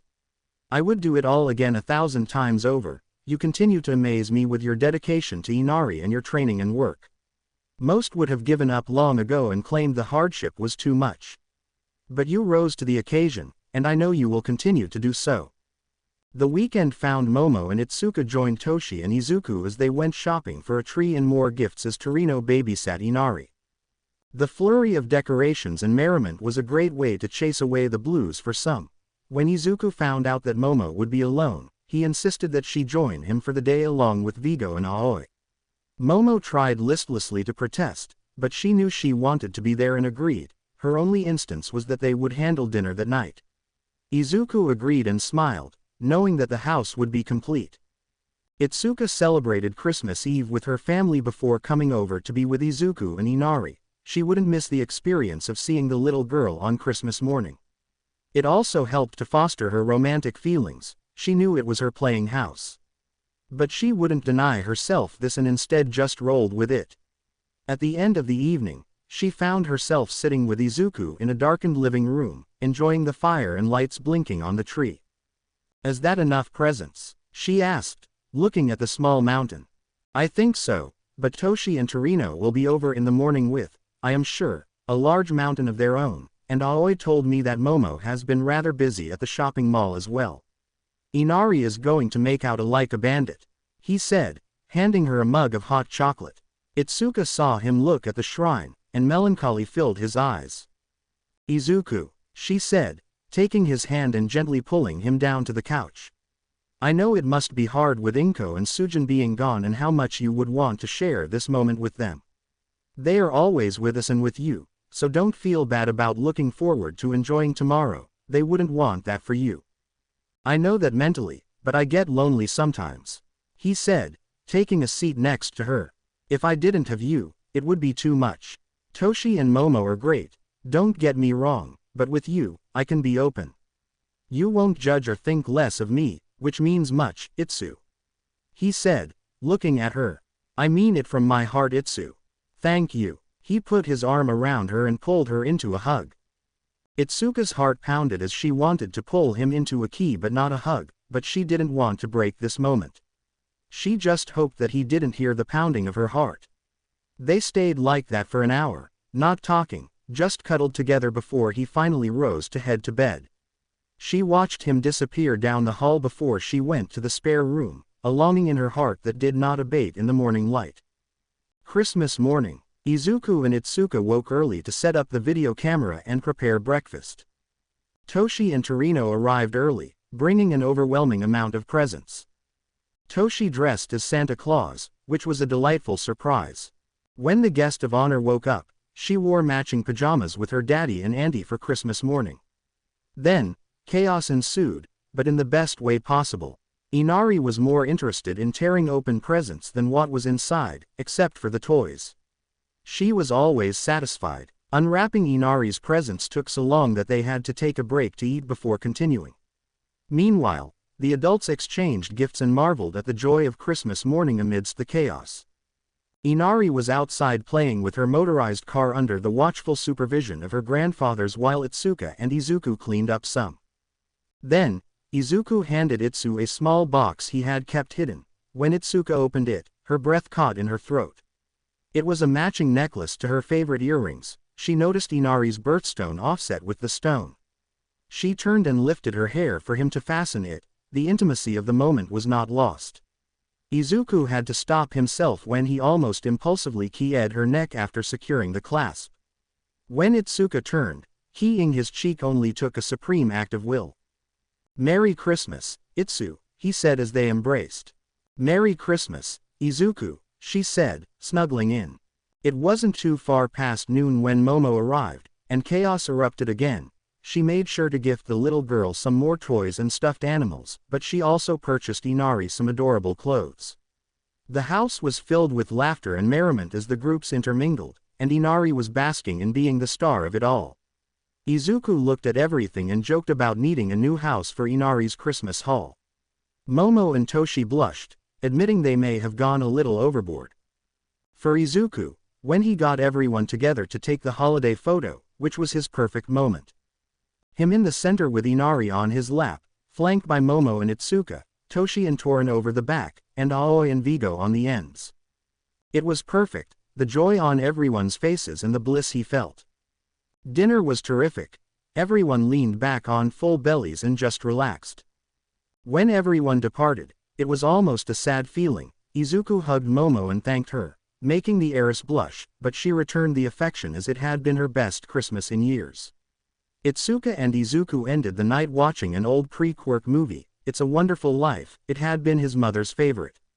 He had fond memories of watching it every holiday with her. He hadn't done so since her passing, but tonight, it felt right. The New Year. The group spent New Year together and made their first shrine visit together. Izuku was floored when he saw Momo and Itsuka in their yukata. The one they had picked up for Inari was adorable as well. As he saw the girls dotting on Inari and was stunned by their beauty, he felt himself not looking at them as his friends but as women. It raised a feeling of guilt. Momo he had rescued, and Itsuka was his best friend. It was the first time he had felt that way since Sujin had passed. When he brought it up in a session with Hound Dog, he was relieved that the man didn't condemn Izuku but told him it was a sign that he was healing and that he shouldn't beat himself up over it. To his surprise, he encountered Mrs. Asui and her family at the shrine. He walked over, offered his New Year greeting, and was even introduced to her husband and children. He smiled and talked with them briefly before excusing himself to return to his group. Sue looked at her mom and saw her smiling at the boy as he left. "Is he doing well?" she asked. "Better than I could have dreamed. He doesn't wallow when he gets set back and is building a strong network around himself." Her mother replied. "Now, did you get a hold of Kyoka?" "Yes, she is on her way." Mrs. Asui was incredibly pleased with Izuku. The boy would reach out when he was having difficulties, even if that would shine a bad light on himself, showing he was more concerned with Inari's well-being. She was proud of that. The birthday. Izuku started talking to the group about putting a party together to celebrate Inari's 2nd birthday. At first, he was planning something nice at home, but then Toshi mentioned an excursion to the Magic Kingdom, which was quickly taken from Izuku's hands. Momo quickly sided with Toshi, and to his surprise, so did Kobayashi. Itsuka was only on his side till Momo showed her different princess dresses they could put Inari in during the trip.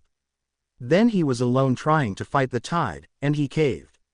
It was the best thing he ever did. Toshi had to pull. Being the #1 hero in all of Japan had its benefits, and he rarely reached out to ask for a favor had endeared him to many. So, when he made the call, his group received VIP tickets and guided tours, and they were also granted permission to stay in the secret rooms in the castle. His granddaughter was going to get to be a princess in a castle. Izuku was floored when Toshi revealed their travel plans and accommodations. Izuku was floored. He could only hug the man, and it just slipped out, "Thank you, Dad." Izuku froze. He didn't mean for it to slip out. He expected to be rebuffed, but instead, Toshi said, "You're welcome, son." They arrived in the evening after the park had closed and went to the luxurious rooms for the night. The morning he again left Izuku's jaw on the floor and his heart in his throat. They were getting ready for a private character breakfast when the doors to the girls' room opened and out walked Momo, Itsuka, and Inari, all in princess gowns. The cut for the girls was what floored the young man. Momo in a golden bell gown, Itsuka in teal Little Mermaid, and Inari as Cinderella. He only managed to wow to Momo and Itsuka, making them blush. He recovered and bowed to Inari, calling her princess, which was all the girl needed. It was so interesting to see people asking to take photos with Momo and Itsuka as they were walking around the park.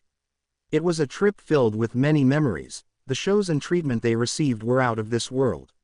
Momo even expressed that she hadn't experienced this kind of treatment.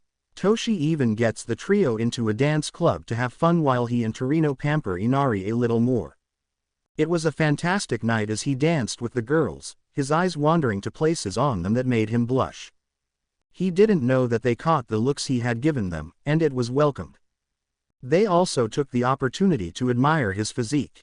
It was a night of internal revelations as sparks of attraction that had been dormant were beginning to ignite in the case of Momo and Izuku or roar to life in an inferno for Itsuka. Ultimately, it was the best trip Izuku had ever been on, and he was so thankful that it was something he could enjoy with all those presents and celebrate Inari's birthday in such outlandish fashion. March. He had done it. Toshi had set a mark he needed to hit for the entrance exam, and he more than hit the target. He blew it out of the water. The drive had always been there, but the thought of making his father happy was more motivation than he could have dreamed. The smile and joy on Toshi's face were more prominent and brighter than when he finished cleaning the beach. He was at 45%, not 30% but 45%. "I knew you could do it, son." No sweeter words could have reached Izuku at that moment. Mrs. Asui informed him that her visits would decrease soon. It was almost sad as the two had grown close over time. With a bright smile, though, she leaned in and told him she would recommend that he take the exam. All he could do was hug her. It was surprising to them both. Hound Dog sat with him, congratulated him on his progress, and said that he would also receive his recommendation. Izuku sat back before asking if they could continue his sessions. The counselor just smiled. I was going to offer that myself, but with you doing so, I just reaffirm my decision. Nezu. Well, Nezu unleashed hell. Izuku had to take a personalized test that lasted 5 hours. Then, he had to compete and engage in a mock battle versus the third-year training robots. He passed. He still had to take the entrance exam, but he felt good. If he could do all this, he could pass the exam. Momo revealed that she would be taking the recommendation exam. She had been afraid that Itsuka and Izuku would be mad at her or that jealousy would tear them apart. She was relieved when they were just proud of her and how they supported her as she prepared to take her test a few weeks before theirs. She felt great pride when Izuku asked if she would babysit Inari on the day of their exam. The fact that he trusted her so filled her with warmth. When the exam morning came, he woke early, dressed himself in Inari, picked up Itsuka, and drove to Momo's. After they said goodbye to the princess, he and Itsuka made their way to UA for the day that would define the rest of their lives. After parking, they walked in together. Both were a bundle of nerves. Even though Izuku had just gone through what he was positive was a more difficult exam, courtesy of Nezu, his mind was plagued with thoughts of what might go wrong. Itsuka slipped her hand into his not only to calm him but herself as well. They stood there momentarily before breaking their grip and stepping across the threshold. After checking in, they embraced tightly. See you at the auditorium, save me a seat, he said. As they broke apart, she kissed his cheek. For luck, she said, turning and leaving so he couldn't see her blush. He reviewed his preparations after entering the room and settling into his seat. Suddenly, he heard someone taking the seat beside him. Upon looking over, he saw Bakugo, the last person he wanted to encounter. They shared a tense moment when Izuku noticed Bakugo clenching and relaxing his hand. Eventually, Bakugo sat down without uttering a word, though Izuku could hear him grinding his teeth. As the room filled up and the instructor arrived, Izuku put the encounter out of his mind and focused on the test, much different from the one Nezu had given him. Izuku felt confident and double-checked his answers before submitting his test with ample time left. As he left the room and headed towards the auditorium, he accidentally bumped into Midnight.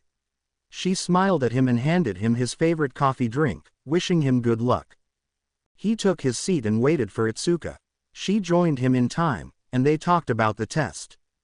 She was happy the written part was over and was ready to hit someone. He saw Bakugo again. No words were said. Itsuka and he went over the literature, and we whispered until President Mike took the stage. President Mike tried to loosen up the crowd and failed miserably. A guy with blue hair and glasses interrupted him by asking about what was dubbed the zero-pointer. President Mike explained that the zero-pointer was an obstacle to avoid and that engaging it would give the student no points. Itsuka and he were in different test areas. He leaned down and returned her gesture from earlier, keying her cheek. For luck, she laughed and spoke. Don't do anything stupid, okay? How can I? You are taking all the stupid with you. They laughed and bumped fists. See you on the other side, they said in unison. He watched her depart. Turning, he saw him standing there waiting. Deku. Bakugo. Don't trip now, not when you are so close to the end of the race. I don't plan to. I can't wait till I hear that you failed. Your stupid quirk won't help you at all. Don't worry, Bakugo, I'll see you in the hero course. If you make it. What did you say? You heard me. See on the other side, Bakugo. He saw the hand clench again but no sparks. He didn't hear the explosions or anything. Bakugo turned and left. All Izuku heard was, "Stupid Deku." It wasn't even yelled at. Izuku took a seat on the bus and found himself next to a charming brunette with a beautiful bob haircut that framed her face. She had a natural blush that made her look even more adorable. Although he felt guilty for noticing her, he knew it was a positive step in his healing process. He wasn't ready to date or engage in physical activities but could appreciate other girls. Suddenly, he noticed that she was trembling with fear, and he was about to offer her help when he felt a tap on his shoulder. What are you doing? Are you trying to do something unhero-like to that girl? It was the blue-haired guy from the auditorium. No, you dick, she seems nervous. I was going to try and calm her down. Why don't you sit down and mind your own business? The guy looked at Izuku like he was about to say something, but Izuku turned his back on him. He lightly placed his hand on the girl's shoulder. Hey, you, okay? She jumped some at his voice. No, to be honest, I am so terrified right now. My whole life has been building to this moment, and my future rides on it.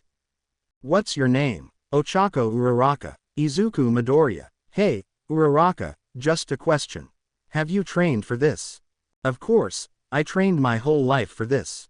Then you got this. Just believe in your training and believe in yourself. I know you can do it. I can't wait to see you in the hero course.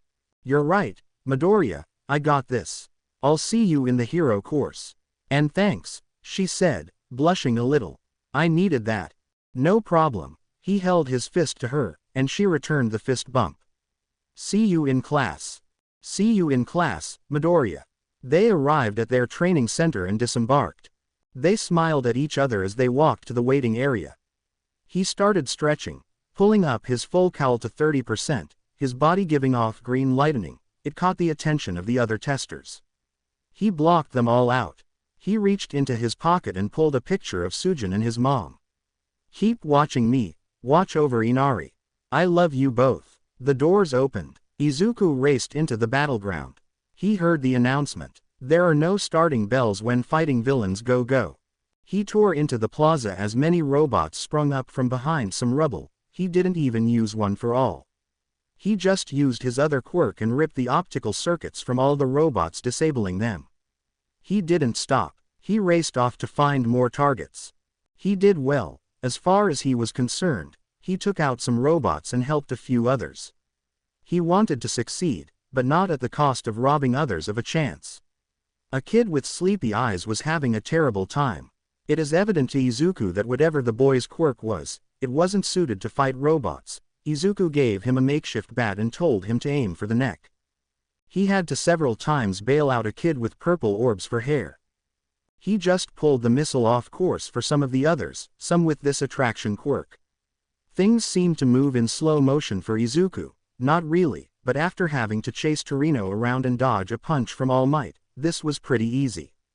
He knew time was coming up soon as he dispatched some more robots. Then the ground shook. The zero-pointer arrived. He watched as the other test-takers dashed towards the exit. He was about to do the same when he heard the cry for help. Uraraka was pinned underneath some rubble. He raced over to her and tossed the large pieces off of her. He was freeing her. Can you stand? I don't think so. My ankle is broken. Midoriya, watch out, she suddenly shouted. The area around them suddenly darkened. He turned to see a giant fist coming at him. He knew he couldn't let it impact him. He couldn't grab her and get away fast enough. He turned, pushed up to 50%, and threw his punch. Detroit smash. Their fists collided in a defining gong of metal as the robot's arm was sheared off, throwing it off balance. He leapt in the air towards the machine. Texas, smash, he dived down with a punch right into the robot's chest, which shattered. He kicked off to give himself some distance. The landing was going to hurt, but he would survive. Then he felt a slap on the back, and he was floating. He looked and saw Uraraka. My quirk, she said. He turned and brought her into his arms in a bridal carry, and she placed her hands together. Release. They landed safely. He cushioned her impact. Time. The call rang out, signaling the test's end. He smiled at her. Thanks for the save. You saved me first, Midoriya. Izuku. Ochako. Let's get you over to the gate. I am sure the medical staff are making their way in. You don't have to carry me, I must be heavy. Not at all, Ochako. I could do this all day, he said with a smile. The lightning was still dancing around his body. She could feel it dancing across her skin. It was warm, slightly ticklish. Above all that, she could feel his arms and chest muscles as he carried her with no effort.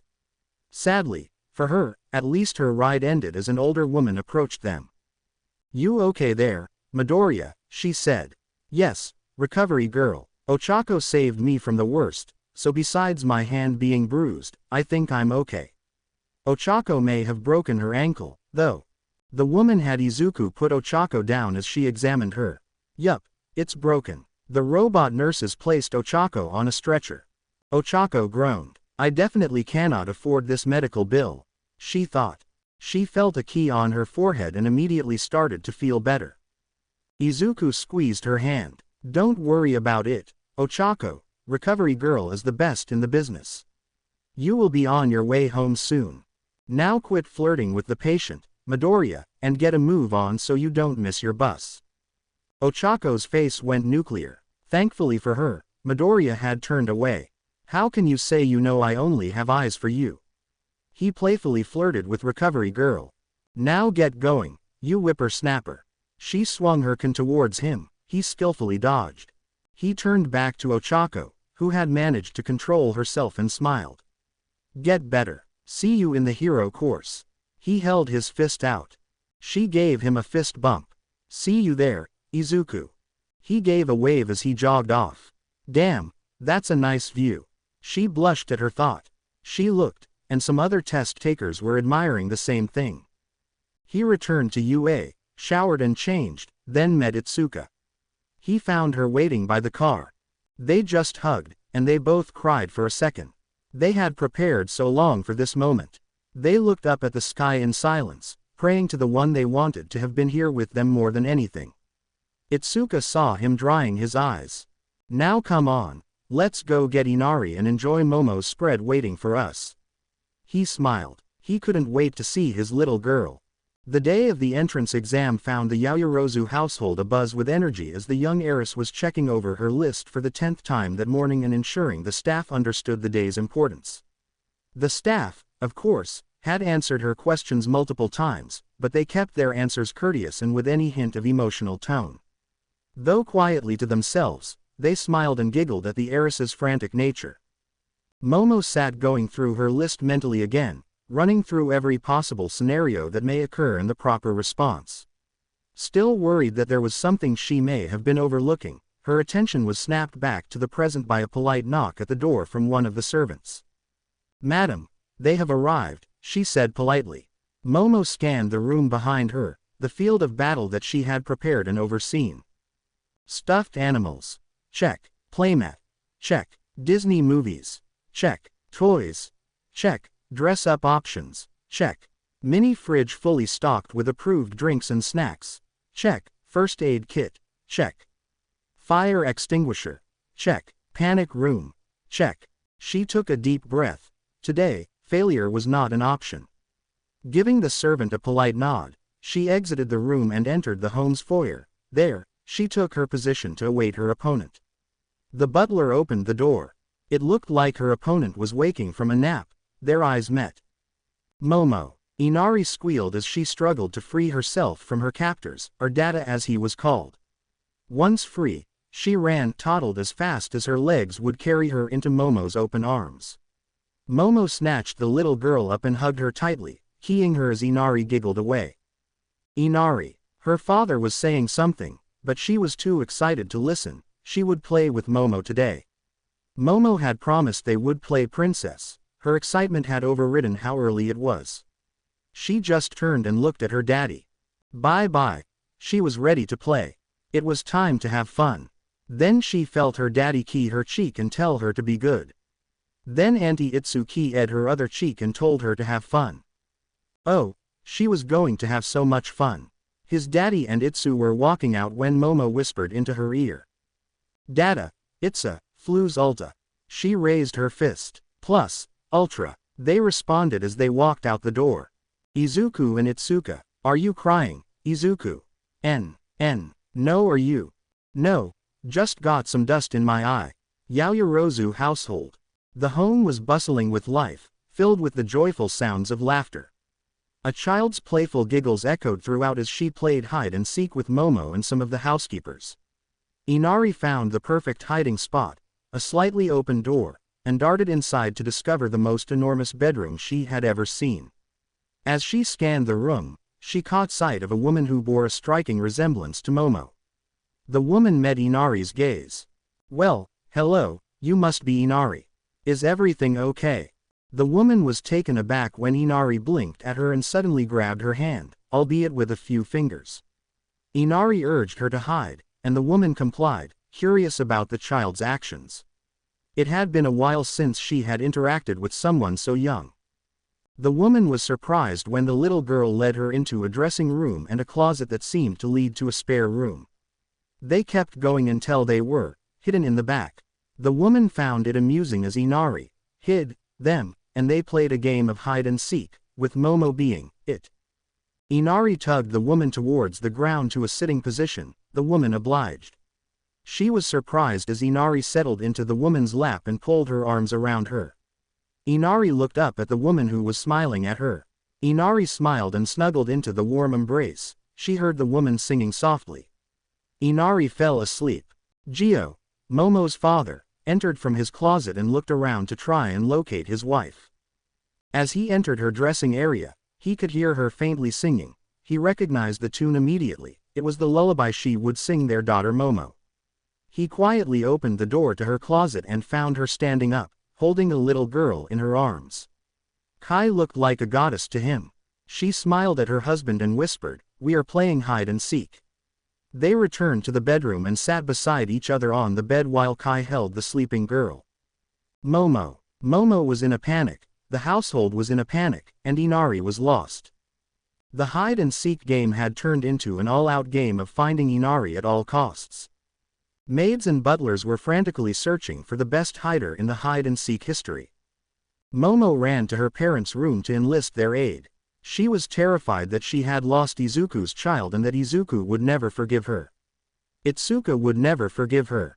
As she burst into the room, "Mother, father," she froze. There were her parents with the sleeping child. Momo fell to her knees. Her heart was almost pounding out of her chest. The sleeping child woke up rubbing her eyes. "Did I win?" Gio and Kai looked down at the little girl and then her daughter. Her mom smiled and spoke, "Yes, little one, I believe you did." The remainder of the day was beautiful for Momo as she spent it with her parents and played with Inari. Momo was thrilled to spend time with Inari but also enjoyed spending quality time with her parents. She couldn't recall the last time she had seen them smile and laugh so much. They didn't discuss company matters, projects, or meetings and rekindled their bond. Overall, it was a fantastic day. Izuku and Itsuka returned in the late afternoon and were warmly welcomed by Momo and Inari. Both girls were dressed in matching princess dresses that melted Itsuka's heart. Inari even attempted to curtsy and greeted them with, "Welcome home, Dada, Auntie." It was an adorable sight. Izuku smiled so big but also flushed slightly as when Momo curtsied low, he got a rather generous view of her cleavage, causing a torrent of inappropriate thoughts to run through his mind. Izuku composed himself and picked up his daughter, who immediately began recounting her day in a flurry of words. Izuku chuckled, realizing that muttering was a common trait in their family. Itsuka had made a similar observation. Momo guided them to the dining room, where a lavish feast awaited. Her parents greeted them with warmth and introduced themselves. Izuku was surprised by the respectful bow her parents gave him, and their gratitude for his help with their daughter left him blushing. They all sat down together and enjoyed the meal while Momo listened to her friend's account of their day's exam. Later, her father requested a private conversation with Izuku, and he obliged while the girls went to the theater room to watch a movie. The Yaoyorozu study. "Mr. Midoriya, may I call you Izuku?" Gio began as he took a seat behind a beautiful oak desk. He gestured to a nice leather chair. "I don't mind," Izuku replied as he sat. "Please call me Gio," the man replied. "Please don't be afraid of this conversation. I know you declined a monetary reward from Momo, but I would like to offer the same thing. Gio, I want to clarify that I acted based on what I believed was right, not for personal gain. This is the same explanation I gave to Momo before. I have an idea to propose. Why don't I put the money I'm offering into a trust for Inari? The money will be invested and grow. When she's old enough, she can use it for university or as a good start in life. If something happens to you, I know how much you love your daughter, just as I love my own. As a fellow father, I'd like to show my gratitude for all that you've done for my Momo by doing this for you." Izuku thought about it for a moment. He put himself in Gio's shoes. If the role were reversed, he would want to do everything he could to thank the man that did that for Inari. That I can accept, just as long as everything is written out so that it is all for Inari for her access when she turns 18, Izuku said after some thought. We can do that. I will have my people draw something up. Good, just send it to my lawyer. Izuku wrote down Kobayashi's contact information for Gio. You have a lawyer on call. My life has been interesting. The two men shook hands and went to join their ladies watching the movie. Gio and Kai were happy as they watched for a little while before excusing themselves. They hugged their daughter tightly and let her know her friends were welcome to spend the night if they wanted to. Inari's hugs and kisses brought them much joy. Are you sad that we never had another one? Kai said as they walked up the stairs. Some, Gio responded, but you are more important, Kai, it wasn't worth the risk. Besides, you already gave me one perfect child. Why would I be greedy and demand two? Kai just laughed, taking Gio's hand and leading him to bed. Izuku was lounging on an incredibly comfortable couch, with his daughter snuggled up on his lap and his two closest friends by his side. At first, he had refused the suggestion to stay for the night, but as he grew sleepier, he eventually relented. He was then led to a guest room. Inari though would not be joining him as she was kidnapped by Momo and Itsuka as they were all going to have a slumber party. Inari kissed him on the cheek as a goodnight gesture and then asked Momo and Itsuka to do the same. Izuku blushed when the girls complied with Inari's request and kissed him before bidding him goodnight. Before going to bed, he asked Itsuka to promise she would get him if anything went wrong, or they required assistance. As he drifted to sleep, he felt the comfortable mattress lull him into a peaceful slumber. Dreamland. He was floating in a comforting warmth when suddenly he was jolted awake by a poke on his cheek. Nana was there, and he looked around, confused. He had been in the same void as when they first met, but now he saw an old-fashioned dojo. The roof was missing, revealing a breathtaking view of a night sky filled with swirling masses he had never seen before. I hope I didn't faint again, he said.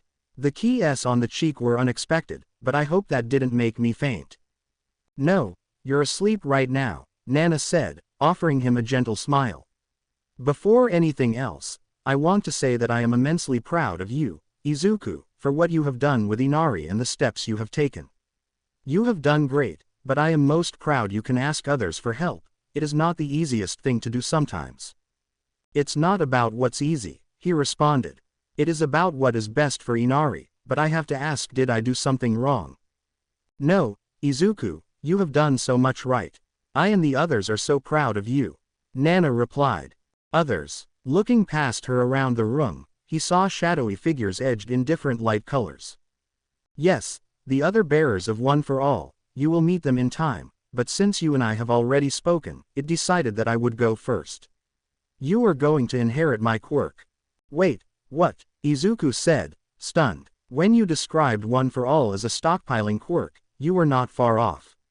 Whenever One for All would be passed on, it would carry a vestige or ember of its previous bearers. Part of that is that the One for All would absorb the bearer's quirk into itself and improve it. For example, my quirk is float, and I could do exactly what you think. When I became the seventh, it became flight. As your quirk has also increased in strength, has it not? It has. It still works better on smaller objects. I can affect things much smaller than my mother did and bigger. But why didn't you grant these to All Might? It is like when we first talked, something changed when he passed One for All to you. We knew that we would be able to one day talk to you, and I did when Inari came into your life. Now I know I can pass my quirk on to you or allow you to access it, as it is now part of One for All. I am sure it will happen with the others in time, but maybe I can go first because I was able to break through and talk to you. So, do I have to eat hair again? No, unless you have some fetish now. If so, talk with Hound Dog about that in your next session. Izuku scowled at Nana, causing her to laugh. I can only give you the basics. It is up to you to learn more. I suggest talking to Gran. He was the one that helped me get it under control. Izuku felt something strange, like a shiver, ran through his body, and he looked at her questioningly. Was that it? Yup, she said. Sorry if you were hoping for more, but... No, it's fine, he said. After the hair-eating thing, I never know how these things will go. Good, now on to the basics, this is how you float. Izuku. Upon waking up, Izuku tested himself and discovered he could now use Nana's quirk. He invited Toshi to dinner that night, as he had something to discuss with him. Izuku also requested that Torino join them. After assuring Toshi that he and Inari were doing well, Toshi agreed to come. They all had breakfast together before saying their goodbyes. Itsuka accompanied Izuku to the grocery store before he dropped her off at home. Upon returning home, Izuku got everything ready and ensured Inari was bathed and prepared for the day. Torino and Toshi arrived in the early evening. Torino picked up Inari while Izuku led them to the backyard, where he was preparing steaks for an all-American dinner. The menu included steak, baked potatoes, corn, and salad. While cooking, Izuku explained what happened the night before with Nana and One for All. He even quickly demonstrated his new ability, leading to a barrage of questions from Torino and Toshi. Izuku answered as many questions as he could before they sat down to eat. At one point during the meal, Toshi looked up from his plate. You passed your exam, Izuku. The official announcement will be next week, but I was permitted to let you know you have more to prepare than most. Izuku froze. I got in. With flying colors, my boy. Toshi said, beaming at his protege, no, his son. The two roses from their chairs embraced, with Izuku crying joyfully. He had dreamed a fool's dream of this moment. He had dreamed of a shared dream of this moment with Sujin and his mom. He had dreamed an obtainable dream of this moment when Toshi chose him to become the ninth. He had dreamed a dream of determination as he held his daughter. Now it was all coming true, his first step toward his goal. Toshi held him tight and whispered, you did it, my boy, you did it. Do you know who will be my homeroom teacher? He asked after he composed himself. Aizawa, you are going to be assigned to 1A.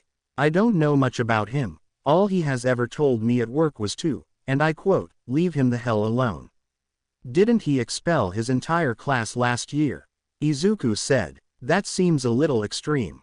That he did. As I said, he and I don't agree completely. He is unique. Shall we say he and I differ greatly on the idea of heroics, but I will still see you at UA as I teach the heroics class. Lord helps those zygotes, Torino added as he was hovering above the ground slightly with Inari, who was having a blast, flying. I have learned a lot from teaching Izuku. I may not be a perfect teacher, but I feel I will be better able to handle it than before. Besides, I wouldn't want to be too far away from my granddaughter in case she needs something. What about you, Torino? Izuku asked. Are you sticking around? That I will. Someone has to keep an eye on this big lug and this precious little thing, he said, looking at Inari. The rest of the evening was spent talking and just being a family. Izuku sat back, watching it all. Though none were blood-related, he felt the bond between them all. First, it had been one for all. Now, it was not only that but the little girl toddling after her grandpa as he ran away only to be tackled. He longed for Sujin and his mother to be here in this moment. Silently, he looked to the night sky and thanked them for looking out for him. UA. Itsuka and Momo were delighted to hear that Izuku had made it in. Itsuka did pout some as she had to wait for official channels to tell her if she made it. All of them were hoping to be placed in 1A together. The following week was chaotic, to say the least. Thankfully, Torino had stepped up to help keep Inari on her schedule as Izuku had so much to do with his job at UA and being a student himself getting ready to start. He had to get things from his house packed and ensure Inari's transition would be smooth. The little girl seemed to enjoy her room, so he wanted to make sure it was replicated as much as possible. He understood it would be an extra cost for the custom paint job, but he felt it was needed. He ended up eyeing Toshi suspiciously when it turned out there was no cost to the young father. He was working closely with Cementos as the pro reviewed things for the dorm. The only changes that needed to be made were Izuku's caretaker apartment, as the dorm was unused last year due to the expulsions. Once he could tour it, he was amazed. It was much smaller than he had lived in before but was also much more extensive than he expected. It had 2 bedrooms, a living area that could fit a sofa, an eat-in kitchen, and a small kitchenette complete with an oven and stovetop.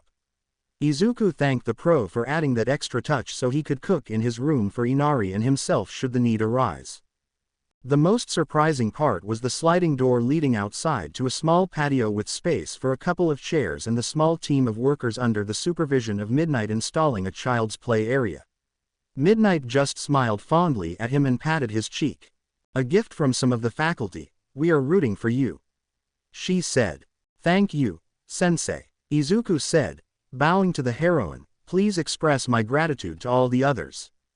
When he returned home one night with Inari and Itsuka to spend the evening together, he found a similar box to when his mother had passed, and inside was a business card for a woman from a home furnishings store and a simple type of card that said, "Congratulations." Izuku was confused and somewhat apprehensive as he wondered who this person was and their relationship to him. Thankfully, there were no booze in this box. He discussed it with Kobayashi and decided to take this benefactor up on this gift again, with the remainder added to Inari's investment account. Izuku was surprised to find the woman answering his call promptly and seemed more than happy to schedule an appointment anytime he wished. They settled on doing so Saturday. To his amazement, the shop would be considered couture as he designed the furniture from the styles, building materials, fabrics, and everything. Izuku nor Itsuka were designers, but the woman was great at her job and could help design and led them down a lovely path that fit his needs and style. After that, it was all about getting everything ready for the move. Most of the furniture from the central part of his house was staying, and the bedrooms were being moved to UA, especially Inari's belongings. Momo and her family were happy to put the young family up for a few nights so the movers could do their work. The group all got together when Itsuka's letter came in, insisting they be there when she opened it. They sat nervously as the hologram played before it welcomed her UA. They all let loose a cheer. Even Inari cheered, not sure why, but everyone seemed happy. The only sad thing was the reveal that Itsuka had been placed in 1B. But due to the closeness of the first-year dorms, she could visit freely when time permitted. She could hide her disappointment reasonably well, as she had almost feverishly been praying to be in 1A. Izuku and Inari were granted permission to move in early to allow them to get adjusted and for Izuku to go through some minor training for his new position, which mainly dealt with paperwork and how to do minor repairs. Inari slept with him the first few nights and found her footing. The little girl seemed to enjoy the sizable standard room she didn't have to share with anyone but her daddy. On the day the students moved in, Momo's parents stepped forward and offered to take Inari for a few days so Izuku could focus on his job. He was thankful, but it was difficult as this was the most he had been away from Inari since she came into his life. Momo did have to make several video calls, but she didn't mind. He woke early on the morning of the arrivals to triple-check everything was in place. The appearance of his first classmate had him jump to his feet to greet them. When he greeted them, they seemed to react rather coldly, declining all offers of assistance. The guy was tall with hair, well-built, and a tail. The oddest thing was when the boy asked him if he had a girlfriend. When Izuku answered, the Ojiro just walked away. Ojiro. He had seen enough photos to realize who was standing in front of him. Was the universe playing some sick prank on him? Itsuka never talked about Izuku's quirk, so he wasn't sure what it was, but it had to be good enough to get him into UA. He sized Izuku up to some decent shape and moved confidently, but why was he here helping? They are probably beeping up to the new arrivals. Well, Ojiro knew what kind of person he was. If Izuku was here, then does that mean Itsuka was as well? Great. Now I get to watch them parade around together, he thought. He sent a quick text to his group chat with Jirota and Kanoko. Ojiro. You will never guess WHO is in my class. Jirota. Who? Kanoko. I am curious as well. Ojiro. Izuku Midoriya. Jirota. No goddamn way. Be careful, don't kick highs or anything. They might expel you. Ojiro. I won't. I wait for combat class to show him his place. He even denied having a girlfriend or anything, and I don't see any kid running around. Kanoko. Ojiro, I understand that Itsuka hurt you, and she could have handled things better. But is it wise to carry on this anger towards someone you haven't ever met? Ojiro. The guy is a snake Kanoko, he stole her from me. F*** him. Jirota. Yay Kanoko, you know what he did. I got your back, Ojiro. Kanoko, the Mushroom Queen, has left the chat. Ojiro. What the hell is her problem? Jirota. No idea, man. I will talk to her when I see her at the dorms and get it straightened out. -1 a dorms. Next to arrive was Shoto Todoroki, the other recommendation student. Momo hadn't said much about him because he wasn't very friendly. His two-tone hair and different colored eyes struck Izuku. While he didn't say much past his name, he seemed nicer than Ojiro. The only help he accepted was Izuku carrying up some tatami mats. Once that was completed, Shoto closed the door to be left alone. A very bubbly, pink-skinned girl with yellow irises and black sclerae, short fluffy and unruly pink hair slightly darker than her skin. She also has two thin pale yellow horns protruding from her head named Mina Ashido. She wasn't alone as she was joined by her horn buddy. The boy shook his head and introduced himself as Eijiro Kirishima, a muscular young man of average height and a rather impressive physique for his age. He had red eyes and pointed teeth. His hair was somewhat long, dyed a bright red, and spiked away from his head at all angles. His appearance made Izuku think of Bakugo, but he seemed much more likable. Mina readily took his help as Eijiro declined it because he was manly. This was the second time today Izuku was confused. Izuku was happy when Ochako arrived next, and they greeted each other warmly with a fist bump, chatting about the exam and what they had been up to. She didn't have much to carry up, so they did it in a single trip. Ochako apologized for it, seemingly embarrassed, but Izuku could put her at ease. It made him feel good when she smiled. They ended up talking in the common room together after she could unpack. After that, Ochako joined him in welcoming new classmates. Izuku was thankful when a recording studio belonged to the next arrival Kyoka Jiro. The girl had purple hair, black eyes, and two headphone jacks coming from her ears. She was a petite, fair-skinned girl with a slender build. She was dressed in black jeans and a deep dope shirt. She was friendly, thanking Ochako and Izuku for their help. Shiro Honta was next to arrive, a tall, lean young man with chin-length black hair spiked downwards, with jagged bangs coming about halfway down his forehead. His most noticeable feature was that his elbows had the shape of cylindrical tape dispensers. Shiro was good-natured and friendly, which was pleasant, aside from Ojiro, who was cold, and Shoto, who just seemed quiet. All his classmates seemed like they were going to be pleased to be around. His nerves about meeting Inari were easing some, but a teenage father and a hero in training would still be a lot for them to deal with. Next to arrive a boy with short gold hair, parted to the right with a black lightning-shaped streak on the left of his side fringe, angled to partially obscure his left eye. He has slanted, somewhat triangular golden eyes with a slim build. He introduced himself as Denki Kaminari and seemed more interested in hitting on Ochako than anything else. Izuku with Ochako went to the kitchen and prepared a large dinner of spaghetti and meatballs, garlic bread, and salad for the first night. Almost everyone sat down and ate except Ojiro and Shoto. They took the food, said thank you, and left. When they asked about it, Mina and Ochako noticed that Ojiro seemed to be eyeing Izuku. He shrugged and told them he had met the guy for the first time today. It wasn't till he talked to Itsuka later that it clicked. Oh, damn, that is Itsuka's ex. Wonder what he is mad at me about. He ended the night with a video call with Momo and Inari. -1B dorms. Why did you leave the chat? Jirota asked. Because I didn't want to read whatever you two were going to talk about. Itsuka was in the wrong, and she owes Ojiro an apology, but that's it. I believe what Itsuka said about them only being friends. She left for valid reasons. Why can't you two see that? Kanoko replied. You just don't get it. You are right, I don't get it, she said. Thank you very much for the food, Abara. It was delicious, but I am going to bed. It was nice to meet you all. The group watched Kanoko leave before the girl Abara turned and asked. Is something wrong? Jirota turned to the girl with green vines for hair and shook his head. It's nothing. A young man of average height with slick blonde hair, which gets shorter the further down his head, is styled so that it's parted to the right, his bangs left hanging over his right eye.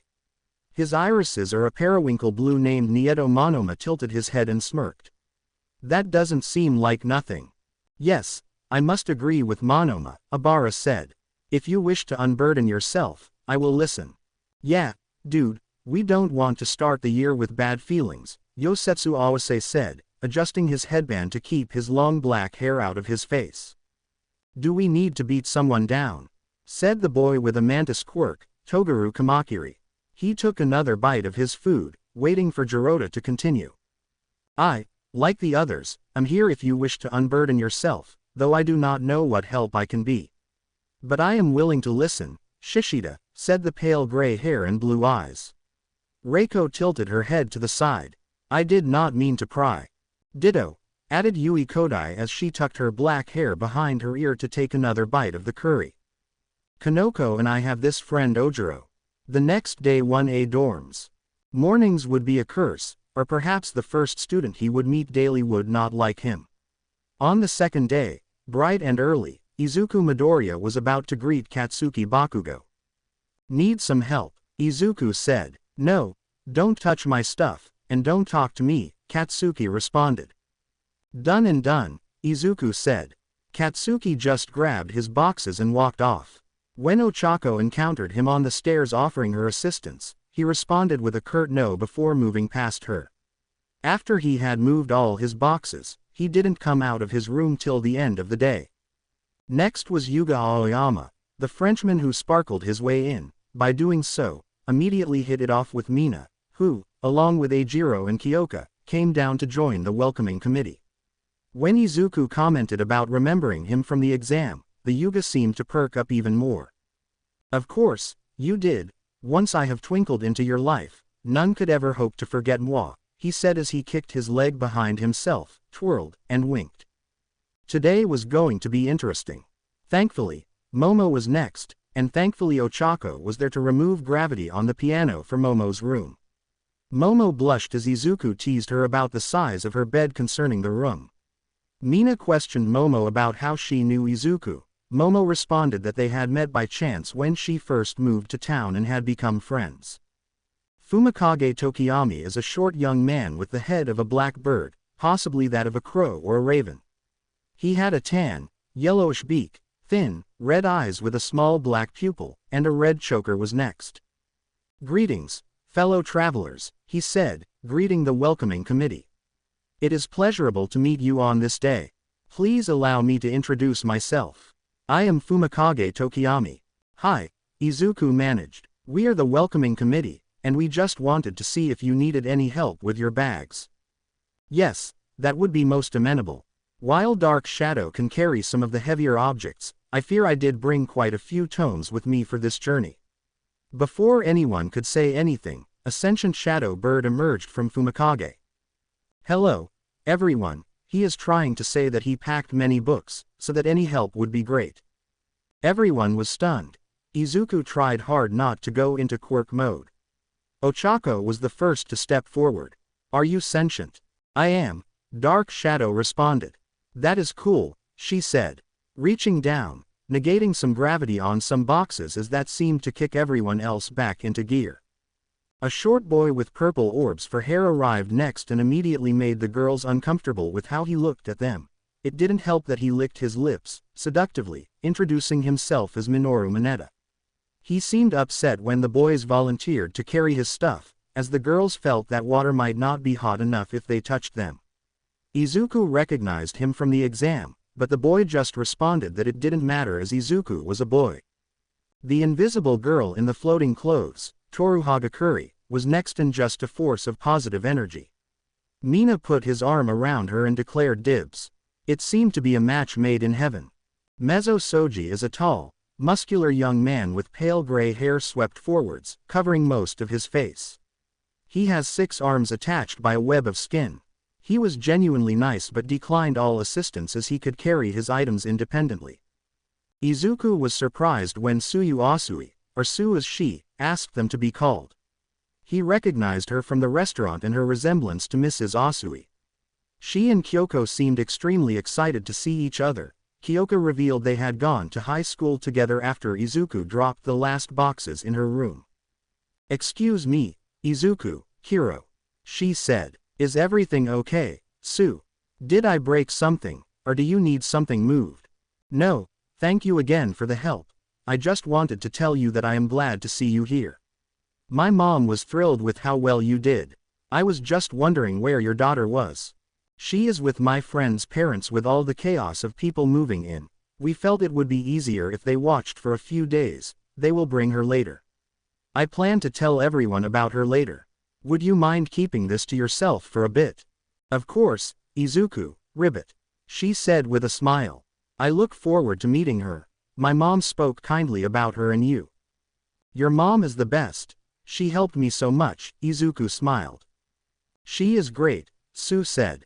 When Izuku came downstairs, the next classmate arrived. As Izuku stepped outside, he sighed, noticing the uptight young man from the exam. It is fine. Maybe he was just uptight because of the exam. The young man rapidly approached in a somewhat robotic fashion and immediately blew Izuku's thoughts about the exam being the source of his uptightness. You, he said, you were the one that used the language unbecoming of a hero. What are you doing here? I am the dorm manager. Wait till he meets Bakugo. Surely you jest. There is no way such a fine institution would hire someone with such a foul attitude. Okay, first, before this gets any worse, let me apologize for my language and attitude. I could have dealt with that better, but the fact that you immediately jumped to the wrong conclusion is something you should work on. I did jump to conclusions, but I still disapprove of such language. But are you the dorm manager? Yes, and I am a first-year student like you. That seems interesting. How did you come to find yourself an employee and a student? It's an interesting story, but let us get you settled before the meet and greet. The rest of the welcoming committee emerged, and Izuku excused himself to start on dinner. Once he was in the kitchen, he made homemade pizzas using the multiple ovens to their fullest. As he slipped the last one in, Momo walked into the kitchen, smiling at him. Did you manage to get everything unpacked? No, I still have more to do, but I will finish later. Are you nervous? Yes, I am about to expose much of my life and, most importantly, Inari to strangers. I have no idea how they will react. Not to mention Bakugo is here. I don't think I have had the pleasure of meeting him yet. Trust me, you would remember if you had. There is history there, I take it. Yes, there is. Too much to go over right now. I promise to talk to you about it tomorrow. Can you start letting people know it is time for dinner? Of course, chef, Momo said, giving him a wink that made Izuku blush a little. Gathering most of the class for dinner was a breeze, except for Shoto and Katsuki, who were more challenging to convince. However, they seemed content once everyone sat down to eat, and Izuku felt pleased. During the meal, people chatted and enjoyed each other's company. As dinner ended, it was time for the meet and greet. Izuku was taken aback when Katsuki stepped forward first. To his surprise, Katsuki spoke calmly without any shouting or explosions. Izuku was impressed. He noticed that he flexed his right hand twice before he started talking. My name is Katsuki Bakugo. I am not here to make friends with any of you. I am here to be the best hero of all time. My quirk is an explosion. Shoto followed suit simply by saying his name and was here to be the best. Everyone had stepped forward, introducing themselves, some added hobbies, and their quirks. Getting to know everyone a little more, at the end was Izuku. He took a deep breath. Hello, everyone. As all of you know, my name is Izuku Midoriya, and I am the dorm manager, so if something breaks, I am the guy you tell, or if you need something for your dorm, that is also me. I am an employee of UA, but I am also a first-year student like all of you. I enjoy playing the guitar, movies, and when I can reading. My quirk is a version of telekinesis that I call psychokinesis. The smaller an object is, the better I can affect it. It doesn't work on things much bigger than a cat. The most important thing I must tell you is that I am a father. I have a 2-year-old daughter. Some students responded silently, while others yelled, "What?" He held his hand for silence. The commotion in his confession had even stopped Shoto heading up the stairs. I will answer some questions, but before any of that, let me finish. UA is aware of my situation, which is part of the reason I work here. My daughter's name is Inari, and she will also be living here. I do not expect any of you to look after her. I will ask that you don't just give her food or treats without clearing it with me. Her mother was my longtime girlfriend, who moved in 2 years ago. I never knew that she was pregnant. She kept that from me so I would not drop everything and run to her. About 8 months ago, she was killed in a fight between pro-heroes and some villains. He heard some gasps as some of the girls' eyes watered. So, I have been learning to be a father for the past 8 months. I immediately reported my circumstances to UA as I still intended to apply but was unsure I could. I have had to comply with the terms of a contract set forth by the principal to provide proof of financial capabilities and mental capacity. I had to clear a strict evaluation by child safety which I have. There are a few people who are aware of my situation in class. Momo, whom I met before school, became friends and Sue. Her mom was my case manager. The other is Itsuka Kendo from Class 1B, whom you will probably see over here often as she is Inari's godmother and my and Inari's mother's childhood friend.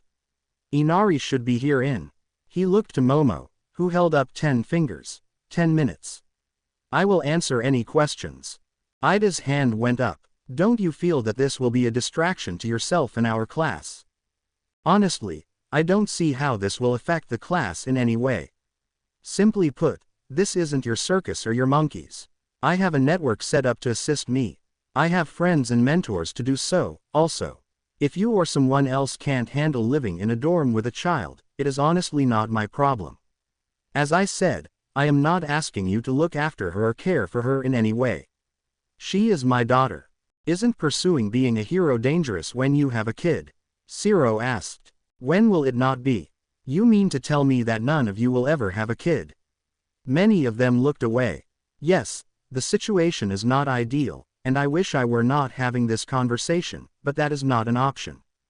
Why do you want to be a hero? Ochako asked. Before or now? Both, she replied. Before I wanted to save people with a smile, like All Might, but now it is for her. I want to make this world a safer place for her. It sounds like a stock answer, but it is the truth. I want the world she inherits to be much better than it is now. But what if something happens to you? Sue asked. I have things already put in place for that. There is her godmother and others. I have already started setting aside funds and have a life insurance policy. So, you're just going to play at being a hero then, Deku? Katsuki spat out.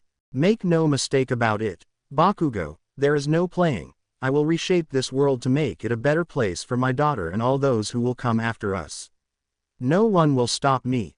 Both he and Momo felt their phones vibrate in their pockets. She's arrived. If you're interested, I would love for you to meet her. However, I won't push it.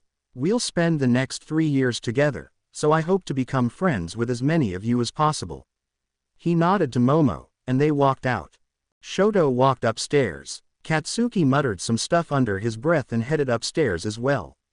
Most boys soon departed, except Eijiro, Koji, and Fumikage. Mina spoke up. Dude, I was not expecting that. I almost cried when he told me her mom was dead. Yay, that was some heavy shit, Jiro added. You knew Sue. My mom had talked some about the case, never details, though, she placed her finger near her mouth. I saw him at a restaurant where my family and I ate. I asked my mom if that was him, and she said yes. I recognized him when I saw him. He asked me to keep quiet till tonight. I figured I could do that. My mom liked him. She said he worked hard. Eijiro added, that's manly. I just hope I don't scare her. Children sometimes get scared when they see me, Fumikage added. I respect him, Toru said, catching the group's attention. Imagine how much your life changes when being so young and finding out you have a kid. And it sounds like UA made him jump through hoops, and the Child Safety Division signed off on it. Soon the doors opened, and in walked Momo with Izuku trailing behind, holding Inari. She hid her face and was peeking at the group. Sue and Ochako walked up. Inari leaned out of his arms towards Sue. Azu, she said. Sue looked at Izuku, who nodded. Sue extended her arms, and Inari leaned over to her. Azu, Inari said, looking at Sue's face. Sue, she replied, looking at the little girl. Sue, Inari said hopefully. That will work, Sue said with a smile. Inari giggled, and the girls started to come closer. Inari looked at Ochako and hid her face in Sue's shoulder before peeking out. Inari, the little girl said. Ochako leaned in and smiled. Ochako, Okako. Ochako smiled and thought for a moment. Ocha. Inari smiled. Ocha. It took some time, but eventually, she introduced herself to all of them. It took her a few moments with Fumikage. She ran and grabbed Mina and made her come with her to meet Fumikage. Mina smiled as the little girl took her fingers and pulled her over. After Mina showed her that Fumikage was safe, he became Fumi. Everyone found seats and started talking, asking about Inari and what I was like as the little girl ran around, finding herself playing with Koji. The conversation flowed, with everyone beginning to ask about each other and their quirks.